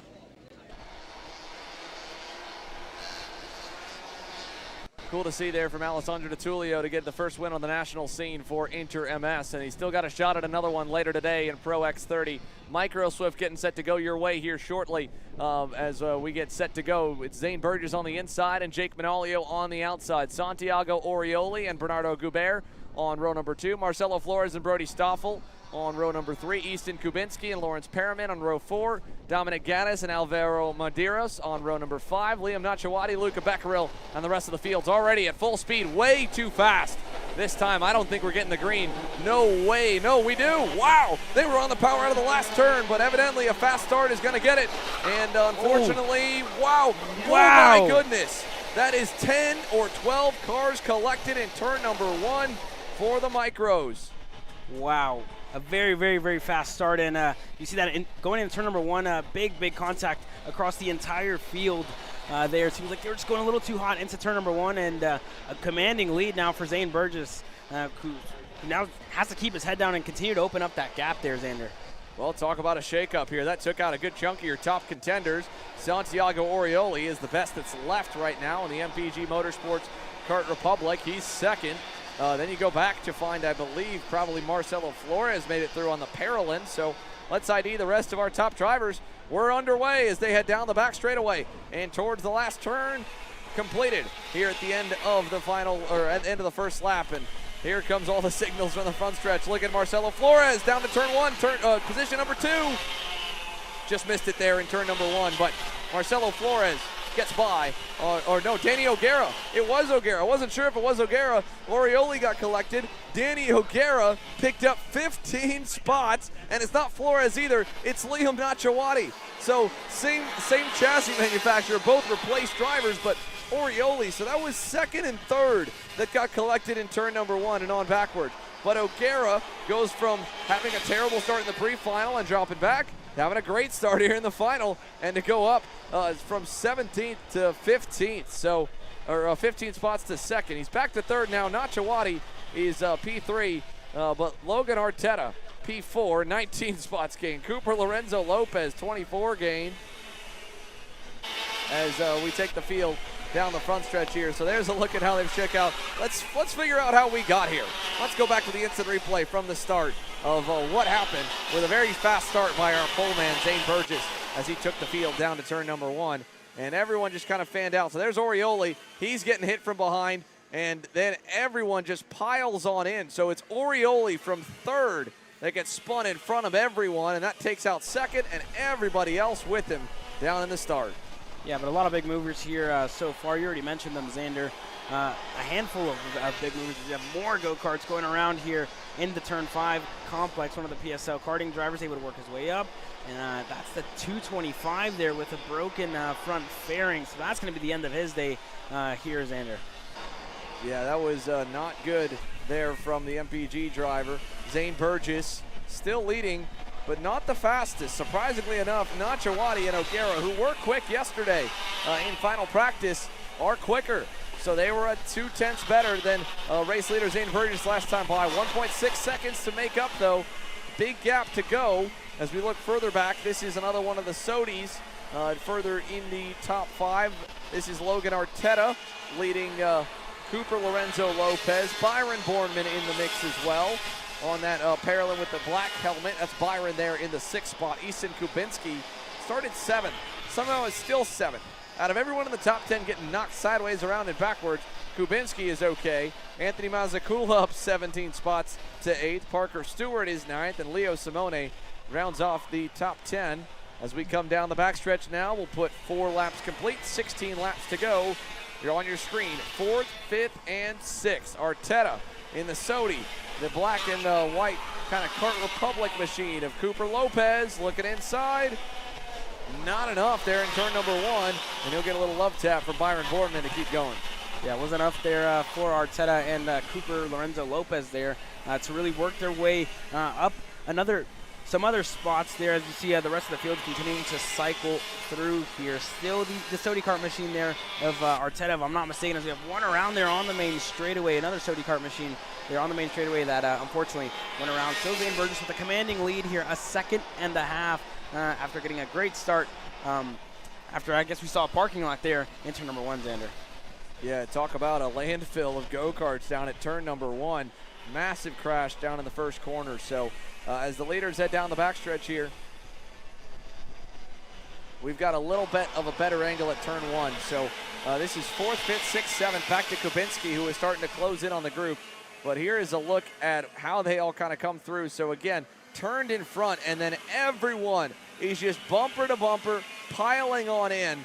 And you cannot even tell how many go-karts all get collected in the first turn there in Microswift. My goodness, what a gnarly opening corner here for this one in the class presented by Team U-Race. But 5 laps in, 15 to go.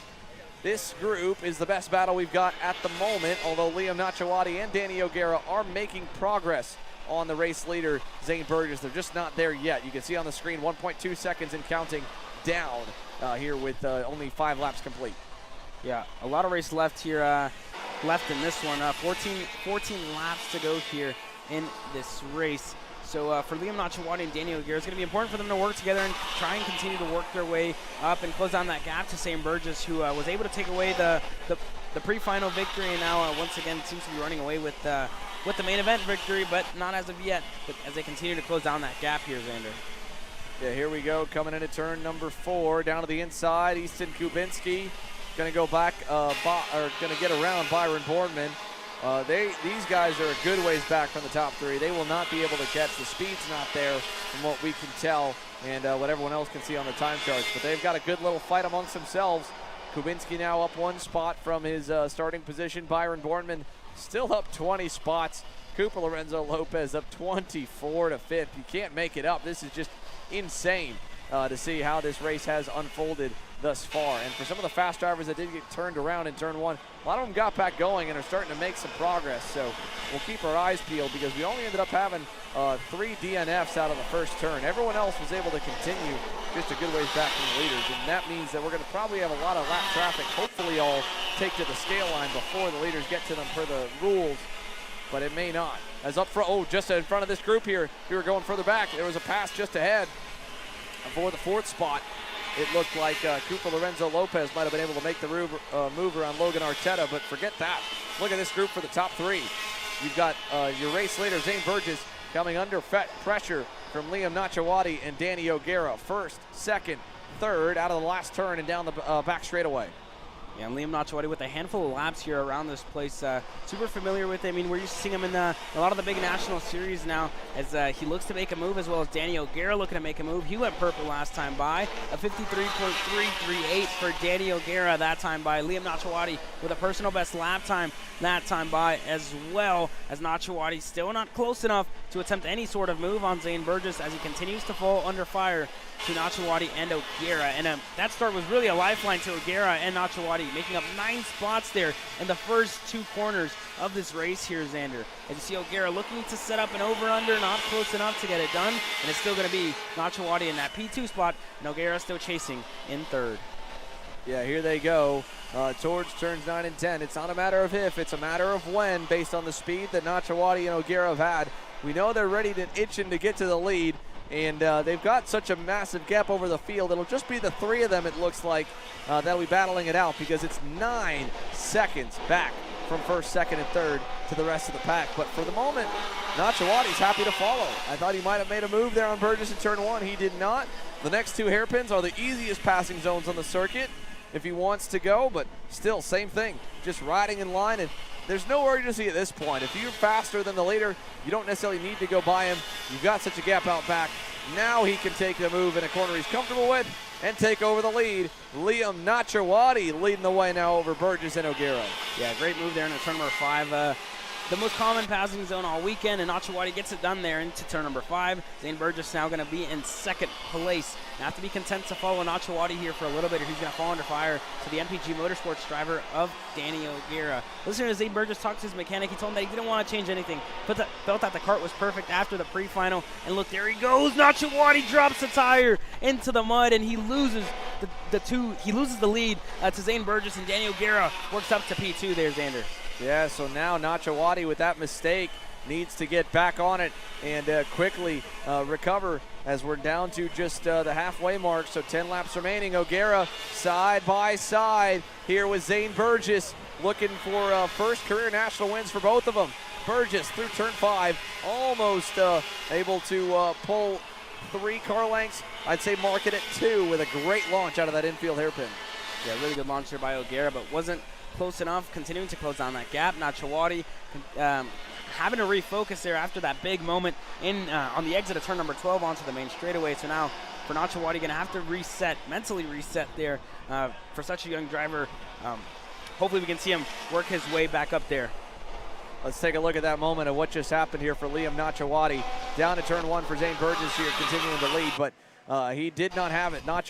Nachawati a little bit sideways there into the corner, just too much speed, wasn't used to it. Burgess didn't get into him late. He pushed him down the straightaway, backed off before the braking zone, but Liam wasn't used to having that extra boost of speed going into turn number 11, so that's ultimately what knocked him out of that one. Yeah, very unfortunate there for Liam Nachawati, but not too far back, half a second behind the 2 leaders of Danny O'Gara and Zane Burgess, so it seems like he's catching right back up, and you see that gap on your screen beginning to close down in between Danny O'Gara and Liam Nachawati here. Yeah, Nachawati still has plenty of laps to get back to him. He's not outside the drafting window. I'm just a little more surprised that Danny O'Gara hasn't tried to make a move yet for the lead himself, but maybe Nachawati was a little bit quicker. They weren't as fast with O'Gara in front. That's why Nachawati took the point and led O'Gara all the way up to the lead. And now Danny, about a car length back from Zane Burgess, who still shows the way, has led almost every lap thus far of this 20-lap final here for Micro Swift, presented by Team U Race. So out of turn 4, O'Gara, a little bobble there, went too wide. Here comes Nachawati. O'Gara nods at him, says, all right, I'll let you back in. Back to where we were before, and we're back to 1, 2, 3 with Burgess, Nachawati, and O'Gara. First, second, third through the carousel and over to turn number 9. We'll come by the line to put 13 in the books. 7 laps to go next time by. Like you said, 7 laps to go next time by, and it's going to be round 2 in between Liam Nachawati and Zane Burgess. Liam Nachawati going to try and keep it clean this time as he tries to make a move there on Zane Burgess for the race lead. That time by the lap times, Liam Nachawati, the fastest lap of the race, a 53.094 for Liam, and Zane Burgess not able to improve 5/10 of a second slower that time by than Liam Nachawati as he continues to close down that gap in his Parolin Motorsports kart. So Nachawati closing back in again on Burgess. The group behind has changed a little bit. Easton Kubinski got all the way up to fourth, getting around Logan Arteta and pulled away. Then Arteta back in the Sodi behind Kubinski. And then you've got Cooper Lorenzo Lopez under fire from Parker Stewart on the BJR MDR machine. Stewart's climbed up a handful of spots. He's up 6 after falling probably way back on the start and is challenging for the 6th position here as we go back to the leaders. So coming out of the final turn, Liam Nachawati closing, big run. Is it enough for turn number 1? We saw he felt most comfortable in turn 5. I'd expect to move in turn 5 this time, Caleb. Yeah, a little bit of a spoiler alert there, Xander, but I think Liam Nachawati is going to go into turn number 5 here again. Still close enough. Turn number 4 we go. He's going to decide to wait. Let's see if it's in turn number 5. O'Gara not too far back. St. Burgess. Oh, and O'Gara goes wide there. Onto the rumble strips. Is Nachawati close enough? I don't think he is. St. Burgess went a little bit wide on exit of 4, but it wasn't enough for Liam Nachawati to try and attempt a move there. In turn 7 and 8 we go now. Yeah, not close enough for Liam Nachawati. So he's still got laps, though. We'll put 5 laps remaining on the leaderboard this time by 15 complete. And O'Gara, that mistake, that might have just knocked him out of contention. He's 3rd safely right now. It'd still be a best career national result here in his SKUSA debut. For Zane Burgess and Liam Nachawati, if they can be patient and wait about 1 or 2 more laps, they'll make it a 2-horse race to the end. 2-horse race to the end. That's what it looks like here at the moment. Liam Nachawati seems a little bit closer to St. Burgess this time by into turn number 4. Gonna decide to wait. St. Burgess a later turn in there and goes wide there once again on exit compared to Liam Nachawati, who's all over the rear bumper. Now he's gonna go and he's gonna decide to wait. Very mature driving here by Liam Nachawati, deciding to continue to push Zane Burgess further up the field so they have enough space to fight comfortably. Yeah, as they go through the double right-hander and over to turn 9, another lap goes down in the books with Zane Burgess as the leader. It'd be a big day here for the young gun to be able to get the win. Liam Nachawati as well to get a win on this stage here and set the tone. Could these 2 kids be the ones that we find ourselves talking about week in and week out in the 2024 national season? 4 laps to go. Danny O'Gara just a little ways back, 1.7 seconds now for that mistake of high-siding on the curb twice out of turn number 4. Just was pushing the limits, didn't have the grip at the end of the corner. But down to the hairpin again we go for Nachawati. He's right all over Burgess. He can go almost at any point.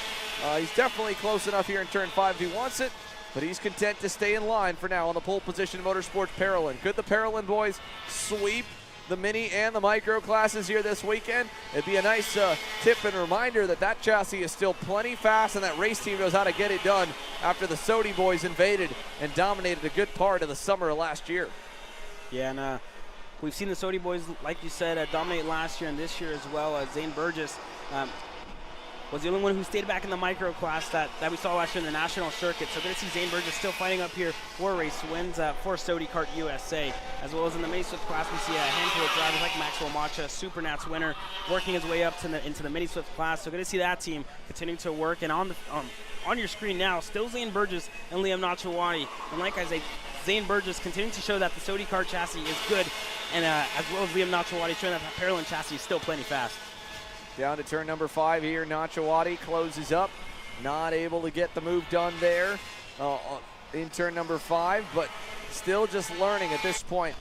Your race leader, Zane Burgess, is a bit blind. He doesn't know where Nachawati is close enough to pass or not.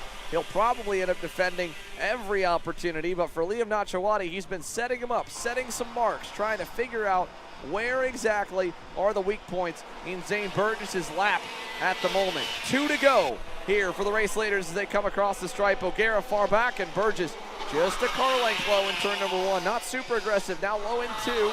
That's not really terrible because they can't get you into 3, but then you've definitely got to cover the inside in turn 4, and he does. Inside there, opened a little bit last second. Got to worry and watch that moment as now to turn number 5. down to the inside. Nachawati way high on the high side. Crossover. Not enough momentum, but he'll pull alongside to the outside in 7.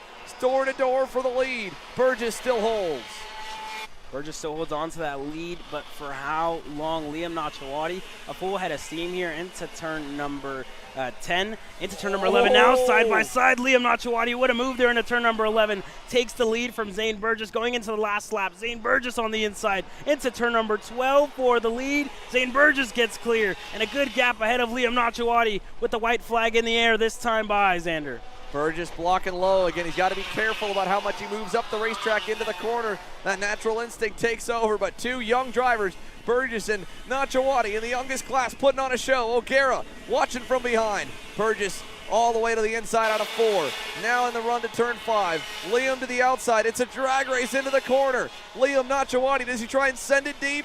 This time he tries to carry the crossover better. And again, similar move. Outside, over to 7, into 8. Burgess covers the inside there. Now to 9, he'll go low. And here comes a crossover again from Nachawati. A big run.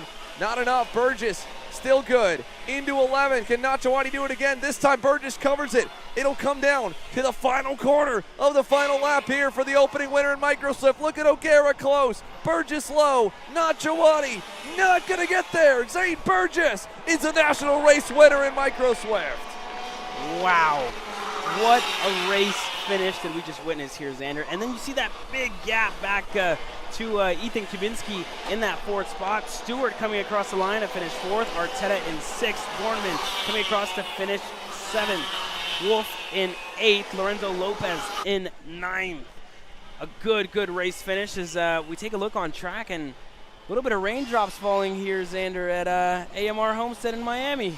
Yeah, we didn't even really notice it too much, but they slowed down quite a bit as well in the last lap. Just a bit of mist here in the afternoon, but the dark skies have been looming, and we know here at this time of year, this coast close to the ocean, that at any point the heavens could open and we could go to wet tires. For now, though, the micros are safe and through, and they're done. The KA Juniors are probably kicking themselves for having to have a later main event now, because they might end up staring down a wet racetrack where they were in the dry for their heats and LCQs. But let's take a look again through the rest of the top 15. When Gottschalk ended up behind Cooper Lopez, who was up in the top 5 early. Talon Wolf and Byron Borman there behind Logan Arteta. Then it's Santiago Orioli, drives all the way back up to 11th. Then Leo Simone, Danny Ramirez, Cameron Johnson, Anthony Mazzaculo, your top 15. And let's run through the rest of the Micro Swift grid of how they ended up here. You had, just had it there for a moment. We'll pull it back up here in a moment. The KA Masters, of course, on grid. They'll be next up here after your micros are all wrapped up. And unfortunately, we don't have it now, but we've got your top rest of the grid. The other unfortunate stories there, we had 3 DNFs off the start and a lot by the end of the race. Only 30 able to finish on that one. So. But let's take a look at, relive that final lap battle here. Lap and a half, really, when it started to open up between your top 2 drivers. Of course, Zane Burgess there defended, then got caught up and over-undered a little bit. Then down to the last turn, covered off low. Here to the turn 5 complex, same thing, covering the inside. And then ultimately, it came down to making sure he was really covered in turn 11 so he couldn't get crossed over again. You saw the run out of turn 10. He looked back. And then here in turn number 7 and 8, this is actually a little bit earlier on that last lap right there. Covers the inside in turn 9. But this run up here to turns 10 and 11 was where he kept it. And down to the last turn, Zane Burgess hangs on, defends low, and gets himself his first career national win. An impressive run for the Sony Racing USA driver. He's got a big cheering section I can hear behind us as well that are ecstatic about his first career win. So we talked to him there in the pre-final. I'm sure we'll be wanting to get his ear in the main event as well. But what a race for the young superstars. And now a bit of a hold here for the moment. Well, KA Master is on deck.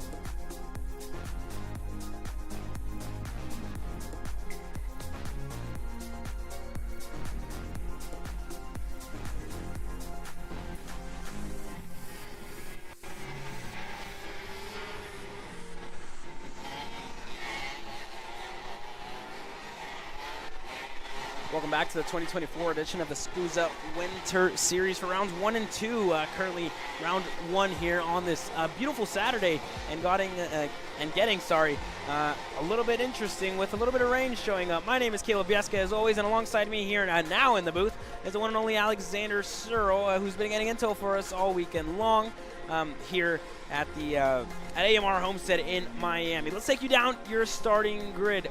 Michel Garrido, we saw him take the win in the pre-final here. In the first race for the KA100 Masters. Miguel Mir finishing second. Ruben Ravello is going to start third on that second row. Diego Rodriguez alongside him. Mario Dominguez starting on the third row with Lucas Iglesias starting in sixth. Alan Giraldi starting in on that fourth row with Scott Carapelti. Ademar Caligro, Luis Quinones not getting the start. Ben Rankin, Alan Ben Rankin as well. Carapelati, Juanidin, John Stansku, Sanchez, Gernster, Portillo, and Mingjian Zhu are going to start here your race for KA100 Masters. Into the tram lines we go for Garrido and Miguel Mir, this time by at a crawling pace into the tram lines. The green flag flies. Let's go racing here in KA100 Sr. A poor start for Miguel Mir on that outside row, and you see a little bit slick as contact further back in the field. One driver's around. Miguel Mir as well is around. A very slick racetrack here, Alexander, as many drivers have taken spins here early on. I mean, if there was any question on how much it rained in that last interval between sessions there, the question has been answered. It rained decently hard, more than I think people suspected with how hot it was. We thought the water would just evaporate off the racetrack, but I think it'll take a few laps for these tires to gain some temperature here. You can see how dark the racetrack has gotten in certain spots of the track. So a bunch of drivers have spun off. That's the 404 there of Lucas Iglesias. So Lucas, top 6 starter, he's going to be out of this one. Michel Garrido has been given a gift from the rest of these drivers here. He's got a handy lead over the drivers behind him. That's Diego Rodriguez and Ruben Ravello. Still in third place, Mario Dominguez up a spot. Luis Quinones, the biggest winner from that squabble there, up 5 spots. Elliot Van Rankin and Kim Carapelletti as well, up 5 and 7 spots respectively. Yeah, what a race start so far, right? For Michel Garrido, pretty much given the lifeline from the heavens with the rain, and Miguel Mir, his biggest competitor, falling all the way down outside of the top 10. So unfortunate there for Miguel Mir. To be exact, he fell back to 18th, 16 spots lost for Miguel Mir. Very, very unfortunate race start for him, but for Michel Garrido already opening up that gap to the second place of Diego Rodriguez and Ruben Ravello. 2 Alessandros racing. So it's a 1-2-3 for the Alessandros racing team out of Mexico. So a good showing for this team so far. Yeah, Rodriguez looks pretty quick, and he is. Yeah, purple lap, but it's taken from Ravello. So Ruben Ravello now goes purple. I mean, I'll tell you what this rain has done. As you see the 462 there. See if we can get a number to the name there. That is Alan Van Rankin. He was up inside the top 6. He's going to be out of this one. A bunch of drivers dropping like flies, and a few of them into the wall there, the exit of one, Caleb. Yeah, and I think that wall is now on the racetrack. So that wall definitely got moved on the race start, and now it seems like one driver got cut out by that. And it's definitely due to the fact that those curbs are probably super wet now with the fact that it rained. Let's take a look back at that race start. A very interesting race start. Let's see if we can get that instant replay here pulled up now of that race start. There you have it. You see a lot of drivers in contact there in a turn 1. A lot of these drivers coming together side by side and up and over. Miguel Mir went around. You see now multiple drivers are hooked onto each other. So very, very, very unfortunate race start for a handful of these drivers, Alex. Yeah, I mean, it all started with the outside lane didn't get a good jump, and then Miguel Mir, just an innocent bystander on the outside of turn 2 there, and you can see that wall is pushed on almost onto the racetrack there. So let's see if they can get that wall moved out just a little bit, because like you said, Caleb, with the rain and the way these curbs can hold water, I bet it's a little slick out there, and that's what caused the madness that we saw in the opening lap. But like I was saying earlier, what this rain has done to this race is brought into play the drivers who are struggling with too much grip, right? Because now the added bit of dampness to the racetrack has allowed these karts to free up a little bit. So the guys that are struggling a little bit to free up the go-kart, they don't need that much help anymore. Exactly. That was a great point, right? You saw points made by Austin Garrison and Ryan Norberg. They were expecting, with the new tire compound, for the track to grip up a lot more than it has. And obviously these KA Masters drivers are on a different tire compound than those X30 drivers, but they have expected this track to grip up and lay down more rubber than it has pretty much in the years prior. So now for these guys, it's really going to be a setup battle, and we're going to see who has the most grip in this in their go-kart. At the moment, it looks like Miguel Mir now continuing to work his way up the field after a very unfortunate start for him and continuing to make moves through this field, Alex. Yeah, this track is going to be equivalent to what you'd see on a Friday morning practice, right? Because now that the water has washed away a lot of the rubber, the rubber that's been laid down throughout the weekend so far. So this is going to be a very green racetrack for some of the competitors coming up later this afternoon. We see Garrido doing a 52.5, and Rodriguez and Ravello are quicker right now. So Rodriguez 2/10 faster than your leader last time by. Rodriguez, the man on the move right now, up 2 spots, looking to make it 1 more and possibly get a victory.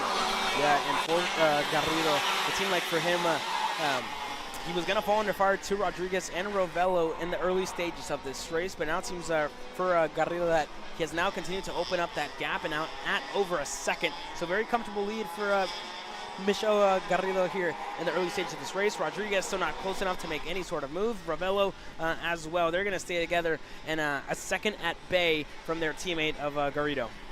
Yeah, I mean, it's a 1-2 for Alessandro. It's really making a 1-2-3 for that team. So it's a pretty dominant performance here in the KA Masters class. It could even be a 1-2-3-4, Alex, if I'm not mistaken here, I think.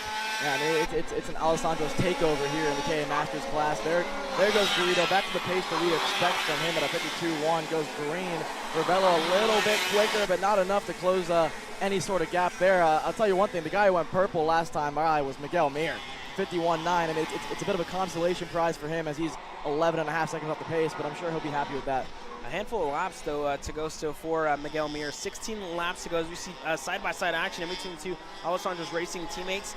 That's the 4:28 of Ravello, able to work his way around his teammate of Rodriguez. So Ravello now up in a P2 and giving the signal to Rodriguez for them to push forward and try to catch up to their other teammate in the lead of this race of Garrido. Yeah, Ravello clearly thinks that he has the faster go-kart in this stage in the race, and it's showing so far. He's pulled about a 2 to 3 kart length advantage over Rodriguez, and Michel Garrido goes purple, 51.7. Ravello with a 51.8, even with a pass. So that's pretty impressive for the 4:28 there of Ravello. So we'll see what he can do. 1.5 seconds off the pace. I mean, crazier things have happened. There's still a handful of laps, right? 14 to go in this one. So let's see what Ravello can do. Yeah, that time by for Miguel Mir, he was able to get ahead of Junaid Din. So now 6 spots only lost for Miguel Mir as he continues to try and work his way up the field. Let's go back and look at yet another instant replay of the action so far in this race. I think this could be Miguel Mir making a move here. Let's see what this is. Yeah, I think it's Miguel Mir there making moves as well, side-by-side action, and it's one of those drivers going outside and hitting the outside wall there. And you see got onto the rumble strips, wasn't able to work his way back onto the racetrack. Not too sure who that driver was. It could have been Kim Carapuletti, if I'm not mistaken. So I think he just got stuck on those rumble strips that are probably super slick right now with the rain that fell earlier on in between the intermission that we had in between classes just now, Alex. Yeah, I mean, it seems to be that this track is dried up essentially on the racetrack, but I saw some of those drivers go on the rumble strips during the exit of turn 1 and get a lot of understeer. So there's still a lot of water being held in those curbs, but last time around, Diego Rodriguez, purple, 51.4, almost 3/10 faster than your leaders last time by. The gap is closing. At this rate, it's not going to be enough, but let's see what these guys can do. Yeah, currently in P3, Diego Rodriguez, like you said, the fastest lap of the race, and now trying to pass his teammate for that P2 spot. Now, a little bit of an insight here with Miguel Mir, currently sits in that 6th spot and looking to make up yet another one on AMR Caligaro, who currently sits in 5th. So for Miguel Mir, looking to make more moves after an unfortunate start for him. Into turn number 1 we go, down the main straightaway. Caligaro sees that Miguel Mir is there, down the inside. Is Miguel Mir close enough? Not quite there for Miguel Mir, and made a little bit of contact there with Caligaro. Let's tune back in with our 2nd and 3rd place finishers as the battle continues to ramp up here for Miguel Mir, Caligaro, and Giraldi, who has been brought right back into play here in this battle for P5, Alex.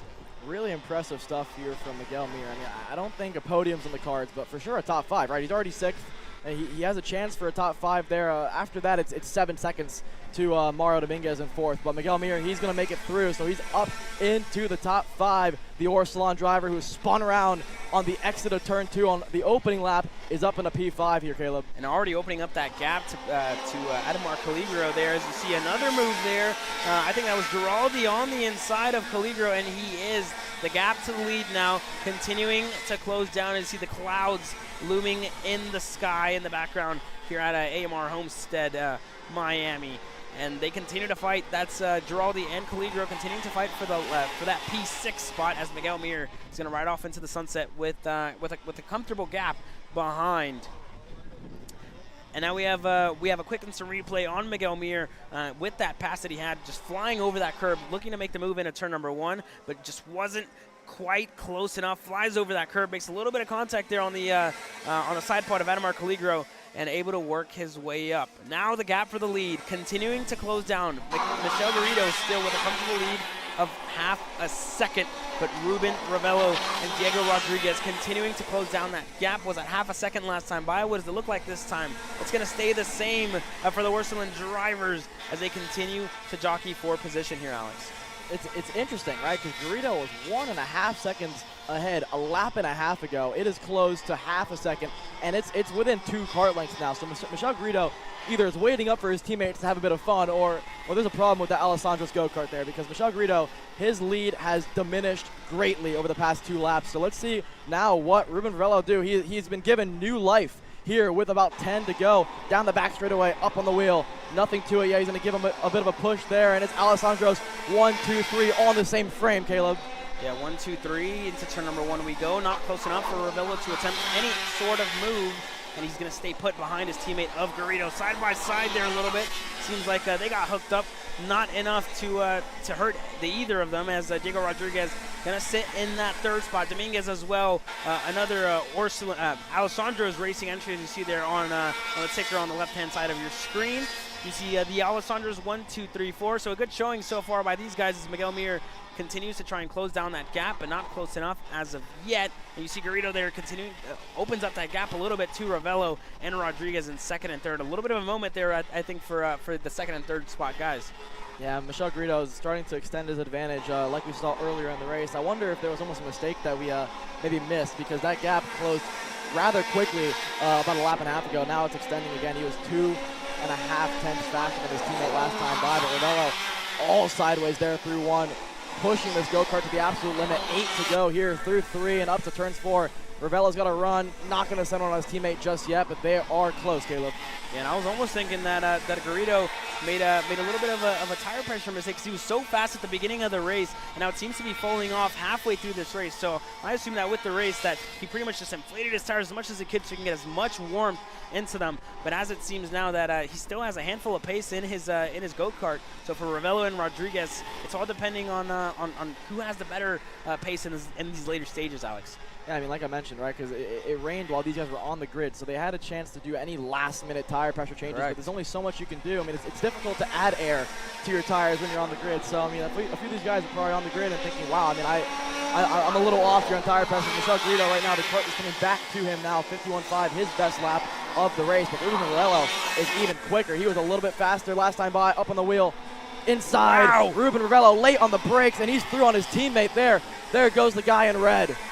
Out of nowhere, Ravello making the move down the inside on Garrido. A new leader here for the first time this weekend in this KA100 Masters class. It's going to be Ravello taking the lead of this race. Garrido still in 2nd, and Rodriguez kind of, licking his lips here a little bit, looking at the 2 guys in front of him fight as he's going to let them do their thing, and Rodriguez is going to be there to pick up the scraps. Yeah, let's see. I mean, at this point in the race, Rodriguez is going to have to get by Garrido, because it looks like Garrido just doesn't have the same pace that the likes of Ruben Ravello has here crossing the line. Ravello goes a personal best, 51.4, 4 tenths quicker than Garrido. But it's really just going to be who can be in the right spot at the right time. There's still 6 laps remaining. At this point, it seems like you want to be running 2nd, right? 3rd's a little bit too far back. to make anything happen with a lap to go. 6 to go, you can make things work, but Rodriguez has to make things happen for himself now. Yeah, a lot of people seem to believe that the second spot is the best spot to be when it comes to the final stages, the closing stages of any two-stroke race that we've seen in a lot of national series. But so here now for Garrido, he's in the best spot here. For Rodriguez, if he wants to be in a chance within the win, he's going to have to get up into that P2 spot and gonna have to get a little bit of a push from Garrido if he wants to catch right back up to Ravello, who seems to be opening up that gap little by little. Not significant, but Ravello is opening up that gap. On the exit of turn 12, though, there you see Garrido, a much better exit than Ravello, and down the inside, Garrido able to make the move real wide there by Ravello, and retakes the lead. And there goes Rodriguez. Big contact and a big off there by Garrido, who goes off the racetrack, and Rodriguez able to work his way around his teammate. Wow, Alex. Wow, just wow. The teammates collide there on the exit of turn 3, and Ruben Ravello, I mean, this is an incredible gift from your teammates now. His lead is 10-plus kart length. I mean, I can't believe that Ravello, for one, was able to hold the outside there in the exit of 1 with how wet the rumble strips seem to be. But, I mean, incredible effort there from both drivers. And Rodriguez, ever the opportunist, thought he had a move in 3. The door closed too early for him, and a bit of contact for the teammates, but all fair. Yeah, now for the 407 and the 426 of Garrido and Rodriguez respectively. Gonna have to work together, and just as I say that, down the inside goes Garrido. What a move, and contact in between the two of them. It seems like Garrido wasn't too happy with that. Throws the hand up in the air and wasn't too happy with that move, and I'm not sure if he's giving him a hand signal, signaling by, or giving him the hand signal to push forward as the teammates continue to fight here, Alex. What a move from Michel Garrido. It's the Alessandro's airline is what it seems like. I mean, he had 4 tires in the air and some. I mean, he seems to be driving with a bit of anger right now, is Michel Garrido, because he thought he had this race won halfway through it, and his teammates clawed up back to him, and maybe a little bit of unfair shoving, but rubbing's racing at the end of the day, and I'm sure there'll be handshakes at the end of this one. But Ruben Ravello out front, I mean, he can look back and see clear daylight to his teammates with 3 laps to go, Caleb. Yeah, and the craziest part to me is that all these guys have to go back under the same tent in 3 laps, you know? In 3 laps, you're all going to have to go back to the same tent and, you know, talk it out as friends and get ready to do this all over again tomorrow. As you see Ravello given a lifeline by the Garrido and Rodriguez, and he continues to run away with the race win here. The gap now stands at 2 seconds, and Ravello continuing to open it up as Garrido and Rodriguez continue to fight. For Dominguez, he's going to stay put there 2.5 seconds back in that 4th spot. And Miguel Mir, his progress up the field has become stagnant, 5 seconds back from the 4th spot of Mario Dominguez. Alan Giraldi still in 6th, Ademar Caligro in 7th, Elliot Van Rankin in 8th, Jesus Portillo in 9th, and Kurt Pilati rounding up your top 10. Let's take a look back at that move and that battle in between Michel Garrido and Rodriguez. What a move here. This is for, I think, the race lead here. What a move there. I think that's Garrido and Ravello going side by side. And, yeah, wow. Yeah, I mean, we see through turn 1 there, Garrido gives him maybe too much room there. Ravello holds the outside, and then Rodriguez thought he had an opening there, and Garrido just didn't expect it, right? Your teammates, you didn't think he'd race you that hard, and so Garrido returned the favor with a little extra spice there for that pass. And, yeah, Garrido threw back to P2, but there's too much to make up now with 3 to go to his teammate Ravello there. But I want to give a quick shout out to Miguel Mir, who the last few laps has been consistently 4 and 5/10 faster than the rest of the field. 51.2 was his purple lap a few laps ago. So the Orsalon driver absolutely flying. If lap 1 didn't happen, he'd probably be walking away with this one. And it just shows you that that Orsalon racing driver and that go-kart seem to be working really well here as make Michel Garrido now the fastest lap of the race, a 51.237, only 3/10 faster than Ruben Ravello in the lead of the race with 2 laps to go this time by. I don't think it's going to be enough for Michel Garrido to catch right back up to Ruben Ravello, who continues to run away with the race victory here. Rodriguez a little ways back from Michel Garrido, and Dominguez still staying put in 4th, and Miguel Mir, an unfortunate race start for him, but continues to chop down the gap to the leaders ahead. Yeah, Ravello right now 1.5 seconds clear of Michel Garrido, who, I mean, last time by, like you said, Caleb, 3/10 faster than the driver ahead of him. He also went purple, so Michel Garrido clearly still has pace in that go-kart. Unfortunately, this race doesn't have about 10 laps to go. It has 1 to go. White flag in the air for the KA100 Master Class presented by Alessandro's Racing. Last time by 2 more tenths taken out of the lead, but I mean, Garrido's gonna need 1.3 to have a chance in this one. Yeah, correct. He's definitely going to need to find a whole lot of time in this last lap if he wants to come away with a race victory. He's going to need a really uncharacteristic mistake from Ruben Ravello. Anything can happen here in this last half of a lap, but it's been Ruben Ravello. Wasn't him all day long. It was Michel Garrido, and unfortunately got the race win taken away from him by his own teammates. Ravello able to make the move, and Garrido as well. Rodriguez currently sitting in third. So as it stands, it's a 1-2-3 for Alessandro's, as Ravello now in the last 2 corners. The last straightaway here for Ruben Ravello. He has kept his nose clean and been perfect, made the moves when he's needed to, and Ruben Ravello wins in KA100 Masters. What a race finish here by the Alessandro's Racing team, and your KA100 Masters presented by Alessandro's Racing. Michel Garrido comes across the line and finished second. Diego Rodriguez in third. Mario Dominguez in fourth. Miguel Mir coming across the line with a little bit of disappointing race for him, coming across to finish 5th here, as Alan Giraldi finishing 6th. Adamar Caligro in 7th. Elliot Van Rankin across the line to finish 8th. A good race finish for him. In 9th, it's going to be Scott Carapoletti, and in 10th, it's going to be Jesus Portillo, Alex. Yeah, I'm trying to see some of the Kart and body language from the top 3 there. It looks to be all friendly to me. I mean, maybe a little apologetic, if anything, but like you said, Caleb, at the end of the day, they have to go to the same tent and do it again tomorrow. So I'm sure at the end of the day, there's going to be smiles on their faces. I mean, they had a good time. One of the best races of the day, I'd say, to be honest. So good performance by these guys, and it's Ravello on top. Yeah, of course. And the action is just getting started here at AMR Homestead in Miami. Don't go anywhere as we get a quick word from our partners here at Kart Chaser.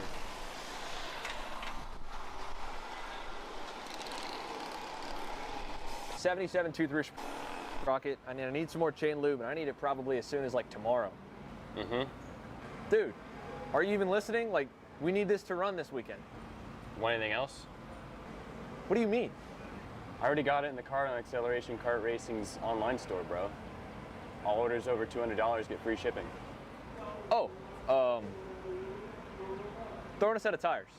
Done. Everything you need, all in one place, and shipped to your door for free on orders of $200 or more. Exclusions apply. Shop AKR.com.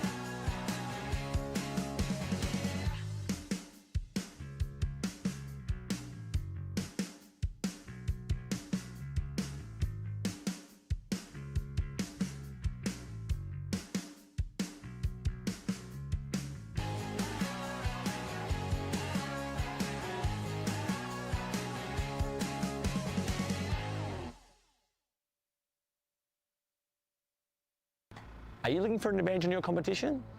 Well, Kart Class has done the hard work for you. We've traveled to your racetracks to give you the inside knowledge. So what does Kart Class offer? We've got drone footage that captures the racing lines, visual markers for your braking points, acceleration zones, and the best overtake opportunities on your racetrack. Pedal cam to show you where to brake and when to accelerate, and 360-degree footage to make sure you don't miss any parts on the racetrack. We've covered 13 racetracks in the United States, and Australia, you're up next. So visit kartclass.com to get your track information.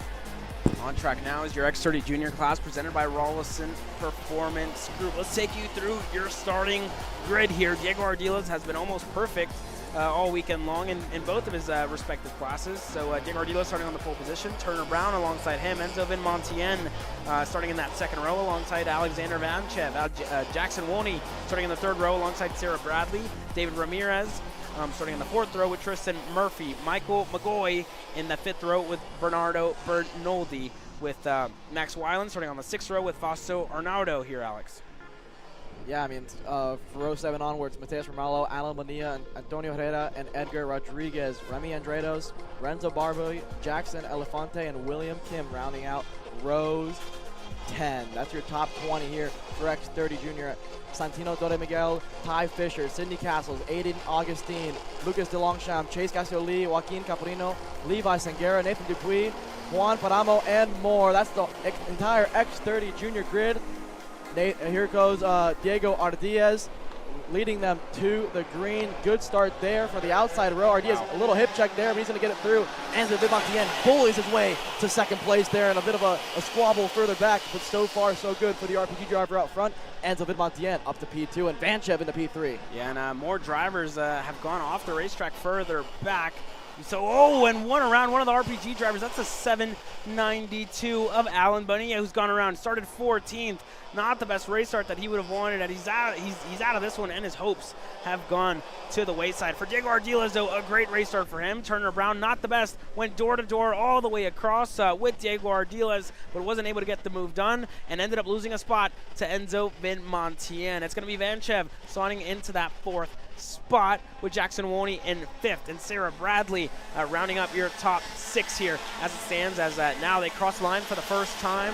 21 laps to go. A long one here. Turner Brown, Jackson Woney down the inside there on Vanchev. Turner Brown, yes, on the inside of Vanchev. I was mistaken there. So Turner Brown on the inside of Vanchev, now up in a P4, and Woney is the one that finds himself up in P3 here, Alex. Yeah, the speed concepts 3 and 4 now. This is going to be a good test for Enzo Vinmontien. I mean, he's in P2.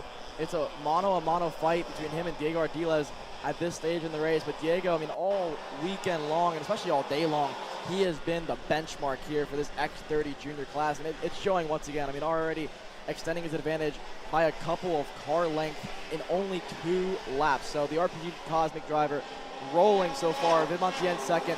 Here comes Jackson Woney third. Turner Brown fourth. Vanchev in fifth. And then an entire a posse of go-karts behind him. The battle is going to rage on here for the likes of Fausto Arnaudo and Sarah Bradley. Fausto's up 6 spots, started 12th, up to P6. Turner Brown, one of the only guys in the 49s that time by 49.7. He goes purple on the Speed Concepts OTK there. Yeah, and for Arnaldo, the lone inner MS go-kart entry here in the X30 Jr class. The stars of the future. Good to see these guys already very good racing. That's the 715. That's one of the Trinity Karting, one of the Kart Republics who goes side by side with Tristan Murphy and Bernardo Bernoldi side by side there, as Bernardo able to hold on to that 6th spot. Sarah Bradley right behind him, Tristan Murphy and company there. The fastest lap of the race though currently belongs to the Speed Concepts driver. And this time by Diego Ardiles goes purple. Vinmontien, and it cycles all the way down, and the fastest man on track, Alexander Vanchev, a 49.057 for the Zanella Racing driver. Currently behind Turner Brown and Jackson Woney, the 2 Speed Concepts Racing drivers are together here and continue to work together. As you see Jackson Woney, a little bit of a gap there to Turner Brown. Vanchev looking for a move, wasn't close enough to get it done in a turn number 5, and he's going to have to stay content here in that 5th spot. But for now, Alex, it still stands. Diego Ardiles with a commanding lead as it stands. Vinmontien, the Trinity Karting Group, Kart Republic factory driver, not able to close down that gap as of yet. Yeah, Vinmontien's got a tough task ahead of him, right? Because no driver has been able to take it to Ardiles at this stage in the weekend. And so far, it's looking to be the same sort of results there. As Ardiles goes purple for a moment, and then it's taken away by Turner Brown. Turner Brown is 2 seconds behind your leader there, and only half a tenth ahead of or quicker than your leader. So he needs to find a little bit more pace there to close the gap to Ardiles there. Turner Brown and Woney working very well together there. Speed Concepts 2 and 3. There goes inside Turner Brown. He's through to P3. Yeah, Jackson Warren's not going to put up too much of a fight as he sees his fellow teammate in turn Brown making his way down the inside there in turn 5 as we see two drivers collected. That's a 764 of Edgar Rodriguez, and if I'm not mistaken, I think that was Lucas DeLongchamps as well collected in that. I could be mistaken here, but Diego Ardila still in the lead, Vin Montien in second, and that gap now in between Jackson Warney and Vin Montien continuing to close down. Turner Brown going to lead the second train here, and Flyers continuing to be set here. Diego Ardila is a 48.881, the fastest man on track as it stands. Vin Montien 2 seconds a lap slower at the moment than Diego Ardila, as Turner Brown still holding on to that third spot here, Alex. Yeah, now we get a look at Fausto Arnaudo there, still up 6 spots, but I think he's under fire from Tristan Murphy there on the inside of turn 5. There's a look at your 3rd, 4th, and 5th place drivers who are right now catching the likes of Ezra Vidlancian. And yeah, for sure, Arnaudo lost 2 spots from 6th to 8th, and Tristan Murphy up to 6th. Sarah Bradley up to P7. So the lone inter-MS go-kart here in the X30 Jr category. He was up a few spots, now he's back down to P8, up on the wheel, trying to get a bit of a toe there on Sarah Bradley, one of the many Speed Concepts racing drivers here in this category. There's Alexander Danchev all over the rear bumper of Jackson Wolney, who's lost ground to Turner Brown, and Turner Brown has gained ground on Enzo Vidlancian, who is also losing ground to Ardiles. Yeah, and as you were talking about Turner Brown, he set the fastest lap of the race, a 48.650 for Turner Brown, lapping quicker than anybody else on track, 2/10 of a second quicker than his teammate in Jackson Warney, who sits in 4th and continuing to fall under fire to Alexander Vanchev. On your screen, that was Arnaudo making up a spot to Sarah Bradley, who falls back into that 8th spot. Tristan Murphy still in 6th. This time by for Enzo Vin Montien, who's now going to fall under fire to Turner Brown. Welcome to the party and to the top 2. Turner Brown looking down the inside. There goes Turner Brown and clear. Turner Brown up in a P2. Vin Montien back in a P3, and once again another flying lap there, half a second quicker than Enzo Vin Montien was Turner Brown that time by a 48.542, half a second quicker than Enzo Vin Montien that time by. And as you saw, Turner Brown made the move there into turn number 1. Turner Brown coming off of a Super Nats victory. He is absolutely flying. Last couple of laps, he's gone purple 3 laps in a row. I mentioned he was 2 seconds behind Ardiles about 4 laps ago. It's 1.5. I mean, if he can keep this pace up for 14 more laps, there's a shot that we have a race on our hands here, guys, because Ardiles needs to keep pushing. I mean, what's been impressive with the RPG driver, though, is that he's doing these exact same lap times without the help of the toe, right? So now Turner Brown, this is the first time all race long that he hasn't had the help of somebody in front of him to chase and to draft off of. So, I mean, it shows lap time-wise that Ardiles goes a personal best 48.6 versus Turner Brown's 48.6 as well. So if they keep matching each other, it's not going to pay dividends for him later on this race. Yeah, for sure. So for Diego Ardiles, he has a comfortable lead, but he can't get too comfortable because he needs to really start to set in those lap times. Diego Ardiles and Turner Brown are putting down identical lap times. So if this stays the same, Ardiles can really hold on to that gap little by little, and it's going to come down, but it's not going to be really significant for Turner Brown to make up any ground as he continues to open up the gap to Enzo Vin Montien, who seems to be struggling for pace in the middle stages of this race. For Jackson Wolney, a fellow Speed Concepts racing driver to Turner Brown, currently sits in that 4th spot and losing ground to Alexander Vanchev, this time by 3/10 quicker than Turner Brown was 3/10 quicker than Diego Ardiles, a 48.466. Turner Brown just cannot stop setting those flying laps here, Alex. Something to note, though, Ardiles, that was one of the first times all race long where he didn't improve lap time, that the lap times are starting to go back the opposite direction from where you want them to go. The rest of the drivers, Turner Brown, Vin Montien, Wolney, they were all personal bests, and they were all faster than Diego Ardiles. So right now, Ardiles, who knows, his kart might be starting to fall off a little too early. Still 12.5 to go, and Turner Brown has made that gap 1.2 seconds. So if these guys can continue to, put the pressure on Ardiles, we could have a major race on our hands here as they round turn 12. It looks to me like Turner Brown's closer again. Let's see. Across the stripe, 48.4 for Ardiles. What a lap for him. 48.5 for Turner Brown. So Ardiles actually extends the advantage by half a tenth. So Ardiles answers back. Yeah, maybe a little bit of a bobble there. Diego Ardiles 2 laps prior.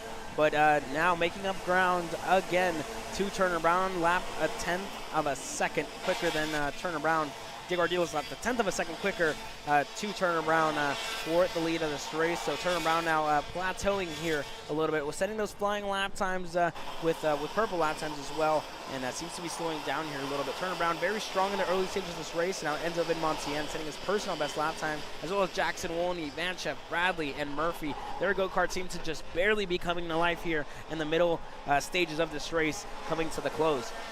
Yeah, Diego Ardiles is answering the call as it stands, matching the lap time of Turner Brown, doing exactly what he needs to do to get into victory lane in about 10 laps time there. Vanchev still trying to find a way around Jackson Wolney, who is catching up to the rear bumper of Enzo Vidmontien, who hasn't lost sight of Turner Brown ahead of him. So, I mean, anything possible for these top 5 drivers. But so far, so good for the RPG Cosmic out front in Diego Ardiles. Yeah, a very stagnant field here as it stands for many. Also, Arnaldo still in that 8th spot with Matteo Shimalo in 9th, Michael McGoy in 10th, losing a spot there early in this race. Tristan Murphy still in 7th. So the field rather stagnant, rather quiet at the moment, but for Turner Brown, definitely trying to make amends here and trying to close down that gap to Diego Ardiles in the lead. For Enzo Vidmontien, personal best lap time for him of 48.539, but it's not enough to continue to close down that gap to Turner Brown in second. For Wolney, Vanchev, Bradley, and Murphy, once again, they continue to set in their personal best lap times, but it's not enough to challenge the commanding lead that Diego Ardiles has here at the moment, Alex. Yeah, 48.5s across the board for your top 5. So, I mean, at this point, they are all matching to the lap times, doing just enough to maintain the gap is Diego Ardiles. Vidmontien is starting to fall to the clutches of Jackson Wolney, who's now in range of a draft, at least a lazy toe, we call it. So Wolney now expects him to be closing into the Kart Republic driver anytime soon. Vanchev starting to fall off a little bit from the speed concept driver. Look at Turner Brown. He looks to be closer than Ardiles. He is. 48.4. He goes purple. 2/10 quicker than your leader. It's a second between your top 2. He's almost in range now of a possible draft. Wow, you have really good eyes, Alex, because I didn't see that. And there you go, Turner Brown, fastest lap of the race, a 48.409, 2/10 of a lap, 2/10 of a second quicker than Ardiles. And now you see that gap that you mentioned continuing to close down for Turner Brown. Hopefully he doesn't run out of time here with 8.5 laps to go left in this X30 Jr race presented by Rollison Performance Group.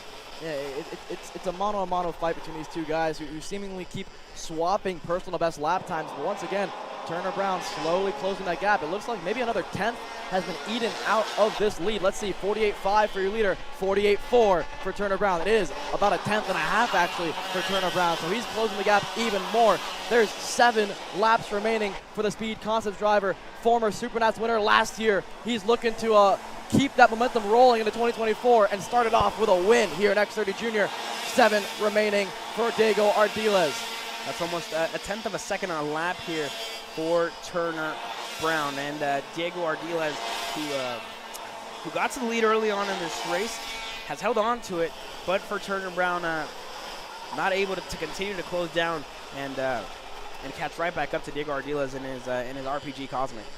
Yeah, let's see. It looks to me like Turner Brown once again starting to take little chunks out of that lead, maybe matching the lap time this time of Diego Ardiles. 48.6, 48.5 for Turner Brown, another 10th.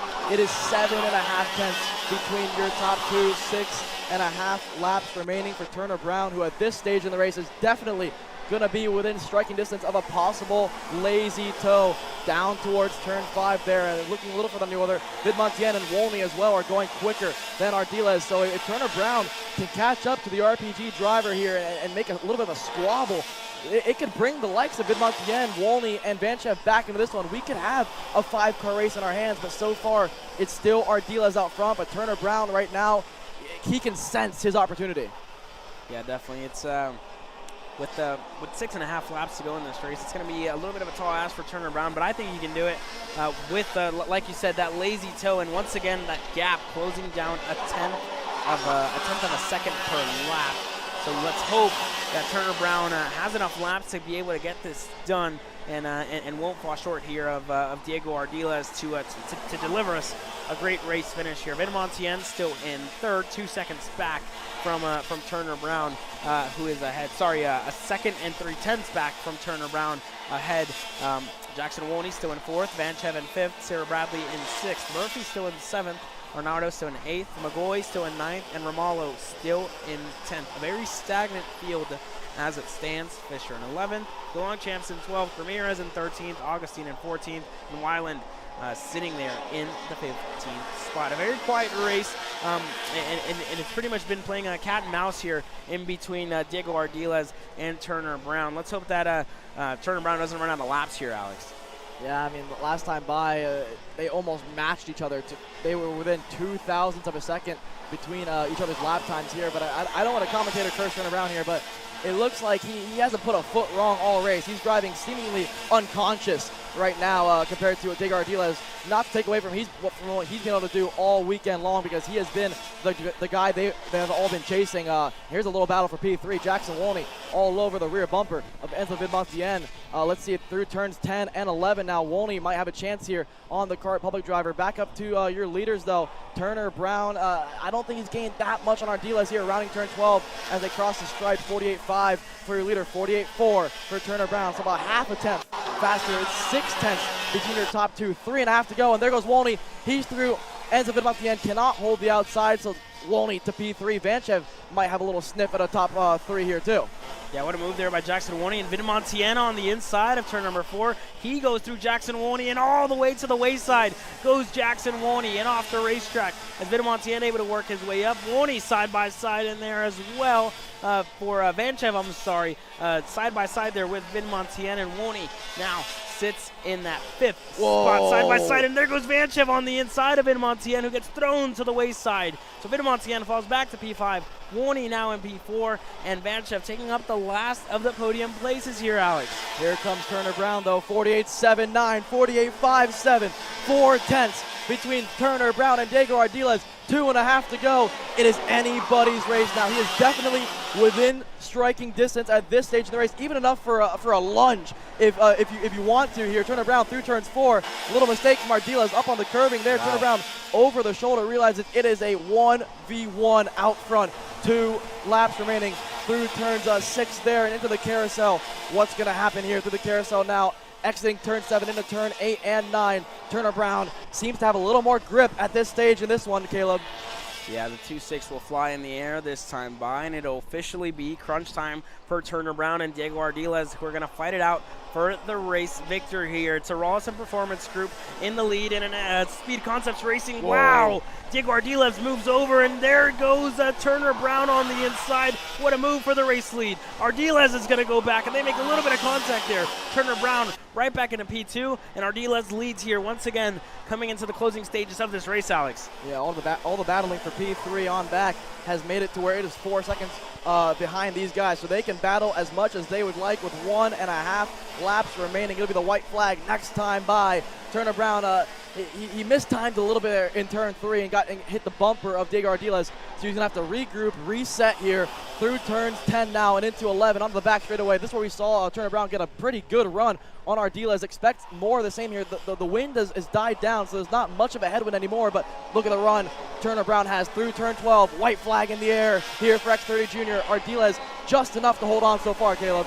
Yeah, just enough to hold on here for Ardiles. That time by, Turner Brown wasn't close enough to attempt any sort of move into turn number 1, but we know turn 5, the most characteristic and most common place to overtake it. We've seen people lunge from ways back. Let's see if Turner Brown is going to go for a move here in turn number 5. Not close enough. Whoa. He's going to do it. Like I said, turn number 5, Turner Brown down the inside on Diego Ardiles, who gets a little bit loose there on exit into turns number 7 and 8. It's Turner Brown who's going to lead us away into turn 9, the final set of corners. Turner Brown out of nowhere in turn number 5. I don't even think Diego Ardiles saw him coming. Into turn number 11 we go. It's still Turner Brown. One more corner to go. Ardiles not quite close enough to make a move on Turner Brown. And across the stripe, a last lap overtake. Turner Brown's going to take the win here in X30 Jr.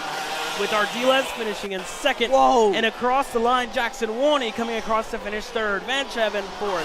Vidmontien across the line to round up your top 5 here. An unfortunate end of the race there for Vidmontien, who comes across only with a top 5. Sarah Bradley across the line in 6th. Tristan Murphy in 7th. Ty Fisher in 8th. Michael McGoy in 9th. And David Ramirez is going to round up your top 10 here in your X30 Junior class presented by Rollison Performance Group. Yeah, before I talk about your winners there, because obviously Turner Brown was the highlight of that one. We saw Ty Fisher celebrating a P8 there, and that's because he was up 14 spots. So Ty Fisher, what a run for him. But how about Turner Brown leading one lap, but it's the one that counts. Speed Concepts on top here. Diego Ardiles, like you mentioned, I don't think he saw that coming. I mean, he was 3 to 4 kart lengths back. I mean, last of the late breakers there, Turner Brown. What a lunge, what a move. He's your victor here in X30 Jr. Yeah, and Turner Brown and Diego Ardiles really delivered that race. The Speed Concepts Racing and a Rollison Performance Group OTK. Maybe that's a little preview of what we're going to see later today. Maybe Austin Garrison, Ryan Norberg, Donovan Bonilla, or a handful of other drivers as well. But let's take a look back real quick at the replay of the last 2 laps of that action-packed X30 Jr class. There you see Turner Brown continuing to close down the gap. Wasn't close enough there. He was close enough and was able to make the move this time by. And wow, what a move. And there you see Ardiles able to get him back and over the curbing there to retake the lead there. Now, at this point of the race, it's important for Turner Brown to recollect and reset here, Alex. Yeah, I mean, what a lunge there from Turner Brown, though. Like you mentioned, I mean, that is one of the spots that characteristically we have seen drivers in the past. We've seen it today as well. Come from 3-4 car lengths back and make it work, and that's just because the way the rubber's laid down and the way the grip is on that racetrack. And Turner Brown took advantage of it. I mean, he clearly knows how his brakes work compared to some of the guys around him. So obviously, what a move there for him. But you know, we saw it earlier in that recap there. I mean, I thought when he hit the bumper of Ardiles with a lap to go, I thought that was going to be too much of a gap to make up. But Turner Brown stretching his legs a little bit there on the field and proving that he indeed is back from victory there in Super NAS last year. Yeah, correct. A very, very good race finish there by Turner Brown and Diego Ardiles to cap off that X30 Jr class. Coming up next, you have your Pro Shifter class here with Alan Isambard able to get the better of Danny Formal in that first in the pre-final, and Danny Formal going to have to be content to start on the outside here for the main event and the final. Morgado starting in further back. I think Saraceno starting P3 and Morgado starting further back. And let's go down to the scale lines here with the one and only Xander Clements catching up with some of our stars of tomorrow.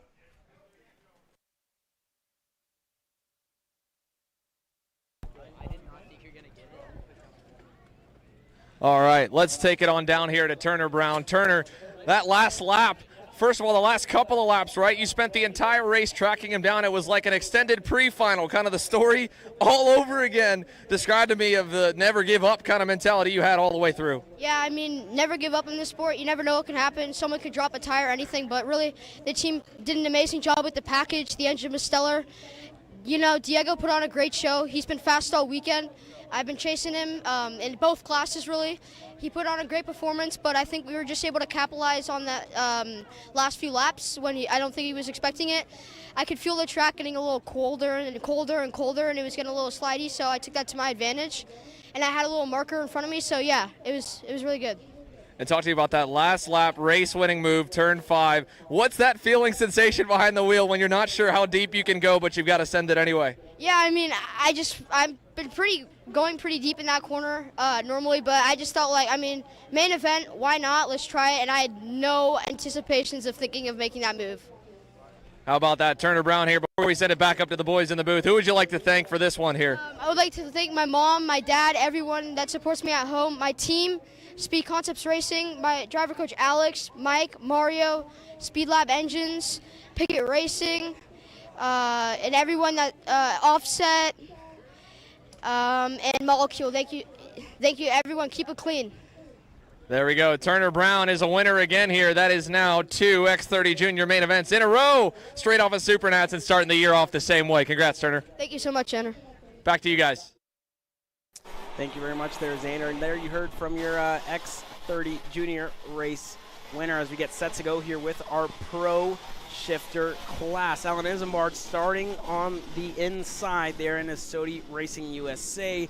Starting on pole position, Danny Formal on his outside. Starting alongside him on the first row, Vincenzo Saracino able to get around Matheus Morgado in the pre-final. So it's going to be a second row start for the two of them. Anthony Martella starting on the third row alongside Gavin Bailiff, stalled in the pre-final start. So not the best start for him, as now Justin Garrett going to start on the fourth row with Nicholas DeAndrea. Justin White starting on the fifth row with Ram Narayan. Michael Riccio starting on the sixth row with Charles Robin. Cooper Becklin out early in the pre-final. Going to start on the seventh row with Skitchy Barnes and Frank Runco. Rounding up your field here and pro shifters, Xander. So we saw Danny Formal unfortunately lose the whole shot in the run to turn number 1 in that pre-final, but be able to over-under Alan Isambard to get the lead by turn at number 2. Now we've seen a little bit of rain hit the racetrack. It's a little more slippery to get that kind of crazy launch while turning the wheels. What kind of start are we in for here in Pro and Master Shifter, presented by PSL Karting and Inter MS? The field is set in line.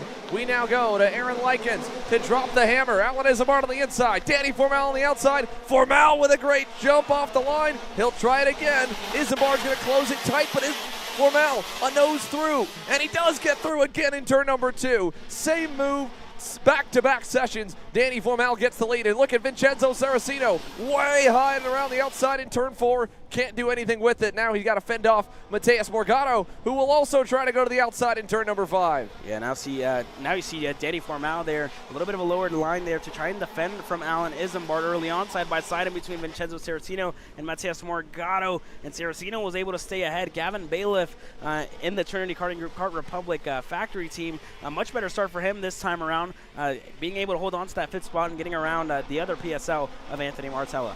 So we'll put a lap in the books here. The big guy leads us as Bailiff going to look to the inside of Matheus Morgado for 4th. Gavin Bailiff is through, and Morgado struggling to hang on to it as Martella gets a bit of a wheel there from Justin White, who's working his way back up the grid after getting involved in that crash when Bailiff stalled in the pre-final, as Morgado sends it down the inside in turn 4. Back into the 4th spot. Bailiff ready to answer again. No, Morgado covers it off in turn 5, and that'll stack him and pack him through the infield section here. So now Vincenzo Saracino, with the most breathing room he's ever had, back to Matheus Morgado, and that can just focus on putting good laps together to try and hang on to the coattails of the top 2. Yeah, correct. So for Vincenzo Saracino, getting a little bit of breathing room, like you said, to Matheus Morgado and Gavin Bailiff now. But Saracino not too far off of Alan Isambard as the lap times continue and start to come in for Danny Formal, Isambard, Saracino, and company. So Gavin Bailiff still very much on the coattails here of Matheus Morgado as it stands, Xander.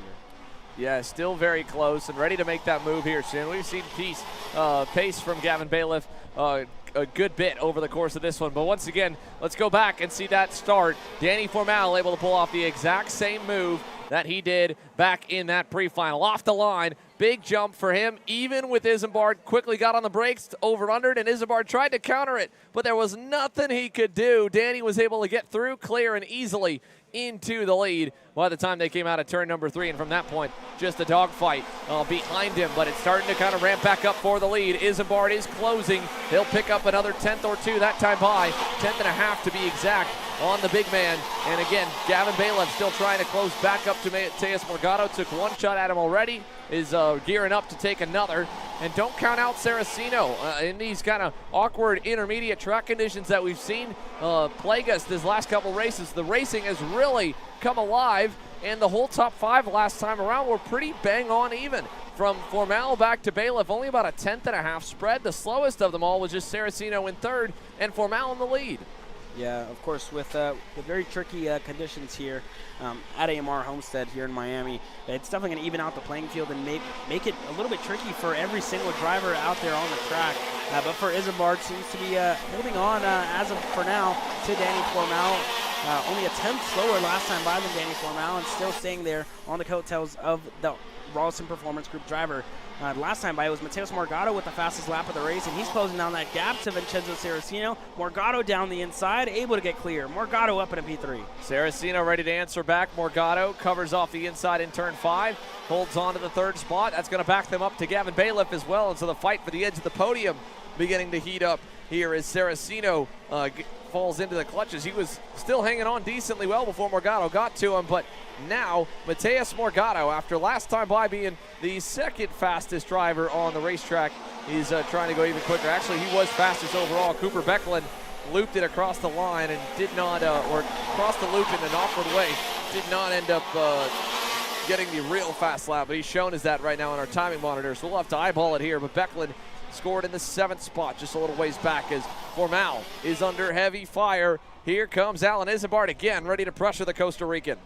Yeah, Alan Isambard already looking for a move in at turn number 5, not close enough. Over-under wasn't there that time by. Formal took a look over his shoulder. He saw that the black and orange Sodi Kart already now on his rear bumper. So for Danny Formal, he's going to know that he has to pull something out of the bag to keep Alan Isambard behind.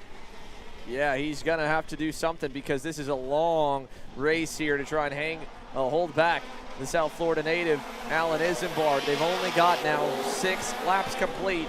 The good news is that, at least for Formal's case, 3rd, 4th, and 5th are still relatively close. And with the track just getting better and better, he's not as stuck to the floor as he was earlier today, because you can still see damp parts around the outside of the circuit. So with a gap of 1.5 seconds back to Mateus Morgado, can Danny Formal keep Alan Isambard at bay is the ultimate question. If he can hold him off for probably about another 5 to 7 laps, Morgado, Bailiff, and Saraceno should all be able to get there. And while we've gone back to the lead, Gavin Bailiff did also get around Vincenzo. So Gavin Bailiff up to 4th, Vincenzo Saraceno back to 5th, but still close there, a couple car lengths back. Yeah, correct. So in this, I guess in these early stages of the race, not the best start for Vin. He had a good start, whoa, but whoa, Alan Isambard down the inside and clear in turn 1. A late move there, got a big run on the big guy, and he gets through. And now does Formal send it back on him in turn 4? Isambard's not going to give him the chance. He covers it off with just about a lane lower. And Isambard catching me completely off guard there. Wasn't even expecting that move, and Isambard out of nowhere caught Danny Formal off guard there as well. And now on the rear bumper of Isambard goes Danny Formal, looking to get that spot back here for the lead. Yeah, over to turn 9. He stays low. Here comes Morgado more and more into frame. 1.4 seconds back last time. They pulled away up until that point. Now, Danny Formal trying to hang on to Alan Isambard, who is going to put a win over the reigning Supernats champ and a former FI world champ here at his home racetrack if he can continue to drive away through turn 1. Formal closes here, but again, such good speed out of that Sodi in the center of the corner. Very reminiscent of Amelia Denner during the heat races in Vegas, and regardless, reminiscent of Alan Isambard over the last few years of being so fast, as A.J. Myers put it. Into 5, this time a little bit more narrow, but not as much as before, and he's inching out that margin over the 37. Correct, and as you mentioned, A.J. Myers, his pick to win this race was Alan Isambard. He said that Alan gave him the run for his money last year, and now you see Alan Isambard giving a run for Danny Formal's money here to the former Supernats champion, as now Isambard goes defensive down the inside in turn number 12. Is Danny close enough? Morgado closing down the gap as well. Is Formal looking for a move in turn number 1? Not close enough to get it done, and he's going to stay content in P2. But that gap to Morgado continuing to close down here. Xander setting his personal best lap time of the race for Mateus Morgado and Gavin Bailiff in 4th. Yeah, Bailiff of 46.5, Morgado of 46.4 by defending. Isambard and Formal at 46.9. Wow.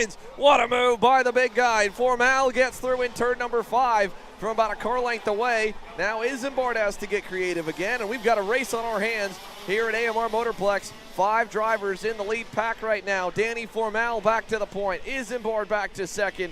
Morgado still closing in 3rd. Can the PSL Karting Bureau Art driver get a win on debut out of the final turn? We're 10 down, 12 to go here in the main. 12 laps to go, and they've delivered a handful of action here so far in these early stages of the race. Alan Isambard seemed like he wanted to defend, but Danny Formal really sensed it, was committed to go down the inside in turn number 5, and Alan Isambard just had to back out and give the spot to Danny Formal. Is Isambard going to get him back? Formal goes defensive. Isambard looking for a move around the outside, and they're stacked and packed now. Morgado joining the party, and Gavin Bailiff there as well with Morgado, Isambard, and Formal in his sights.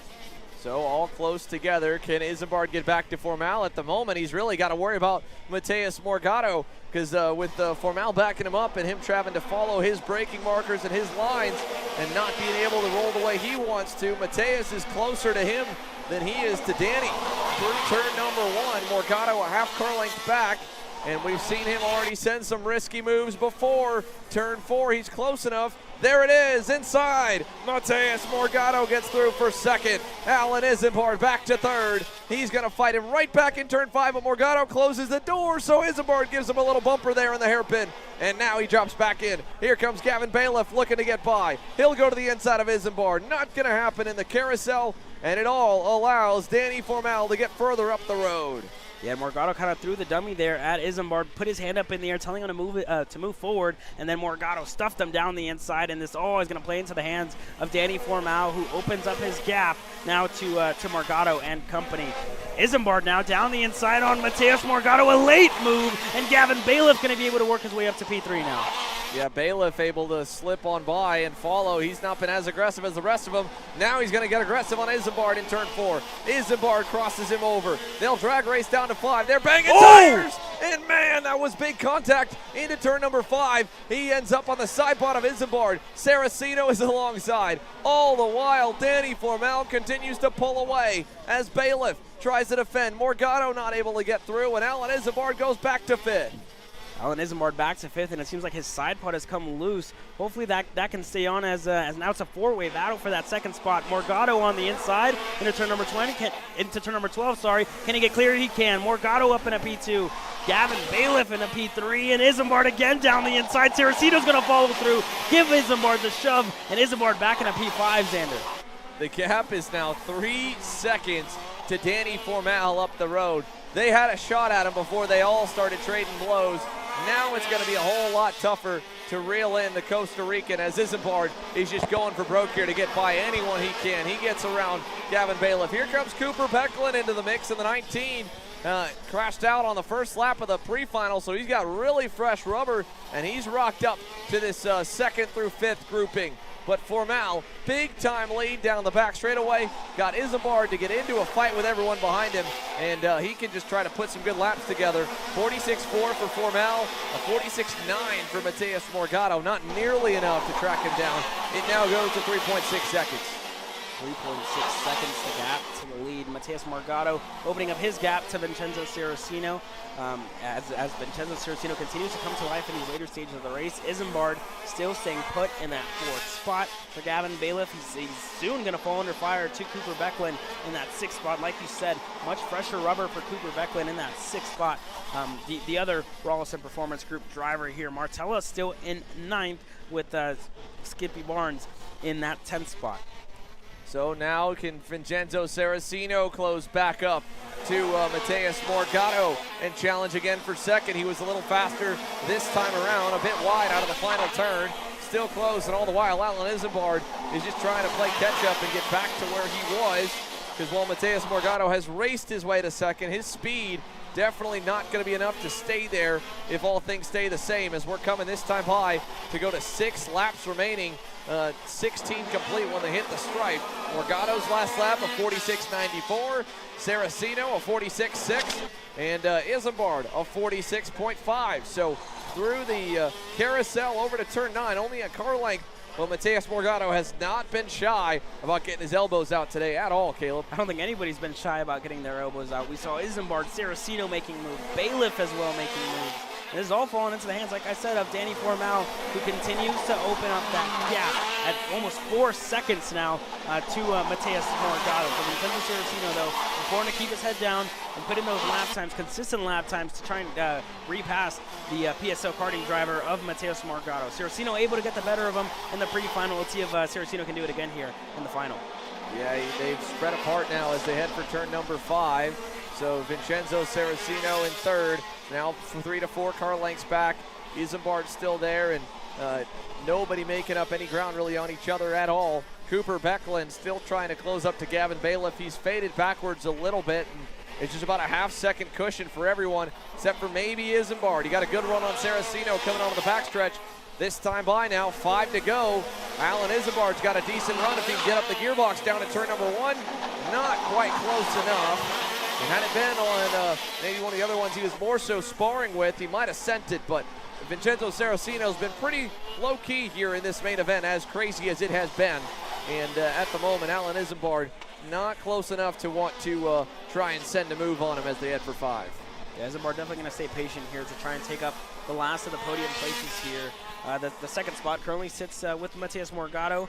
Seems pretty comfortable ahead of Vincenzo Saraceno, who was not close enough to attempt anything on Morgado. But Isambard and Saraceno seems like the closest battle on track here at the moment for the last of the podium places, as Isambard is going to make a move into turn number 12. Not close enough, but turn number 1 is going to be the best shot here for Alan Isambard. He does. Goes low, side by side. Isambard down the inside in turn number 1. Isambard up in a P3. So put him back on the box. Next up's Matias Morgado. They've got into it already, and Alan is quite a bit faster. With 4 laps to go, can Alan Isambard track down the Brazilian? There's the margin from second to third. Danny Formal still too far out in front for anyone to catch. It'll be a battle to see who joins him on the podium later on this evening, as Saraceno almost into the back of Isambard, who did. Just touched him, had to kind of get out of the power for a moment, and that's allowed Gavin Bailiff to get some new life to try and charge for 4th. Yeah, of course, for Bailiff, it's going to be important for the 3rd and 4th spot of Isambard and Saraceno to continue to fight if he wants a shot of going 1 spot better up in a P4, but not close enough as of yet.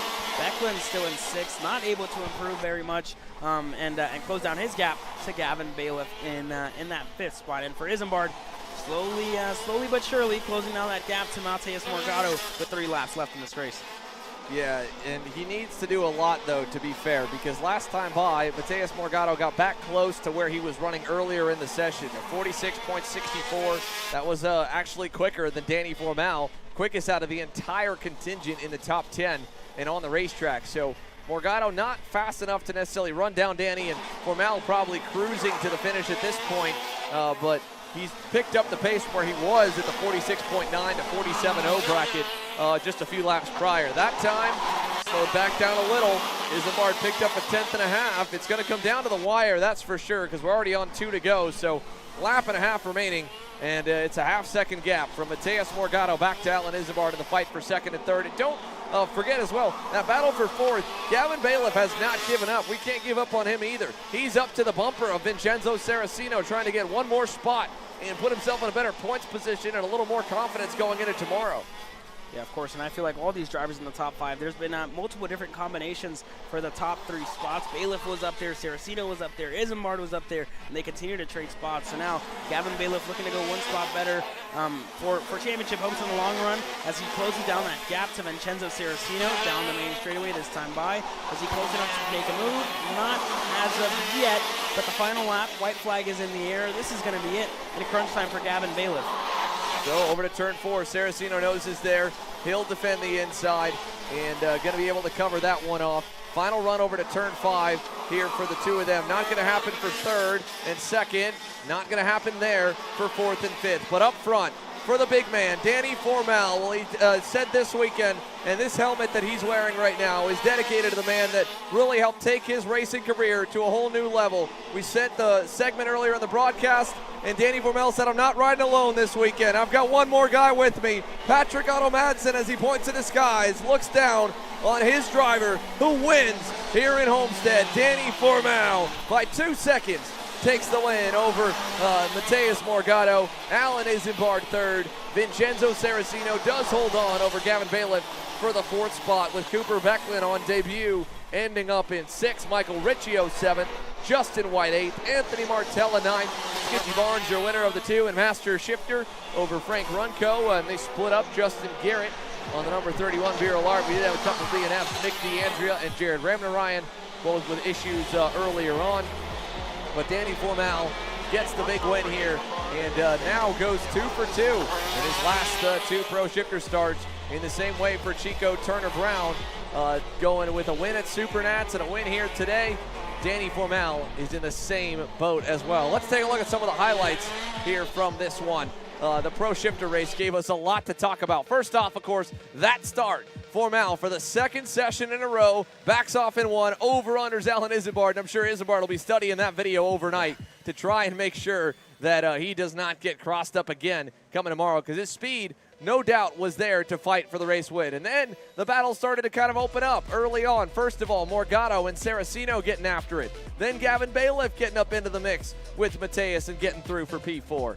And then further on here down the order. But before that, folks, let's go down to the scale line because we've got some chatter going on down here. We'll take a pause from the highlights. And it looks like not all good in paradise there with the way everyone was talking in that one. So,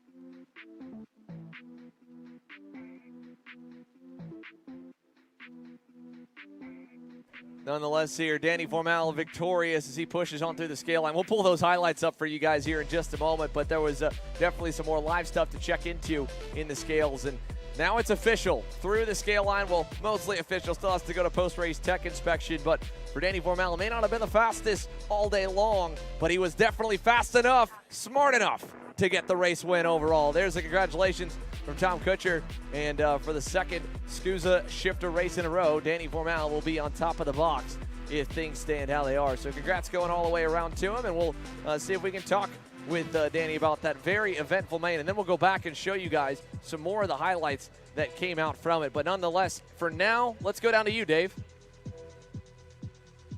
Yeah, Danny, that was such an exciting race, but you said it yourself. This one's got to mean a little bit more because you weren't just the only one riding in that cart today. Yeah, man.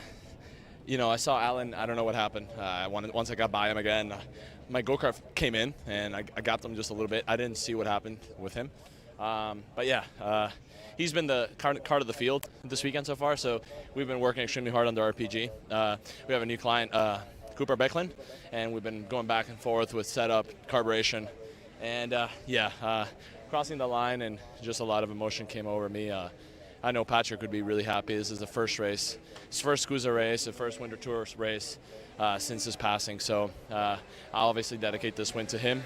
So yeah, super happy, grateful for RPG, my mechanic Patrick, also Mike, Big Mike, and Alberto, OTK, and everyone under the tent. Danny Formal ended 2023 with a win, starts 2024 with a win. X30 next. Yeah, there it is. David Land said it. Let's take a look here for your Pro X30 division. Donovan Bonilla. We've got a lot of highlights we're definitely going to show you, so stay tuned for more of those to go back on. But for now, let's see how they line up. Bonilla won here a year ago, trying to do his third national win and go 2 for 2 coming off the Supernats. To do it, he's got to hang on over this stacked grid. DeTulio, Norberg, Rivera, Garrison, Nevo, and everybody else round in the final turn. It's time to go racing here as the field begins to form up out of the last corner. Couple drivers off, but we're good. Green flag in the air down to turn number 1. Who gets through? Can they all survive? Ooh. A couple wide. There goes Josh Holtz into the wall. There's 2 or 3 more collected there in the first corner. Not a good start for Josh Holtz as he gets collected here, and it's a RPG 1-2 already. Ryan Orberg sliding up in a P2, Garrison in P3, DeTulio, a clean start for him in P4, and Diego Ramos already making moves up in a P5 here, Xander. Yeah, Diego Ramos, there's another one to kind of hang on over Paulie Massimino. Ryan Norberg right on the bumper of Donovan Bonilla, and does he go to the lead early? Had a little look there in turn 9. Austin Garrison avoids the chaos again here as he did in the pre-final, slips his way through the grid from 5th to 3rd. And he's looking right on the bumper of the 2 Cosmics as Norberg wants the lead. He'll take it at the end of lap 1. Ryan Norberg to the lead. Austin Garrison on the bumper of Bonilla as they go down to turn 1 with DeTulio close. And back behind them, Ramos under heavy fire. Massimino is through. Paulie with a good jump in turn 1 to get by. And it seems like Norberg has a handful of pace in that RPG. As there goes Garrison down the inside on Bonilla. DeTulio going to go down the inside and move Bonilla to the wayside. Ernesto gives a signal to his fellow countryman to continue to work his way further up the field with Paulie Massimino there as well. And that's, if I'm not mistaken, I think that's Nevo who worked his way around down the inside on Diego Ramos. Yeah, Diego Ramos going backwards early as Norberg leads over Garrison and DeTulio. And we are just getting started here with the Speed Lab Racing Engines Pro X30 main. down the backstretch. Ryan Norberg trying to end the winless drought that goes back to October of 2022. And the battle behind is going to make it a little easier as they fight for third. Massimino going by Bonilla. He's doubled to the edge of the top 10, but Checo, Ernesto Rivera goes by. Nevo able to follow. And now Ramos and Massimino stuck together there at 5th and 6th still as Norberg leads the top 3 further up the road. Yeah, and Jacob Kolar able to make up some spots as well. Up in a P9, we know his pre-final wasn't the best that he would have wanted. Went from pole to 12th, and now it's really it's a long ways back up to the front of the pack for Jacob Kolar, who finds himself in P9 here, Xander. Yeah, decent start. He'll take another one as he goes by Ramos. Ramos again tried to cross over Kolar just as he did in that pre-final. Kolar made sure none of that. And look at Harley Keeble staying in the mix as well as he closes up. While out front, battle for 4th. Nevo is through on Rivera. Massimino now looking to go on Ernesto. Down the inside, not close enough. But Thomas Nevo able to move up to P4. That was a good lap last time for him compared to Ernesto, but everybody's still picking up a lot of time as this race goes on, and it's so early. Any bit of battling we see at the front of the field could really change things. At the moment, Norberg a little quicker than Garrison, and now Ernesto Rivera going to wave by Paulie Massimino saying, hey, you know what? I see that I'm not quick enough. I don't want to fall back 5 spots. I'll give you 1. That was a smart veteran move from the senior rookie. I'll give him a lot of credit for that.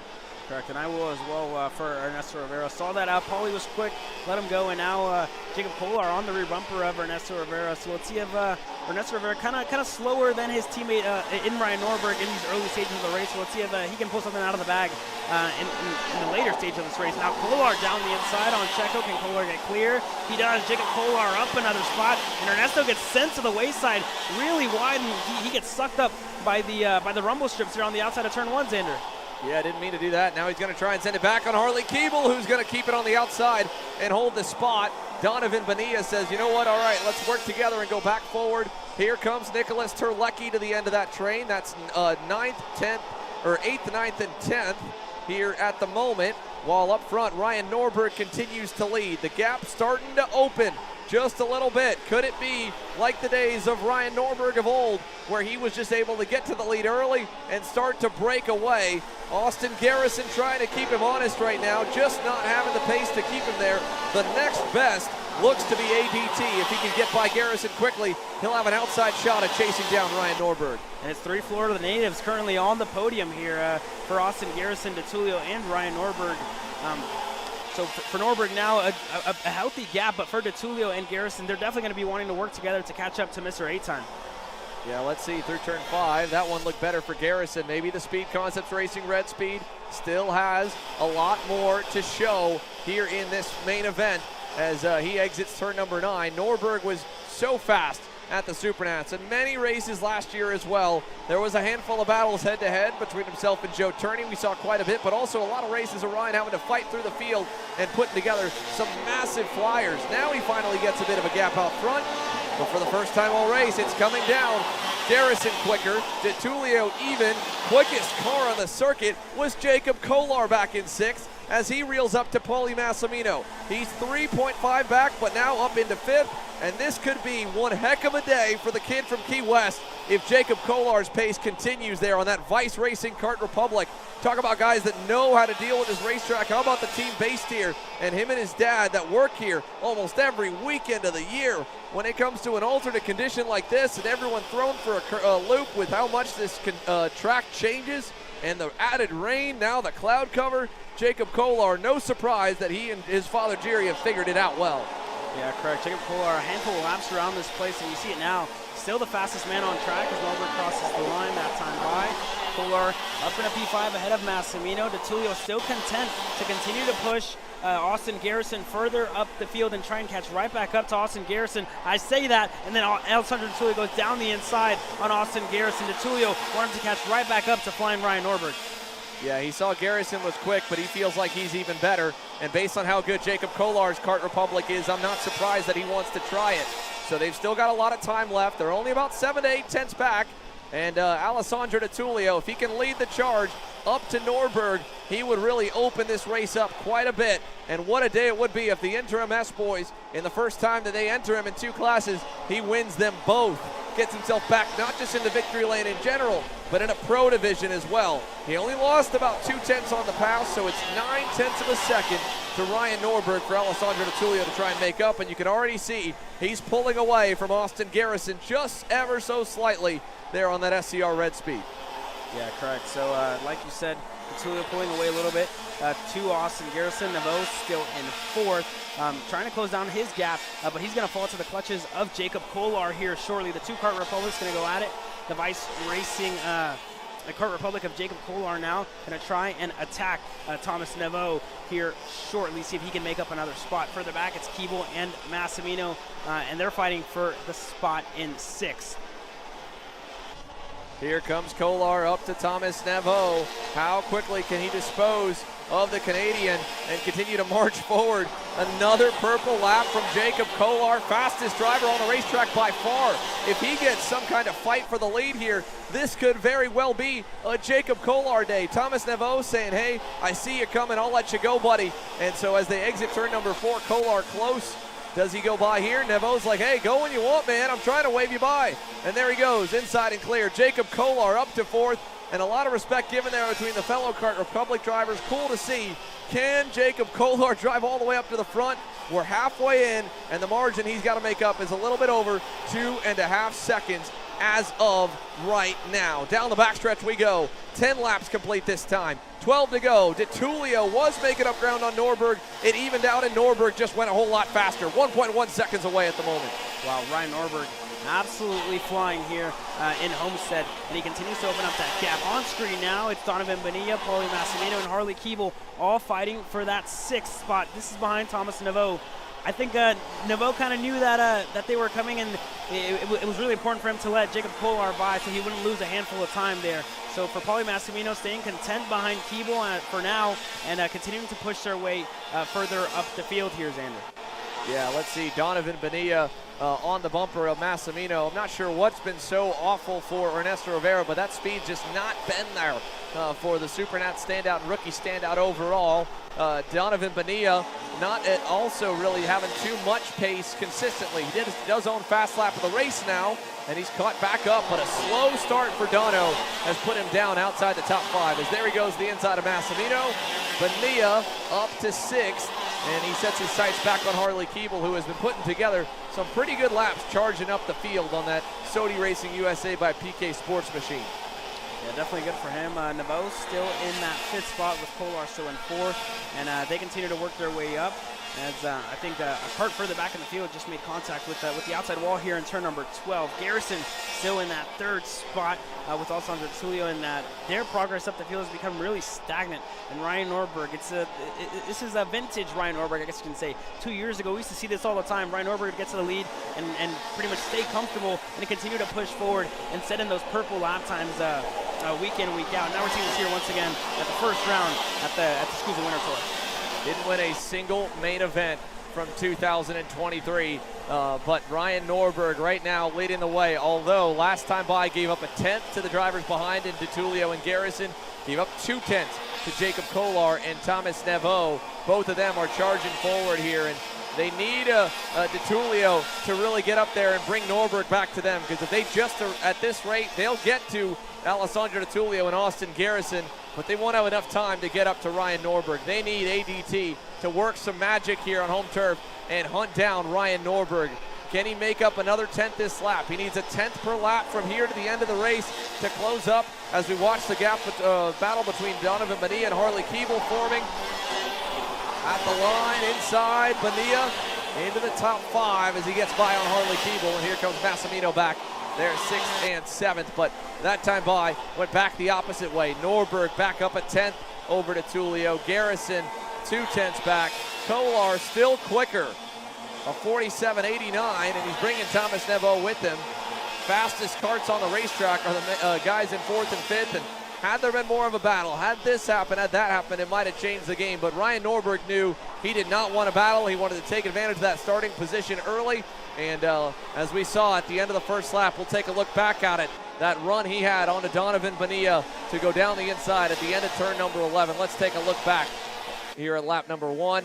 Just quickly, decisively, through to the lead, and from this point on, everyone had to deal with Dono, and that gave him just enough of a cushion to be able to pull further and further away. And I think that move was really important there for Ryan, because we saw him be hesitant with Donovan, didn't want to pass in the pre-final. He ended up losing a handful of spots after he chose not to make the pass on Donovan Bonilla in the pre-final in turn number 1. Decided to make the move that time by, and now he's in the lead with a commanding lead. And he went purple last time by, a 47.824 for Ryan Norberg, and that gap now at a second and a half, and continuing to open up in these late stages of this race. DeTulio seems to have no answer for Ryan Norberg at the moment. Austin Garrison looking a little bit closer to DeTulio this time, but both of them just not enough at the moment.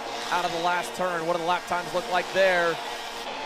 Garrison a little better than DeTulio, but pretty even from second to third to fourth and fifth. Donovan Bonilla, there is some speed, albeit a bit too late to join the party. 47.790 back in the 6th spot, 5 seconds away from the race leaders. So a really good lap there from Dono as he pulls away from Harley Keeble, but nowhere near enough time to hunt down Ryan Norberg, who dominates so far here in this one. 15 laps complete, 7 laps to go, and a Ryan Norberg masterclass has not been witnessed, like you said, since 2022. All of 2023, whether it was Joe Turney or someone else that was able to contend with him. He knew last year, or that 2022 year, even that 2021 second half, where they were so dominant. That doesn't come often. And while granted, by the end of 2022, Norberg was maybe not enjoying every single victory as if it might be his last. But I can guarantee you're going to see a lot of celebration and a lot of relief if Ryan Norberg can bring this one home and get himself back to victory lane, back to the top step of the podium, and back in the form that we've known him to be over the last decade here in the North American pro karting scene. The 25-year-old leading the way as they head through the carousel and over to turn number 9. 5.5 laps to go left in this race, and DeTulio still not closing up in that gap in between him and Ryan Norberg, continuing to open up. Kolar still not close enough with Thomas Naveau. The gap in between Kolar and Naveau opens up there just a bit as Kolar, a comfortable gap ahead of Naveau, and Garrison as well. A little bit of a comfortable gap there in between him and Kolar. But if Garrison and DeTulio begin a fight, it's really going to bring Kolar back up into the podium places. A pretty tame race up front has made it where it's all been about just raw pace, and that's where Jacob Kolar has really pulled himself up by his bootstraps to end up now down as fast as he has been here in this main. Just a little bit better start, or maybe a couple different decisions in the pre-final might have put this as a Jacob Kolar young gun battle against Ryan Norberg. Instead, he's been having to fight from further back in the field. He's cut the gap down to 2.5 seconds. At one point, it was well over 3 to Ryan Norberg specifically. He's now only 6/10 back from Austin Garrison, who knows it's also go time. He needs to get a little bit closer to ADT to try and at least throw him to Kolar before he gets to him. So 4 to go. DeTulio by only a car length over Austin Garrison. The fight looks like it's going to come down to second. And as we head to turn 4, Garrison almost close enough to send a diver. Yeah, and this is the closest that Austin Garrison has looked in these late stages of the race. Is he going to make a move down in turn number 5?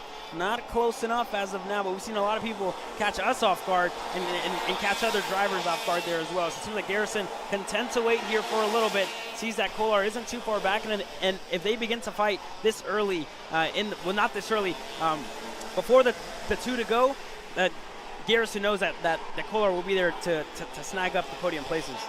Here they come down the backstretch, this time by. 3 laps remain. Alessandro DeTulio trying to hang on to second here for at least a first and a second on the day in KA Sr and of course in Pro X30. Austin Garrison staying close, lost a little bit of time out of turn number 1. And Jacob Kolar inching closer and closer. Donovan Bonilla, another fast time for him down in the 6th spot, 47.77. So a quick time that was 2/10 better than Norberg last time by, and 3/10 better than Alessandro DeTulio and the rest of this group here. So really good lap from Donovan Bonilla as DeTulio leads us out of the carousel. Kolar is close. Can he race his way onto the box? Can Jacob Kolar get a maiden pro national podium here and build some confidence into tomorrow when he could come back with the fastest machine overall and potentially get a first race win? 2 laps to decide it here. Thomas Naveau checks over his shoulder. Long gap back to Donovan Bonilla. Garrison hanging tough. He's in the middle of the sandwich now. A couple of Kart Republics on either side of him.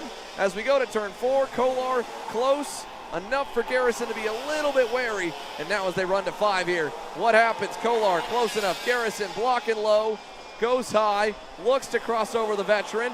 Almost there, and back and forth to the carousel.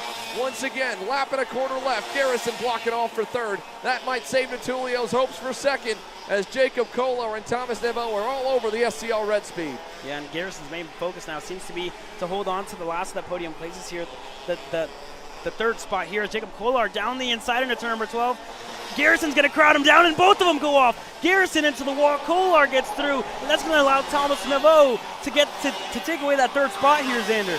Austin Garrison hard into the outside wall. Jacob Kolar was right there, didn't want to give way. Garrison tried to close the door. It's Nevo to 3rd. What a chaotic final run to the checkers here. Garrison trying to get back going and salvage what he can. But up front, as they battle back behind there, Kolar versus Bonilla. This is back now what will become the fight for 4th. It's off the podium. They're going to continue to fight, but up the road, Ryan Norberg in the number 2 plate. The winless streak is finally over as the lap cart moves out of the way. Ryan Norberg is going back to victory lane for the first time in a year and 3 months. He wins at Homestead. Wow, Ryan Norberg, the winless streak is over. Wins here in his home state of Florida, and what a race that for Ryan Norberg, and he seems super happy to finally get that monkey off his back and take a race win here at the SKUSA Winners Series. The two are going to come across the line and finish 2nd. It's going to be Nevo in 3rd. A big upset, though, for Austin Garrison, coming together with Jacob Kolar in pretty much right before the last lap in the last corner of the racetrack. So very unfortunate for Austin Garrison, missing out on the podium places, and he's going to come across the line to finish 8th. Yeah, Austin Garrison rebounds at least a little bit, but he's not going to be too happy with the young rookie Jacob Kolar. He stayed out of most of the trouble, but was throwing it all on the line to try and hang on to that 3rd place podium spot. But for Garrison, a P8 results here. Not the ideal start to that championship fight that he'd like to restart again. So Ryan Norberg victorious over Alessandro Natulio, and Thomas Nevo slips away here with the win. 454 days since the last time Ryan Norberg has stood on the top step of a Pro Division podium. That day, that streak, it's finally come, and Ryan Norberg is a winner again here on the national scene. There's congratulations from Alessandro Natulio. You can see that the Orlando native is fired up here after that one. Harley Keeble coming by to give a congrats as well, and the respect all the way through. Jacob Kolar again fought hard, held off Bonilla. In fact, Bonilla slipped behind Harley Keeble at the end, and so Keeble into the top 5, and a cool reverse from a year ago with Donovan Bonilla coming by to congratulate his teammate this time on the big-time win. That's got to feel pretty good. I know David Land's down there, so let's go ahead and send it on down to you, Dave. Yeah, Ryan Norberg, he's just about to go through scales here, so this could be a first. We might be interviewing him on the scales.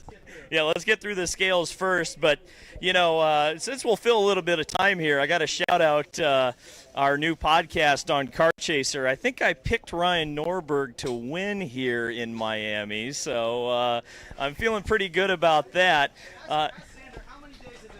And Ryan's very curious for Xander. How many days has it been? I think Xander probably will know more about that than I will. Ryan is definitely fired up, as we kind of expected him to be. I mean, this has been this has been a storyline throughout 2023, and it will definitely not be a storyline in 2024 as he continues to get the congratulations of his entire Rollison Performance Group team, who he is so closely and tightly associated with here in the sport of karting. And Ryan, it's been a while. Yeah. What's the feeling? It's good. It's good. Honestly, I had a lot of time to think out there. We had a great kart. I mean, it was just fast. We struggled a little bit in the pre-final, but we made the changes to fix it.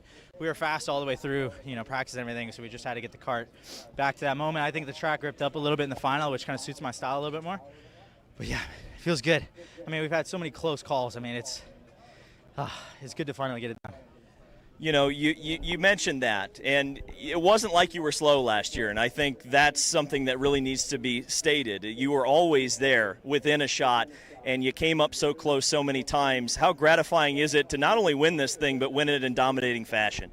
It's good. I mean, it feels great. I mean, obviously it's been a long time coming, so I'm super happy with it, but there's still one guy that needs to come back, and I gotta win against him, so I'm waiting for that moment to finally celebrate. Yep, of course he's referring to Joe Turney, and we're always obviously thinking about Joe Turney. He'll be back very soon, but Ryan, just one more, you know, obviously the work isn't done this weekend. One tomorrow, possibly rain in the forecast. What's your comfort level there, and can you get it done in the wet? Yeah, I think so. I mean, we practiced a lot in a couple weeks ago, and we were fast in the wet. So I'm pretty confident with our speed in the wet. We just gotta, you know, see how the new tires play into it. I mean, they're a lot grippier, which I think helps out even more. So I think we should be good in the wet as well. But we gotta see how that goes. I mean, taking it one day at a time, one session at a time. Honestly, today threw a wrench in that. You know, we were looking at the weekend as a whole, and we made some mistakes. So we went back to one session at a time, and that's what got it done today. Ryan Norberg, that's a look of a man who has a big weight lifted off of his shoulders. Here's a look at some of the highlights of how he was able to get it done, of course, in that main event. Dave will be talking with a few more, but for Ryan Norberg, just a smart and decisive overall final there. First, of course, taking the lead on lap number 1, trying to get away from the pack instead of being, like you said, Caleb, a little bit more hesitant. And here it is, that moment across the line, that emphatic pump of the fist, and how much and how long he's waited to be able to do that again here on the pro national scene. So to get it done right off the rip here in 2024, he establishes himself as the instant odds-on favorite for the championship at the SKUSA Winter Series and makes a statement done for the rest of the season. Let's go back, though, and look at what happened, though, for Austin Garrison here in his main event. Of course, that last lap coming to the white flag here. Garrison trying to hold the inside. Kolar just about there, and he sent it deep, and then the two of them just get hooked together tire to tire, and no grip onto the outside. Jacob Kolar able to continue. Garrison able to continue as well after slamming the outside wall. But two guys just going for it, trying to hang it all on the line for that final podium spot. Let's go back down to Dave.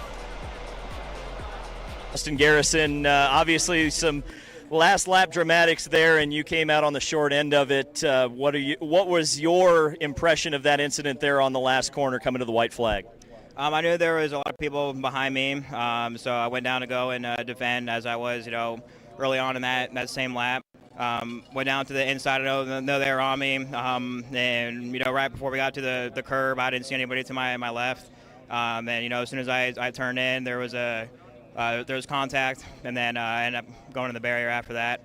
You know, obviously we're not too happy about it, and, you know, pace should have been a little bit better. It wasn't terrible, but you know, what can you do?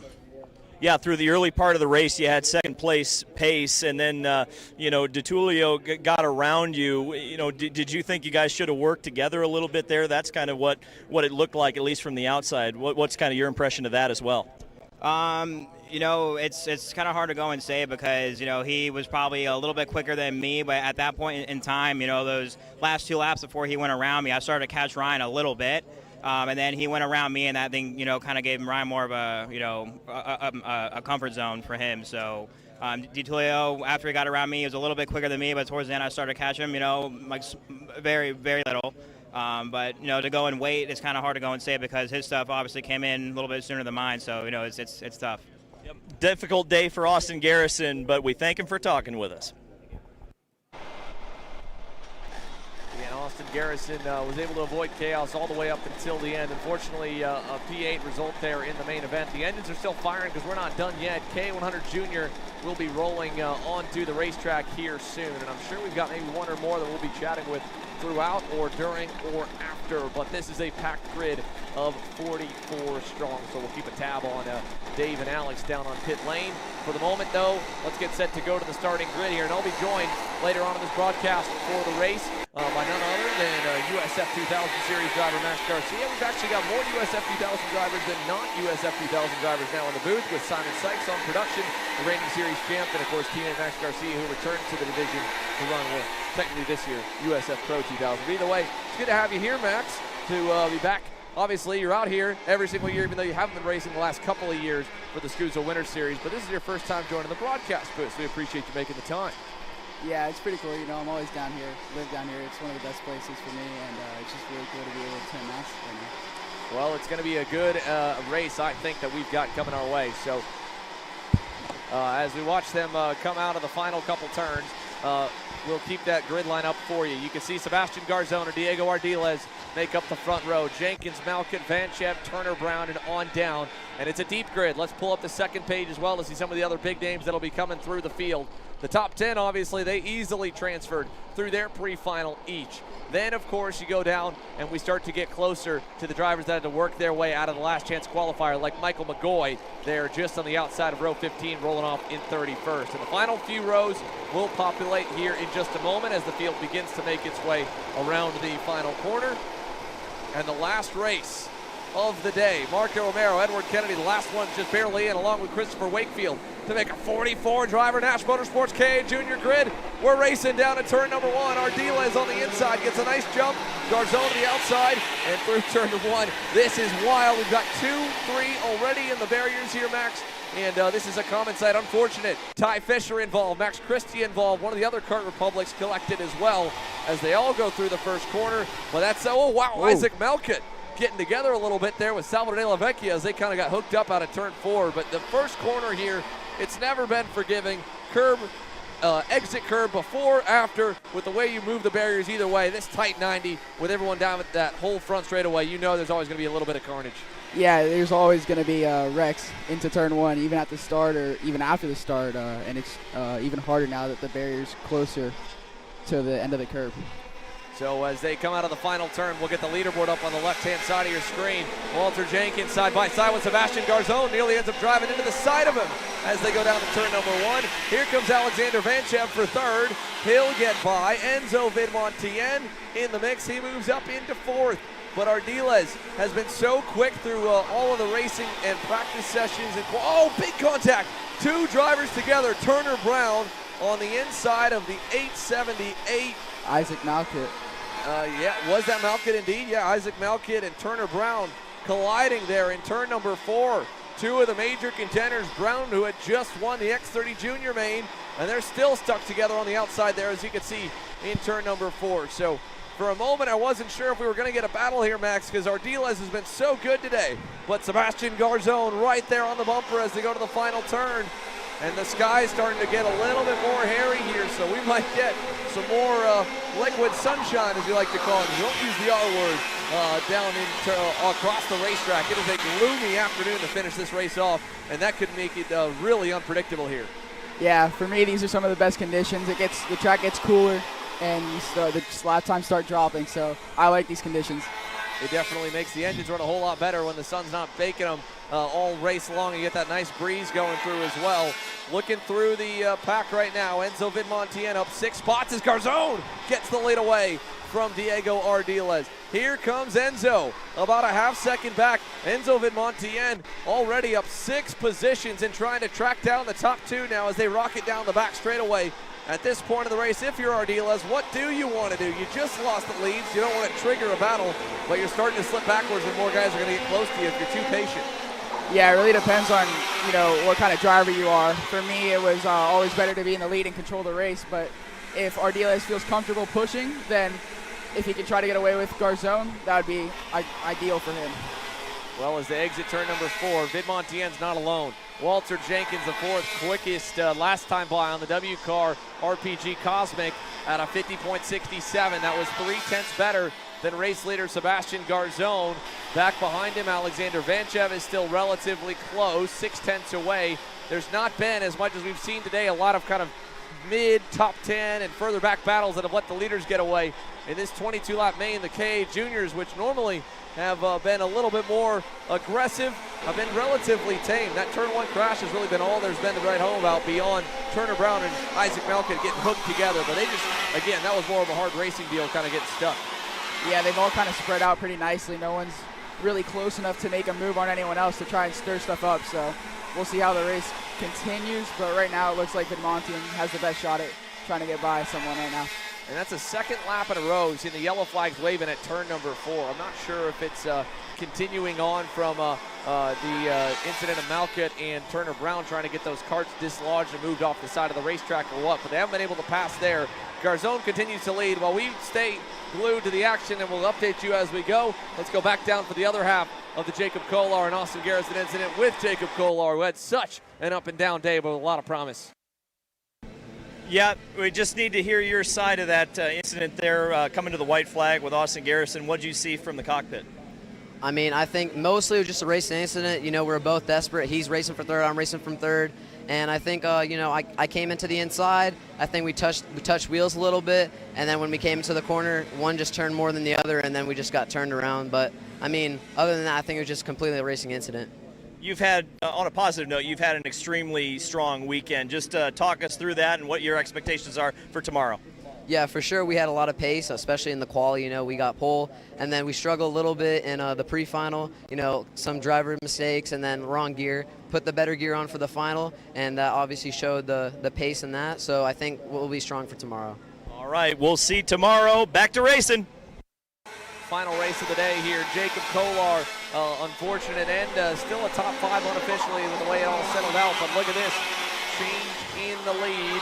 Sebastian Garzone lost it. Ardiles got by. He's under more fire as Enzo Vidmontien is there. For now, he stays in line. Jenkins still there as well, and they've pulled quite a ways away from Alexander Vanchev and company. While we were away, let's take a look at the pass of how Sebastian Garzone lost the lead and how Diego Ardiles was able to take it back again. Again, that was just a moment ago.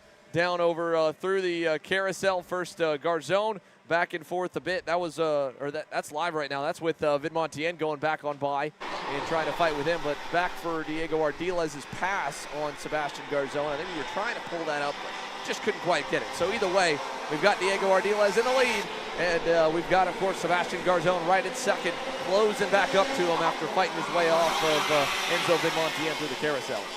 Yeah, that move in the carousel was a hard move, kind of upset Vidmontien's momentum, so let's see if he can get back up to him. Yeah, he's got to be closer than where he's been to make that move. He got up to about the bumper right at the beginning of the lap, and now as they exit out of turns 5 and 6, we watch Ardiles by a car length, Garzone by a car length, and then to Vidmontien, who's got about 2 to 3 back to Walter Jenkins, who put it on the front row with a fantastic qualifying effort earlier this morning. Here's a look back. We have the move looking back, but I think honestly it may undo itself or have some other action as Garzone, big bobble out of 11, and Vidmontien is going to tiptoe by on the inside there in turn number 12. So Sebastian Garzone back to third, Vidmontien second. Here's a look at the move. Nice and easy, tracked him back down and took Vidmontien with him, and then that was after he got by when he went back around. Vidmontien is still going at it with Enzo. Both of them can't decide who can track down Diego Ardiles, and they have now given Diego a decent little gap here coming out of turns 5 and 6. Yeah, they shouldn't fight too much more if they want to stay in this race. They're giving it to Ardiles right now, so. They've got to be careful, right? Again, that drafting window, it's right around 8 to 9 tenths of a second, and even then it's a little bit faint, so they need to be perfect from here on out. No more mistakes, no more passes, unless they really think they've got a massive pace advantage on Diego Ardiles, which based on the data we've seen today and the results so far, I don't think anybody does. If anything, it's the other way around. They close back up to a half second there that time by, so that's good news. They've still got 5.5 tenths to go to reach the race leader, and they've pulled steadily away from everyone else behind them as it's Salvador de la Vecchia trailing Alexander Vanchev. Another second back will find Jackson Wolney and Sebastian Frigolay. Fianchy and Lillian Scarborough run 9th and 10th as there's a big dive from Vidmontien. Garzone back on him. Jenkins not knowing where to go. This battle continues, and just like that, Max, you said they shouldn't battle. Now they've gone at it with each other, and we're up to probably about a second now to Diego Ardiles. Yeah, it's still 12 laps to go, so we should see if they're able to reel him back in. But they're going hard at each other early on in the race and letting that race get to Ardiles. Yeah, here we go down the front stretch. Vidmontien, does he work with Walter Jenkins, or is he going to try and go back on him? The gap now to the race lead, 1.2 seconds for Sebastian Garzone to track down Diego Ardiles. Jenkins, the teammate to Diego, not necessarily teammate full-time. He's run only a couple of races with the RPG group, and more so just hanging out for the local heroes here. Enzo Vidmontien spends a lot of time racing at AMR Motorplex as well, but for Walter, this is a big breakout weekend here for him to run inside the top 5 the way that he has, to have the qualifying effort that he did at his home racetrack. A very impressive performance so far for Walter Jenkins. Yeah, he's had a lot of laps around here, but you know, he's doing an awesome job so far this weekend. Like you said, being inside the top 5 like he is and running consistently inside of the top 5 all weekend so far. And Vidmontien trying to push him, not able to do too much that time. Halfway in, halfway home, 11 down and 11 to go. They made up a little bit of progress to Diego Ardiles that time by only a 50.08 for Diego, a 49.91 for Sebastian Garzone, but I think Vidmontien's getting a little bit impatient with Walter Jenkins for third, and there he goes, inside and clear. Kind of got into the back bumper of him coming out of turn number 4, and you know, the rule normally is if you get bumped going into the corner, the guy might have blew his braking zone, but if you get bumped on the exit of the corner, Max, you're probably a little bit slower than he is, and you can't get too mad if he goes by you in the very next corner. Yeah, and that's the fine line, because you never want to hit someone in the middle of the corner, because that just kills your momentum coming out. So, and you don't really want to even hit them on the exit of the corner. You want to kind of wait till you're a little bit down the straightaway, so you're not, you know, as much of a momentum shift. But Vidmontien did that perfectly, in my opinion. Yeah, he was able to take advantage, got quickly by, didn't lose a ton of time to him, but Sebastian Garzone, wow, with a big off right out of turn number 3. That's a lot of dirt and dust and rocks that he just picked up, and he was making such good time too. A 10.5 per lap on the race leader, Diego Ardiles. But now he's probably got, what'd you say, about a half lap at least to cleaning those tires back off, more or less, even just for that quick excursion. Yeah, it's really rough to clean your tires back off from this grass. You know, it's a change that happened a couple of years ago, and it's something that you need to have adjusted to, because you used to just have so much runoff where you wouldn't get your tires ready, but now you have to wait about half a lap, and now they should start coming just back in right now. Well, he gave up in total only 2/10 on the move as Walter Jenkins goes back down the inside of Enzo Vidmontien, but a little bit too deep. That was way deep there. Got some curb as well. It's a miracle he kept that thing out of the wall, Max. That was hefty. Yeah, he got really close to the wall there. I thought he was almost in it, but good job by him by keeping it out, because that could have been really bad for him. Now he's got to go to work a little bit to track back down Enzo. Also behind him, let's check in with that second group, because it has added a few more cars. Alexander Vanchev, Salvador de la Vecchia. They were kind of in no man's land for a bit, just running their own race in 5th and 6th.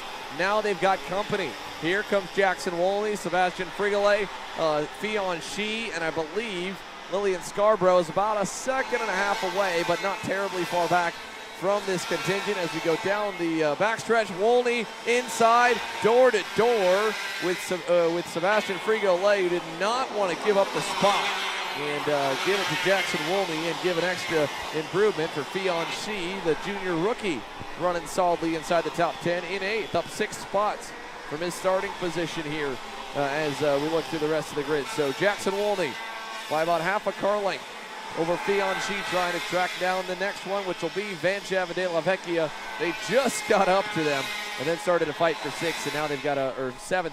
Now they got to work their way back up to 5th and 6th once again. We're coming this time by to 7 laps to go here from AMR Homestead-Miami Motorplex, presented by MG Tires. So as they round the backstretch, 15 down, 7 to go. The margin to the lead, just under a second for Sebastian Garzone. That's why we've stayed away from it. We've gone back a little bit through the top 10 to show you Salvador de la Vecchia and Alexander Vanchev. Nothing much happening in that race. Some of the worst races you can have, Max, I would say, are not even necessarily the ones you end up crashing out in, but ones where you just end up kind of by yourself in the middle of the field. You just have to put in 20 laps to run 5th. Yeah, you know, that happened a lot back when I was running. Very hard to race hard with 3rd place and stay close to 1st. So it gets a little boring. I'm not gonna lie, it gets pretty boring when you're just by yourself clicking out laps. But then again, this is also a lot of good information for Vidmontien, for Garzone, to try and get themselves back up to Ardiles for tomorrow. That's a really good point, because again, they'll be a little bit earlier in the day tomorrow, but who knows what tomorrow could bring. Might be some rain, might be some more sunny skies. You just never know. Today was supposed to be a rain at certain points. We got a small shower for about maybe 5 minutes and just some light drizzle. And really, we were sunny all the way through the entire day until the last 2 or 3 hours. And now it's been heavily overcast. But Sebastian Garzone, he's turned the wick up a ton. He found 4 tenths last time by, 49.68. This one's not over. Diego Ardiles, 6 tenths up, and that gap is shrinking. And now that Garzone is that close, he'll get a big toe down the backstretch, a big toe down the front straightaway, even a little bit coming out of turn number 4 and on the run to 5 or out of turn number 3. So we should see if that pace is still good enough. Last 3, maybe 4 lap battle for the race win. Yeah, let's see if he can back up. He obviously had a lot on Ardiles that lap. It wasn't as big this lap, but still, a 10th is going to get him there. He has enough laps. Yeah, he's only 3 car lengths away. Needs just one more really solid lap to put him onto the bumper of Diego. And Ardiles knows that he's trying to dig deep. He's been so consistent. 50.0s, 49.83 is best, and just a lot of 49.9s. It's Garzone that has had more pace but less consistency. If Garzone can put all those laps together back to back, he'd be the one driving away from the field. Instead, it was Ardiles for this entire main. And now down the back straightaway, coming this time by, we're going to see 18 laps complete, 4 to go. A 2-driver duel, about 2.5 seconds back to Vidmontien and Jenkins in 3rd and 4th, nearly the entire front straightaway back to them. So they should be safe to battle for quite some time, because you lose anywhere from half a second to a second defending, and Ardiles not yet going defensive, but he knows that Garzone is tracking him down. That's for sure, Max. He's taking a couple looks over the shoulder, trying not to get too frazzled, but he knows that company's coming as well. What a dive bomb. What a move. Sebastian Garzone catches him off guard before he can even start defending in turn 5. And we've got a new leader coming to see 3 laps to go. Now let's see if Ardiles can hang on, because it looks like Garzone is way faster than him right now. But again, Ardiles hasn't known if the lines changed, if you guys are being able to go in a little bit deeper at all. He can feel it out himself, but being able to follow Garzone for a lap, knowing how much the track's changed through today, it's changed even session to session. I wouldn't be surprised to see him being able to mimic some of those lines of Garzone and try to close up, seeing how much wider Garzone is in turns 1 and 2. How different they are through 3. He's right back there. Garzone knows it. No move in 4. I thought he might have been close enough to try it, but he didn't feel confident there. Ardiles for sure close enough in 5. Yeah, here he is. Inside, clear, and easily clear there. He made sure to hold that brake so he couldn't get crossed up. Yeah, that was smart, because turn 5 is a big corner to get crossed up. It's a tight hairpin, so that was a very good move by Ardiles. We're coming this time by to 2 laps to go. The final 2 laps of the day here at 5:45, pushing the absolute ragged edge of daylight hours, but it's been non-stop racing action here as we come to the final 2 circuits around AMR Motorplex. Diego Ardiles all the way to the low side to defend from Sebastian Garzone. Garzone high, now low, crossover move. Oh. Get it done, Sebastian. He moves back to the lead as they exit turn 3 and head to 4. Here comes Enzo into the background there, a little bit late, but he's not too late, because we still have the white flag next lap if they continue to fight like this. Over to 5. He'll get there if they keep fighting this hard. He's pretty much already there right now, so he just needs to hope Garzone keeps defending. Here they go over through the carousel section.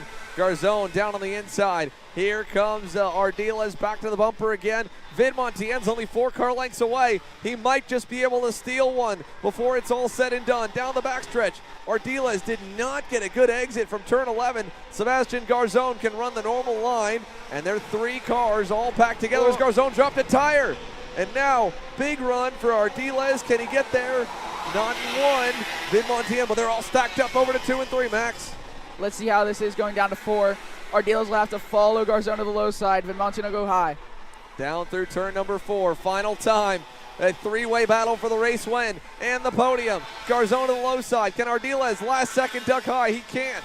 Vidmontien, a massive crossover. Side by side for second. Is that going to seal it for Garzone? Vidmontien gets through to second. Garzone out in front by a car length and a half.